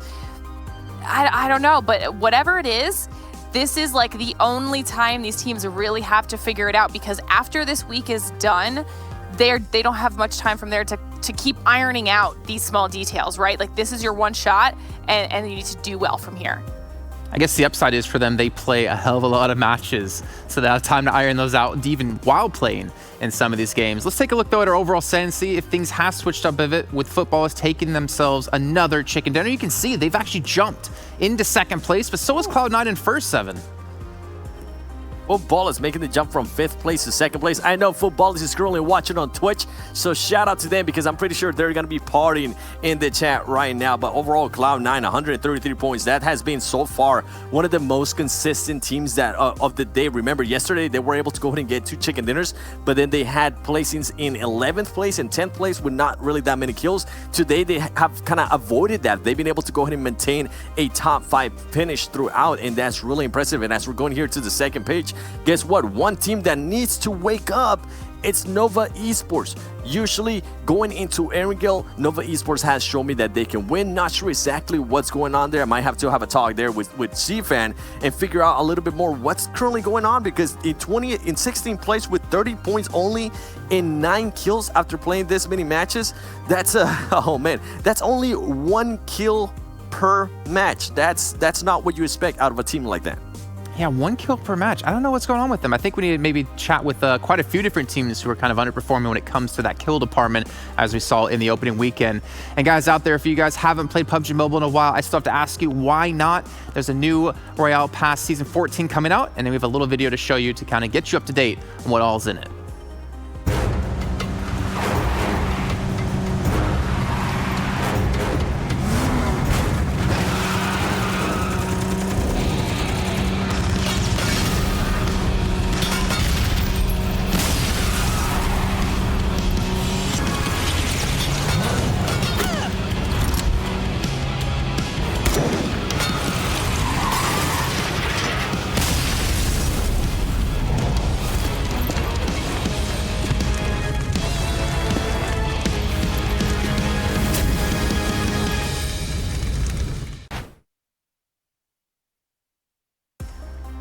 You know, I'm really hoping next time when they have me come in to do voice acting for it, I get to say something else other than, oh.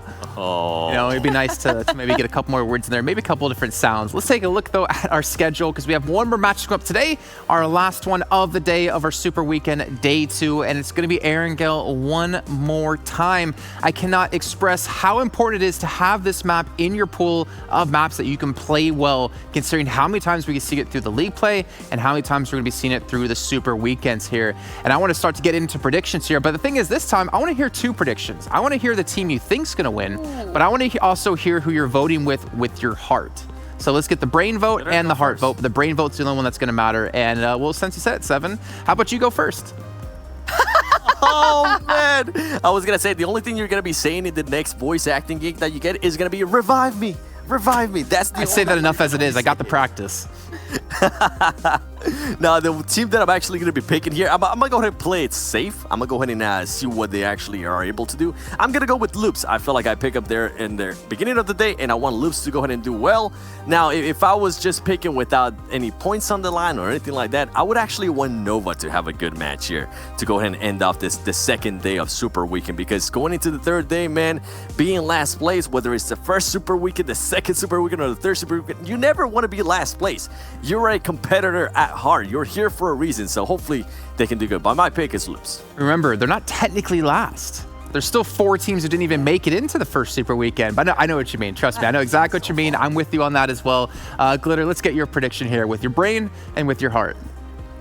So my brain prediction, I think I'm actually going to be going back to a wild card pick. They have bookended wins on Erangel before. It's a map that they know well, and if they have a strong performance, then they will definitely have that win, right? With my heart, Yala. I want Yala to get a Really? win. Okay? Allah. Yeah. See, now I feel kind of bad because that one. yeah, that one kind of came out of the blue, but so did Nova for me. See, the thing is, maybe I'm more of a jerk then because I'm picking 2 teams I think are actually likely to win at the moment. That's not meant to be mean towards you guys. My brain, Cloud9. They got me the chicken dinner last night. I feel like they've had some decent showings throughout today. I think they can do it. But my heart's going wild card, funny enough. I think they have a chance here. I want to see if they can close it out. They got themselves a chicken dinner. They broke that curse. I want to see if they can do it yet again here today. And the thing is, since it is a 3 days of Super Weekend, we could see teams play extra aggressive here. We could see them get extra crazy. My question to you is, Seven. Another prediction. We're add another one to the mix here. No points involved. Who's the first team going out? Bring it, baby. Who's the first team going out? Wait. Who's the first team going out? Oh, damn. Why you got to be that rough? Yo. Yeah, that's rough, right? That one first. I can't. Are you guys breaking? Can anybody else hear them? I can't hear anything. Okay. Right, yeah. I'm gonna go wrong in your prediction listen, anyways. I'm gonna go with Yala Esports. I'm gonna just be a little bit toxic with what what Glitter was saying. Yala Esports might go out first. Real quick, Glitter, who do you got? Loops. Oh, all right. I respect that. I like it. I'm actually going to go Team Queso. I'm going to switch things up. They've been having a rough time. I wish they could do better than they have been, but we'll see what's going to happen. We're going to have to lose you guys for now. We're going to see Loops get knocked out as the first team, and then Glitter is going to get an extra 50 points added to her tally in the overall standings. And to get at home, if you guys are feeling lucky, there's still the lucky draw going on for you guys. As long as you're watching within the game, within the Esports Center, you have a chance to win a limited time outfit. But you know what time it is. It's time to bring our commentators back in for one more match tonight. You know who it's going to be. It's got to be Hot Jukes. It's got to be Mustache Dave. Let's get them here on the screen so we can chat a little bit and hear their thoughts. Mr. Dave, Mr. Mustache Dave himself, how happy are you seeing footballists win the last game? Footballists, I haven't heard that in so long. They are going to get a dub. Jason, I'm coming for that first place spot. I told you to watch out for me today, man. I mean, yeah, you're definitely on track to do so. Hot Chicks now going into the final game. We got to hear from Acer. I'm actually curious if you guys had any thoughts about what he was talking about. Again, I mentioned before, they feel like they have like a miscommunication going on within the team when they make the pushes happen from the opening weekend till the league play. Do you have any thoughts in particular? Yeah, definitely. I think you look at it, whenever you decide to pick up a new teammate, especially prior to World League, that you're gonna mess with your synergy a little bit right there, because everybody has different call outs, things like that. So when you kind of make that big of a change, especially here in Endgame, it totally makes sense to see why he's struggling with communication right now. I think you forgot to unmute yourself again, Hot Jukes. We couldn't hear you there. Yeah, okay, all right, buddy, you know, I'm just messing. There you go. No, I ain't gonna lie, I did glance down a little bit at it just in case, you know, but yeah. You get one, and you had your one, right? You Only don't one. get 2 in a day. All right, so Dave, coming into this last game, we're talking about predictions now as we have about 60 seconds till we hop into the game here. Are you sticking with Footballists again? Yeah. I mean, they got the momentum from last game. Currently, they have 59 kills. They have the most kills in the entirety of the lobby. Now I'm looking for one more dub to overtake that first place spot. They have, I think, more points and kills than like our 10th and below or 11th and below place teams. Hot Jukes, who's your prediction, and why is it Cloud9 to join me? I'm going Yala Esports. Oh, what? Wait, everybody's really? hating on them. I go for the underdogs, baby. I want to see it happen. It's their time to shine. Come on, Yala. Do it for me for the one time. All right. Well, you know what? I think y'all are going to be looking to make you proud, Hot Jukes. Why don't you guys take us into our last game here of Super Weekend Day 2.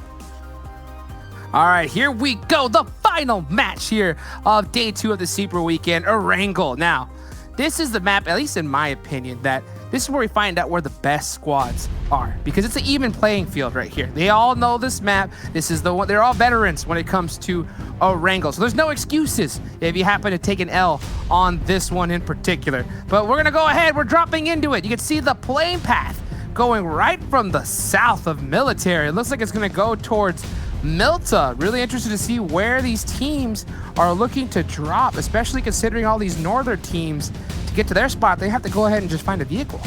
Yeah, we saw, what was it, game 1 today. Cloud9 actually went to Primorsk. With this flight plan, they might opt to do the same thing. And I gotta say, they're kind of bullying out Team Queso, because that's Team Queso's spot, at least when we look back at the Americas region. Look at that. Right now, we're gonna see Cloud9 gonna be the first squad to drop on out. So it does seem as if they might be heading in that direction. Yeah, you know, when I first saw that in the first match, I was really surprised to see Team Queso just give up Prim in general, you know, especially considering how often that seemed to be their spot throughout the scrims, throughout the Pro League. But yeah, Cloud9, with this kind of playing path, you know, they like to loot that northern location by George Pool, and this looks like they're just going to go ahead, take Prim, get some loot really quick, and possibly get some vehicles to head north. You're talking about underdogs. You're going for Yala. Yala, come on. Hey, there's some one time for the Yala, but there's more underdogs, right? Nova Esports, they are dead last right now. They got about a total of 30 points, and Konina Power, they're in 15th position with 39 points, and they average around 4 points per game. So they have not been doing the best here, at least when we look at today and yesterday. Yeah, you know, and that's pretty much a pretty big shock to me, considering how well we saw them perform in the Pro League and previous tournaments. You know, Nova, I thought they were, if I were to compare Nova to any team prior to this, it would be Loops, because they're super aggressive. They press as a unit, and they usually get it done. But it just seems here early on, I think if they're having struggle in that early game, always losing one person and 2 people, and after you have that kind of loss, man, I mean, it's just kind of tough to come back from. Yeah, you just can't get tilted. You got to come into every game fresh and ready to go. And Standro trying to do just that. M16 in hand, still trying to get the heal off before Marco pushes upstairs with that SKS. And here comes the support. Team Queso, you got Mystic. Like, Marco, you go first. You go first. No, you. Okay, you know what? I'll throw a nade. Fine. No problem. Oh, quick jump shots. All right. Grenade's gonna be cool. Oh, it's a smoke. Oh, that's probably the best thing for Team Queso. Now they're just all 3 of them pushing on up, just firing on into that smoke. One of them, Axel, actually going to be knocked in the process right there, but not thirsted. And Team Queso, just like that, able to get the whole team together and get this point real early on.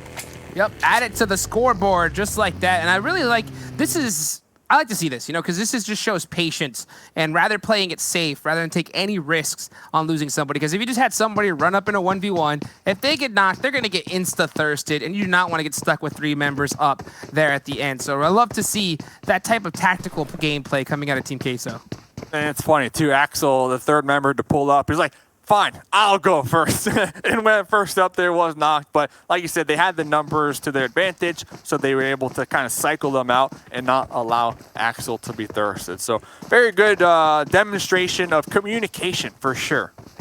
Yeah, definitely, without a doubt. And we're moving on over to Dream Eaters, and you can just see them just kind of looting up Yasnaya here, and I seem to have a pretty good position so far. Alpha Legends on the other side of it, but Dream Eaters, they got their loot. They're headed off to the next spot.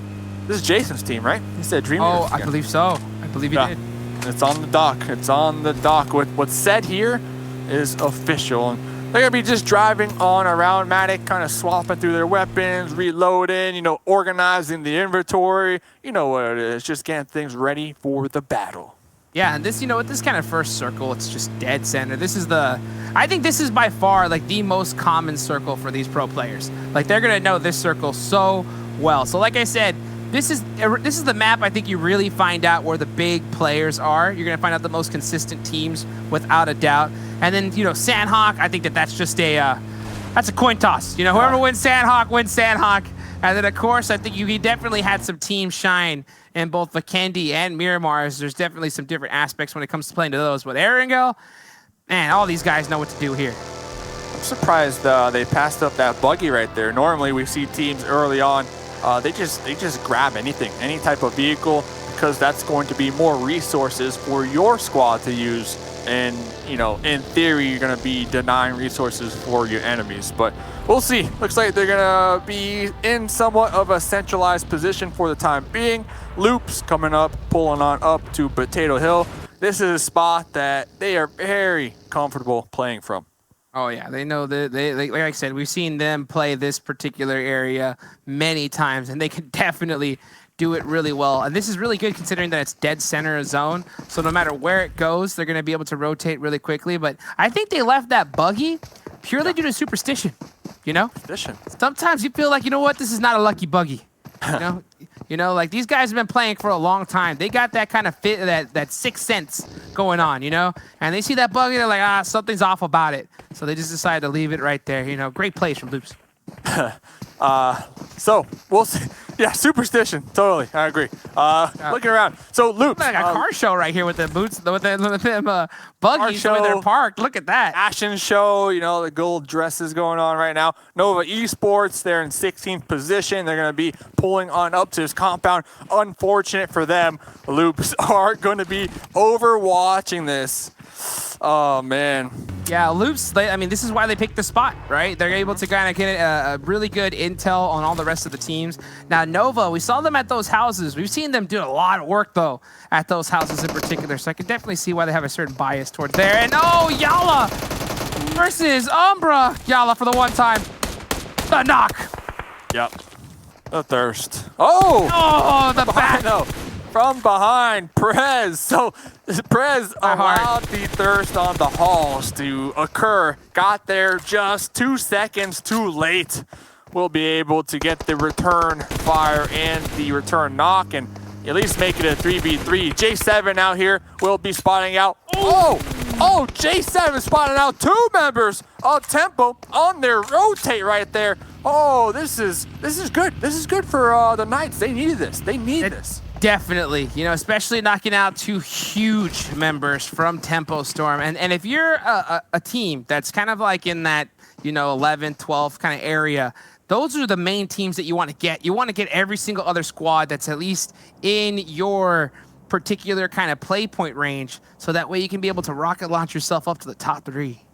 Not only that, for confidence, right? Because, you know, we've been seeing them get taken out really early on here today. So to be able to get 2 kills, you know, in the pocket, that's going to boost that confidence just a little more. Oh, here's J7 just setting it up. Motion. Yeah, the M4 right there into the passenger seat and then the driver's seat to finish it on off. We see Tensa on the bottom left-hand corner actually going to be taking some shots of their own. I believe that's going to be on the Knights. And I see 2 Knights. They actually got chunked out. They're going to be bleeding on out right now in the smoke. Tensa trying to get that revenge. Yes, you could definitely see right there the revenge trying to be had. Sixless knocked right now. Raven out in the middle of the street. Only Smokes covering them. Carnage throwing some out as well. But they know that there's only 2 members up. So that's going to be really difficult for them to push. So it looks like they're going to be able to get these revives right now. Unless, you know, you see HH get some pretty sneaky shots through the smoke. Yeah, Carnage going to be playing that oversight with that 4 times on the DP. Yeah, HH, 10 others, like, okay, let's just leave. Let's just continue looting. I mean, you know, it's circle number 1. They are, you know, in somewhat of a decent position for the time being in Pachinki. All these squads will be waiting to see where the next circle takes them. Cloud9 also making their way on into Pachinki. So the duo from Tempo, they are going to need to be on high alert right now. Oh, yes, they are. You know, another team that's going to, or another person that needs to be on high alert is me when it comes to these scores, because I picked Yala to win this one, and they're out already in first place right there. Oh, rip. Hey, you know what, though? I believed. That's all that matters. That's true. I told you to pick Nova. I told you to pick Nova, man. Will they get it? Will they get it? I don't know. Too far, too little, too late here, as we can see. Loops and Nova. I think that this is we've seen these 2 teams go at it at this spot before, haven't we? Yeah, multiple times. And maybe like at least 2 or 3 times. So we'll see who comes out on top of this one. Becker already going to be in the second story of the Wizard Tower. Will be peeking that window and quickly will be spotted. Dadden right behind him. Probably calling for Becker to pull back and get that retreat because, I mean, there's still 15 teams alive. We're in circle number 2. I don't know if it's worth, Jukes. I mean, in your opinion, is it worth taking this early engagement on the side of Loops? No, definitely not, considering especially where you're at right now. There's just too many opportunities to get third-partied. So I think that you just kind of go back. Yeah, go back to your spot that you like to stay at right here and just hold it down. You're dead center of zone right now. I mean, and you got a car show going on. I mean, just good vibes all around it. Looking at other squads with some vehicles to use. Footballists, we see 3 vehicles in the kill feed. Someone from Alpha Legends, M24, getting a headshot. Ooh, get out of Sam right there. Love to see some bolt action here, you know, at the World League West. So, Alpha Legends though, footballist. Yep, this is going to be Annalise right here, going to be tossing a grenade. Solke trying to get the retaliation nade. And, ooh, Annalise will be chunking down a good piece of Solke. Solke going to be finishing off that UAS to be able to utilize it for cover. Yeah, and you can just see right now, this last member of Team Unique, he is getting surrounded by footballists. Oh, they're making the able to push. hold it down. They are making the push. Oh, no way. Not even a chance. Yep, not even a chance. There goes the underhand grenade to finish it off right there. And, yep, Annalise from Unique, the bait. Yeah, just right now you can just see Rom, the rest of this squad, just trying to find out the rest of Team Unique. And as Frozen switches to FPP, getting in the vehicles, okay, doing some style points here. Possibly thinking about the press, but I mean that would be ridiculously difficult, especially against footballists. Yeah, and not only that, look at the terrain. It's just like wide open, just a wide open path. I mean, just imagine Unique getting in their vehicles, boosting it, trying to make the push. I mean, footballists are gonna have wide open shots on this one, and they got DPs. So yeah, just relax. You know, you lost one, okay, we get it, but don't lose the whole squad.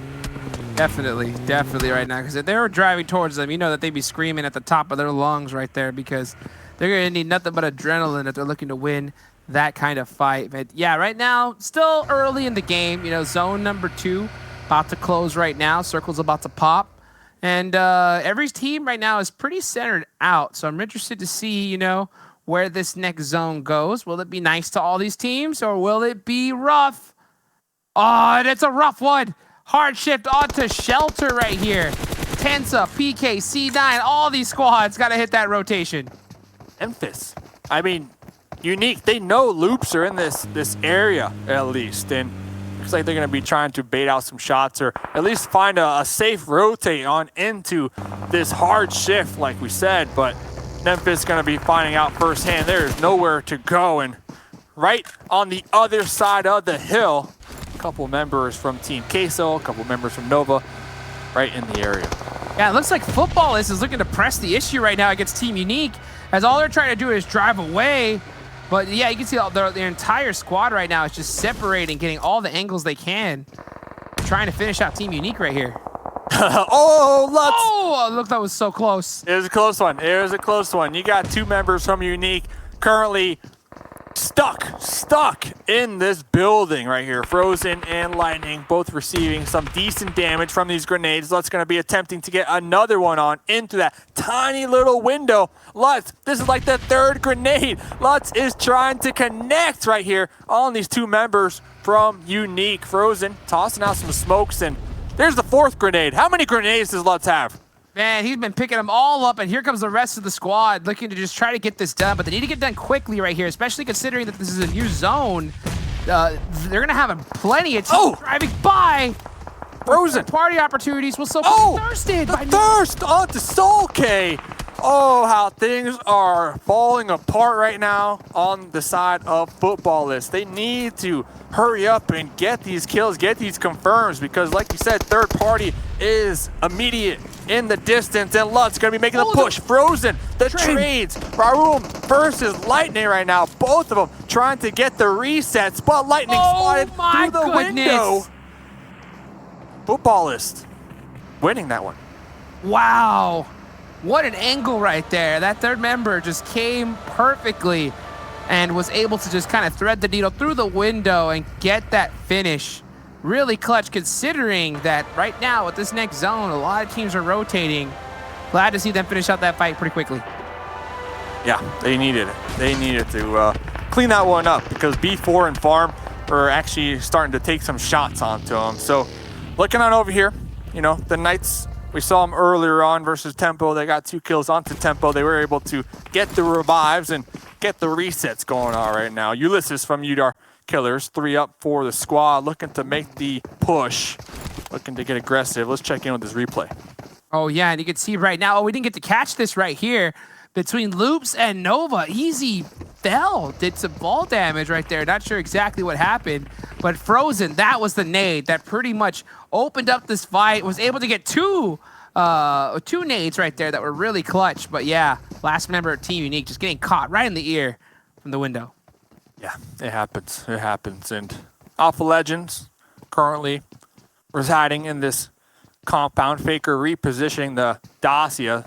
Beautiful skin. I mean, we were talking about car shows earlier on. This one is, yeah, that one's nice looking, not gonna lie. So it's 24 karat gold right there. 24 karat gold. Yuta right there on the outskirts of this one, overlooking that compound. Kunita Powers, Tixie currently doing some scouting of their own, will be spotted, losing a couple health points in the process. Yeah, you can see all these teams are just trying to rotate to get into this circle number 4 right now, and it did hard shift back to the other side of the map. So right now, Cloud9, Dream Eaters, Team Queso, all these squads are in this one, but B4, Nova, all of the, yeah, look at this right here. Look at all these teams holding down this area. Yeah, the yo-yo. With the run over. The yo-yo right now from the zone, not going to be helping out anybody. B4 Max, and oh, they were trying to get on out of harm's way, trying to retreat back to their squad mates over there. Umbra is going to be right on the opposite end of the road in this nice little dip. They should be able to get the revive on the Prez. Oh yeah, Team Umbra, what we like to call OP dip. They are holding this spot down right now from the rest of these teams. And they see, they got eyes. They got eyes on the B4. They have a good idea where Dream Eaters is. Kato onto Sam right there. Sam is going to be knocked out. Acer currently crawling in the grass, trying to get to a safe location to get the revive on the Sam. But Kato will be getting another member, Slicky. Choking Slicky out as well. Wildcard, they can't catch a break. They definitely can't. They're in the zone right now. They're still on the edge, but Alpha Legends is putting on the pressure. And here comes Old Man with the buggy, trying to finish him off. Making the push with the buggy. Gonna be tossing a grenade right on up the hill. Slicky definitely telling the squad, telling Acer, they're pushing. Faker trying to get some grenades in of their own. Old Man with that spray. Faker able to connect, get a point onto the side of the squad. Acer actually third partied by Team Queso. Axel, wildcard, uphill battle for them. Not able to survive. They still have one up though. So Sam was able to get revived in that whole action, that whole mayhem. Team Queso able to get the finish as well. So man, that's just the worst break possible when you get pinched in between two squads. Sam's gonna have to make a monster play here if he's looking to save some extra points for wildcard. And Sam took off their backpack. You know, to limit the information that they provide to their enemies out here, especially as a solo. You don't want to be seen. Oh yeah, it's like going on a diet, you know? Lose some pounds real quick, get that off your back, and you're able to hide in that grass a little bit better. But, you know, Sam, he's still got the pan on him as well, so interesting to see from him as he's just trying to snake his way to a new angle and possibly catch Alpha Legends by surprise. But look at Chateau in the back. Yeah. With that extra coverage right there. That's going to be, I think, the difference maker. Yeah, definitely. Because, you know, Sam hears at least 2 or 3 members from Alpha Legends right in front of him, but might not hear that 4th over there. And, you know, the objective right now for Sam is just to survive and remain undetected. Next zone goes on up. Just a couple of moments ago, Footballists were eliminated from this game. And looking around here, looks like we're going to be checking in with the Knights. Yeah, you can just see them right here. This is probably one of my favorite spots on this map, right here by Shelter. So rotational right here. The zone did hard shift away from it, so they are going to have to get into zone, but there's a lot of different good driving paths to be able to get into it. Cloud9 still 4 up. Still 4 up. Looking to get a dub here in the final game. Adar doing some scouting, jumping around, trying to see if they can spot out a couple enemies out here in the distance. Rob, currently behind the tree, will be spotting out Cloud9. Look at the way they press. Look how Cloud9 rotates here. Still, no matter what, so careful. They go, they push 2, and then they have the other 2 push behind them, and they just move in little by little right here because they don't just full send it to a spot and hope for the best. They want to make sure that they have all the information possible before they take their next location. Oh, they're in the kill feed.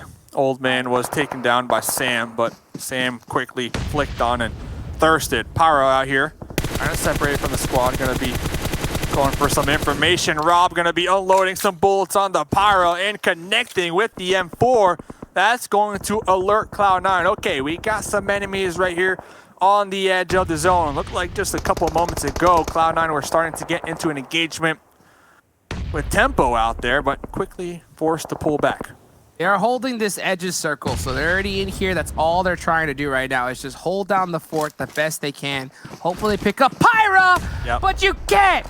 You can't do it right there when you got robbed and he just throw in some big nades, getting the finish right there. Tough break for Cloud9. Here we go, jumping on over to Loops and Dreamers on the tail end of this push. Becker gonna be vaulting right on over this wall, trying to get the revive. Oh, Matic trying to reverse, trying to get the run over, not able to do so. Becker able to vault on over the wall and avoid the run over. Becker trying to get the final shots on to Verset. Verset from Dreamers trying to just drive on out of harm's way. Gonna probably blow up that vehicle, use it for cover, but Becker seeing their life flash before their eyes right there. That was so close. First sit right now, just holding it down the best he possibly can. It's gonna be really interesting to see where these squads end up right now. As we're just go ahead and taking a look at this fight's closing in. Loops, they're at the edge. Circle shifts, goes dead center right now onto Team Queso. So that's gonna be a huge break for him. Team Queso need to have a big game right now. HH24, M249 in hand, the reign of terror. Loops, they have a little depth plate to work with. They can prone, they can maybe get the revives. HH with the M24 was going to be spotted. Adar going to be tossing the smoke, might opt to crossroad, might opt to get the revive onto uneven, but it is going to be very dangerous as HH was able to get picked up right there. Adar gonna be cooking this grenade, gonna be tossing that one. Can we score the bucket right on into the shack? Where's it going? Right past it, right past it, so close. 2 members still up from the side of Tempo. Oh my goodness, and you can just see that M249. I know that sound anytime right there. And you got HH24 holding it down. Can he hit this return nade? Here we go. Oh, all right, that's it. He's already out. All right, oh, he's already out, already out. So yeah. 2 members up. Oh, Kowalski straight up crashing on into this burning UAS. Kowalski about 2 HP left. Gonna be getting sprayed on from Alpha Legends over here in the northern end of this. We got 5 teams remaining. Loops in the sight lines out there in the open field. They got the burning vehicles to use for cover, but Team Queso taking shots on them. Umbra, Prolord taking shots on them right before they get taken out from the blue zone. And they did get 2 knocked right now as Becker they need to get these pickups as fast as possible. Team Queso is holding the dead center of zone, but literally Alpha Legends, they're just playing spoiler right now, putting the pressure on all these squads. 7 kills from Alpha Legends. You love to see it.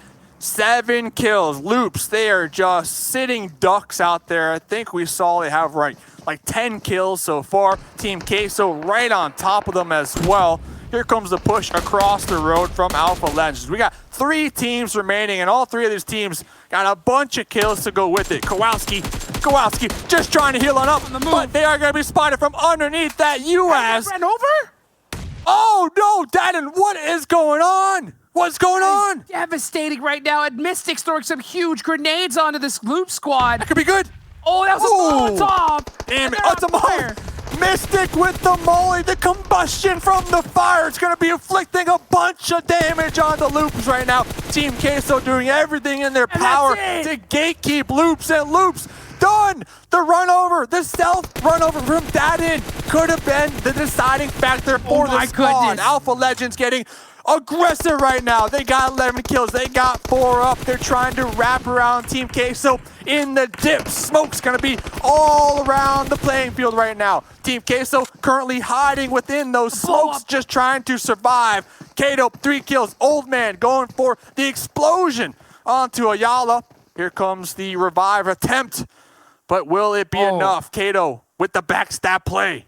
That would be one of the riskiest revives if I've ever seen it right there. Team Queso just trying to hold on all they can, but Alpha Legends are just in straight domination mode right here. Crushing it here for the last map of the evening right here. What we've seen before, how quickly these fights could turn around right here. 2 up, Maybe 2 close. up. Marco and Mystic versus 3 members from Alpha Legends. Old Man swapping on over to the DP, trying to regroup with Kato. M249 in hand. Baker with the Uzi will be getting the confirm onto Ayala. Marco using that crate for cover. M249 letting it rip over here, letting it rip. Oh, but Mystic will be connecting onto Faker. Team Queso trying to turn this one around. Marco will be going for the reload. Faker currently getting revived. Marco lean peeking. Kato trying to get the snipes. Got my old man. Oh no, what is going on? Oh, Marco's all caught right now. Old man optimistic. Old Man optimistic, and that's to Marco with the squad wiper.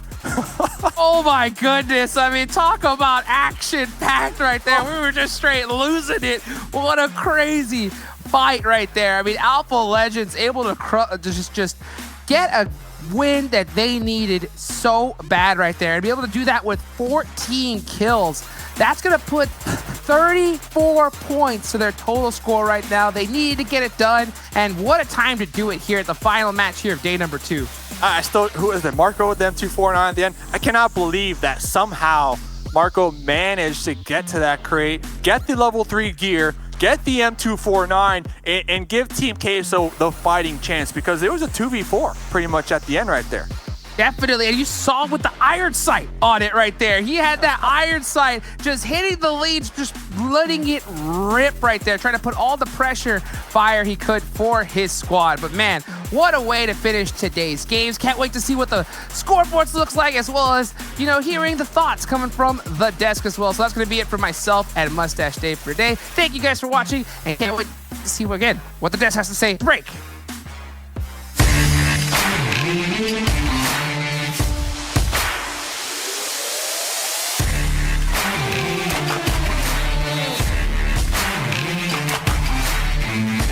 Absolute beast coming out into this one. I cannot explain how proud I am to see Alpha Legends step up when they needed it, and they desperately needed it here as well, 7. This was a match they needed to pick up some points on, because they were sitting towards the bottom echelons of our standings for such a long time. And I love this match from Alpha Legends. This is one team that I said it so many times in this match so far. They are the gatekeeper team. They are the team that can definitely get the placement, but usually cannot get the kills. Well, guess what? They got the placement and they got the kills as well. With being able to get 14 kills, that is so awesome for that team to actually go ahead and do that. This is going to get them out of that hump. Maybe this is going to get them out of that 8th to 10th place that they're kind of used to, and maybe Yankees. And now, once you, as we were mentioning before, if you're a team that gets pushed up the rankings, sometimes that puts some pressure off your shoulders. Sometimes you're able to go ahead and do different things, different rotations, and it's so good. And I just want to go ahead and notate something there with Jason, is that I did call the right team that went out first. Glitter. That's true. It was Jala Esports, just saying. I mean, if anything, you should be making fun of Hot Juice, because he had them picked to win, right? Just saying, Hot Juice. That means throwing. That means throwing. Let's take a look, though, at our standings from that last match. You can see who got how many kills across the board and how many points were going to be gained. And it's making me sad to see Loops Esports. I mean, not sad. Sad and not sad to see them do well here in this game, because that was the choice of 7, which means he's catching up to me. But also a big thing here, you can see Team Umbra, 9 kills, 7. Yeah, I think that's one team that we need to mention as well. Before, and this is interesting too for everybody watching at home. Before going into this match, they actually only had about 6 kills so far in the Super Weekend. So not only did they double pretty much their kills, they also went in some 3 extra kills as well. That is just such a great performance from them. And as we've been mentioning, going into the final day of the first Super Weekend, you want to be in those last places. You don't want to be towards the bottom. At the end of the day, you might not be towards the bottom there, and that's just gonna go ahead and hurt you mentally. And overall, Dream Eaters, I think Dream Eaters having a better performance there as well on Erangel. That is good to see. We see them perform really well in Miramar and in Sanhok, so it's seeing them perform well here on Erangel is good as well. And then look at this, Footballers. I know you wanted to go ahead and talk about that one, Glitter. Yeah, I mean, super unfortunate for Footballers down there at the bottom, but one team I did want to point out from the first page as well was also saw Queso up in the higher rankings again, which is great for them. Nova was able to get a few more points, but unfortunately, you know, that was all placement based because we saw Gfan again able to secure his team a few of those extra points, but we need them to kind of pick up that aggression and start going for those rushes that we've seen them do. I don't think that they've really committed to that much during the Super Weekend. And it seems like Team Unique have been kind of hot and cold throughout the last couple of days too. They have some decent placings, they have a decent kills sometimes. Thinking back to, what map was that? Was that Miramar I think they were playing on, or was it Erangel? I can't remember off the top of my head that they had like a really good result.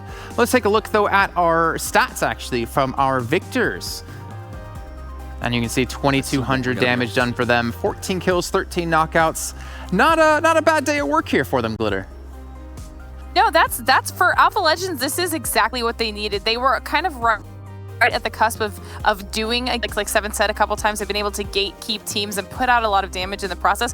But also clearly their positioning worked out well for them here, considering they only had 462 total heals and very aggressive on the kill side of things. Converted all of their knockouts and then, you know, got an extra little third-party kill in there. What's production doing to me there? Showing Cloud9 stats, trying to make me feel bad for choosing Cloud9 in that game. Come on, guys. I thought you were on my side. I'm the only one actually here in Poland with you guys. Got you. But yeah, it was a rough game for Cloud9 there. But it's great to see other teams step up, right? We talked about this before. We've had things kind of stagnate. We're seeing the same teams kind of consistently be towards the top, the same teams consistently be towards the bottom. I do wonder if that monumental weight on their shoulders, that boulder on their back will finally be maybe lightened a bit, because they still have another day to bounce back, right? This is only day 2 out of day 3. Yeah, if they're able to at least go ahead and get a little bit better placement. For example, I know we mentioned it earlier, but we need to go ahead and mention it again. Team Umbra. Team Umbra is just so impressive for them to be able to get 9 kills. More kills than they have had so far this weekend. I think that is huge, Jason. Yeah, let's take a look at our Do the Do moments. Maybe we can talk about Team Umbra in there a little bit as well to see some of those sweet little kills they were able to pull off. And Hot Jukes, well, it was a little bit of a rip there to see off the bat. At least they got a kill from it. You want to talk about this one, Glitter? I'll let you have that one. I mean, listen, sometimes the game just doesn't go in your favor, and that maybe you cast or curse them, really, Seven. Maybe you were the problem here, but we're actually starting to see some of the fights coming in from Umbra, and this was, in fact, onto Yala. And while we were watching this go down, I honestly thought that Yala was going to be able to turn that in their favor, because they actually were able to wipe out the first Umbra player before the fight kind of took a turn for the worse. And that was just a little bit sad there, I'm not going to lie, Seven. Yeah, it was. I was kind of happy in a way that I got the pick right, but then I was not happy because I want all the teams to go ahead and do well here. And this was one engagement that we wanted to go ahead and break down, but it was Unique versus Footballers. Footballers being able to get all the angles on Unique. I think that was really impressive that they were able to go ahead and clear that up. Ended up getting 3 kills and then ended up getting 1 point in place. And 4 overall, not the best performance. And then Carnage. Carnage being the savage, pretty much laying down right in front of that man and saying, hey, I want you to look into my eyes while I spray you and finish you off and send you back to that lobby. And then we had Cloud9. And no, when we were watching this, everybody that had picked Cloud9 was just biting their nails, saying, what's going on? What are they doing here? Well, guess what? Kanina Power finally woke up a little bit. They ended up getting just 2 kills, which I mean, it's good considering we haven't really been able to see them perform that well. And then another team, the team that I ended up picking, which was Loops Esports, they have been performing so well. They just keep getting very unlucky towards the end. So this is one team that I'm hoping in the future, even though they can get the kills, I want them to step it up on the win department as well. We know they've been able to, actually, so far in this Super Weekend, Loops Esports has not been able to get any win so far, but as you're able to see, they're able to be so aggressive, really aggressive. And one thing that I actually enjoyed that I don't think we're going to be able to see here is that at one point, I believe it was Cameron Davis or Vera when we were watching this match, they told us how good of a communication this team has. They ended up getting shot by somebody from the back, and all of the players instantaneously just turned around and started shooting the Bemba. Overall, Alpha Legends one that I've been mentioning over and over again. This is just such a great match for Alpha Legends. Congratulations, especially Ramon. He's been a player that we've been seeing over and over again, and I cannot wait to see maybe that top players or whatever it's going to be. Well, we saw how much damage Alpha Legends did in that last match. To see how it compares to the rest, though, of the teams within this lobby. I'm expecting some big numbers out of the likes of Loops, as we mentioned before. Maybe some big numbers out of Team Queso as well, as they finally make themselves through in towards the final two teams. You can see here, pretty even, to be fair, Glitter, across the numbers or the top 3 teams.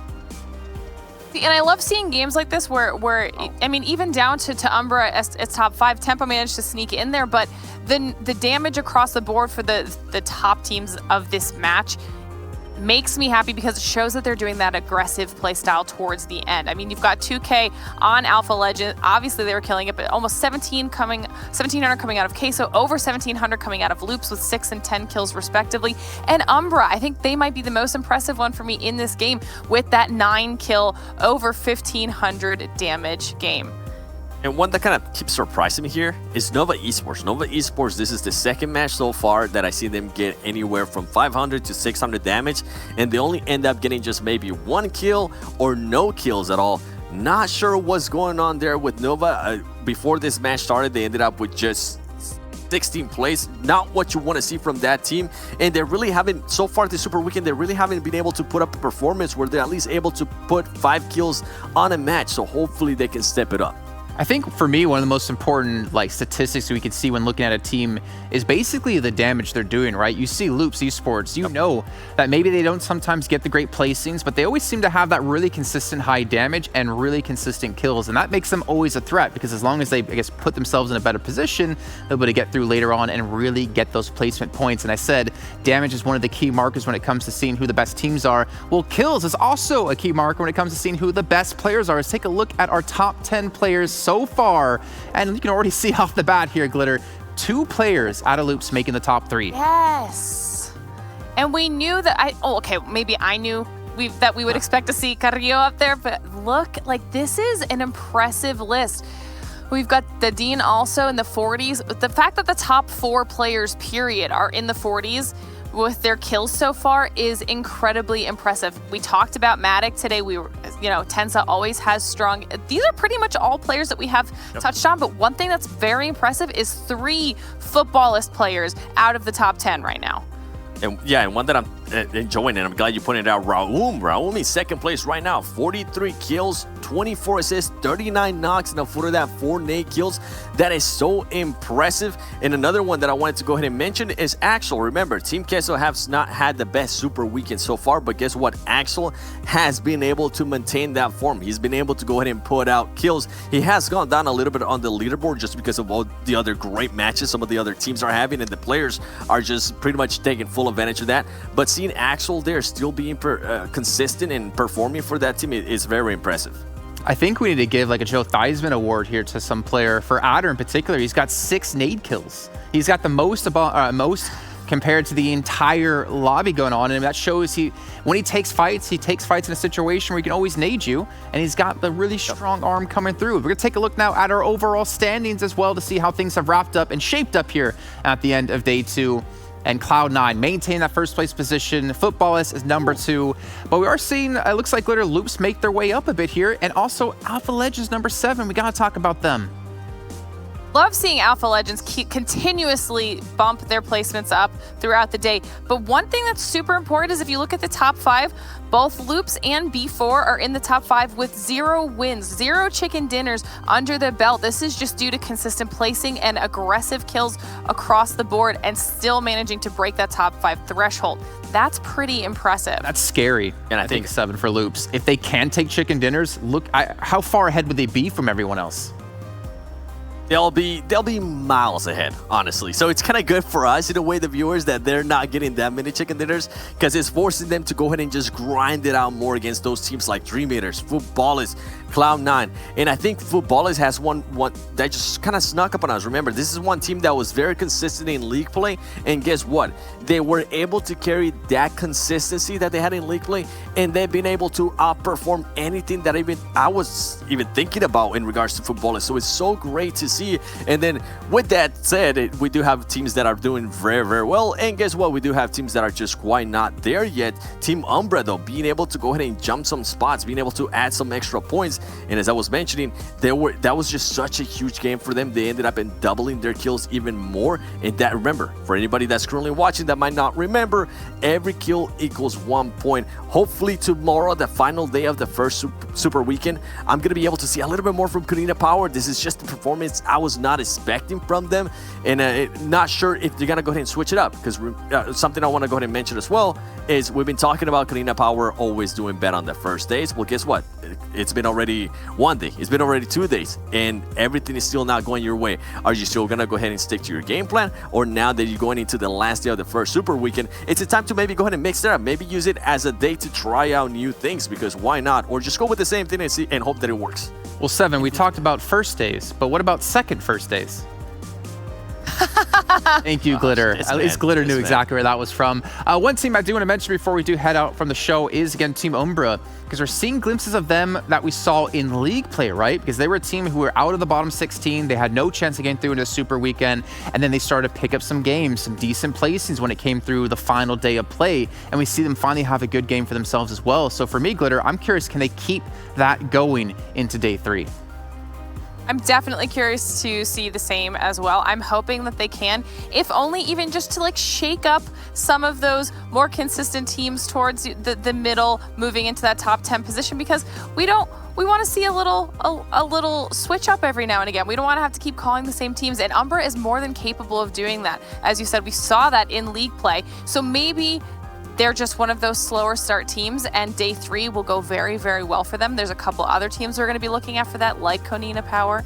You know, hopefully Alpha Legends and Queso can keep that progression going, or at least kind of stay where they are, and we'll see how the third day goes. Yeah, I mean, they got the rest of the night to think some things over, maybe review some things as well. And just like we also have a night to think about what's going to go on tomorrow in our games. Thank you very much, Seven Worlds Gaming and Glitter Explosion, for joining me here yet again. We'll see you guys tomorrow for some more action. Obviously, I want to give a big thanks to Hot Jukes, Mustache Dave, and Viram and Cameron as well, because they put on a fantastic show for you all watching at home, and also for us here in the studio. That's going to wrap it up, though, for our second day here of the Super Weekend. It's on the first one of 3 that we'll have. We'll be back tomorrow at 11 a.m. PDT for our third and final day. You're not going to want to miss this.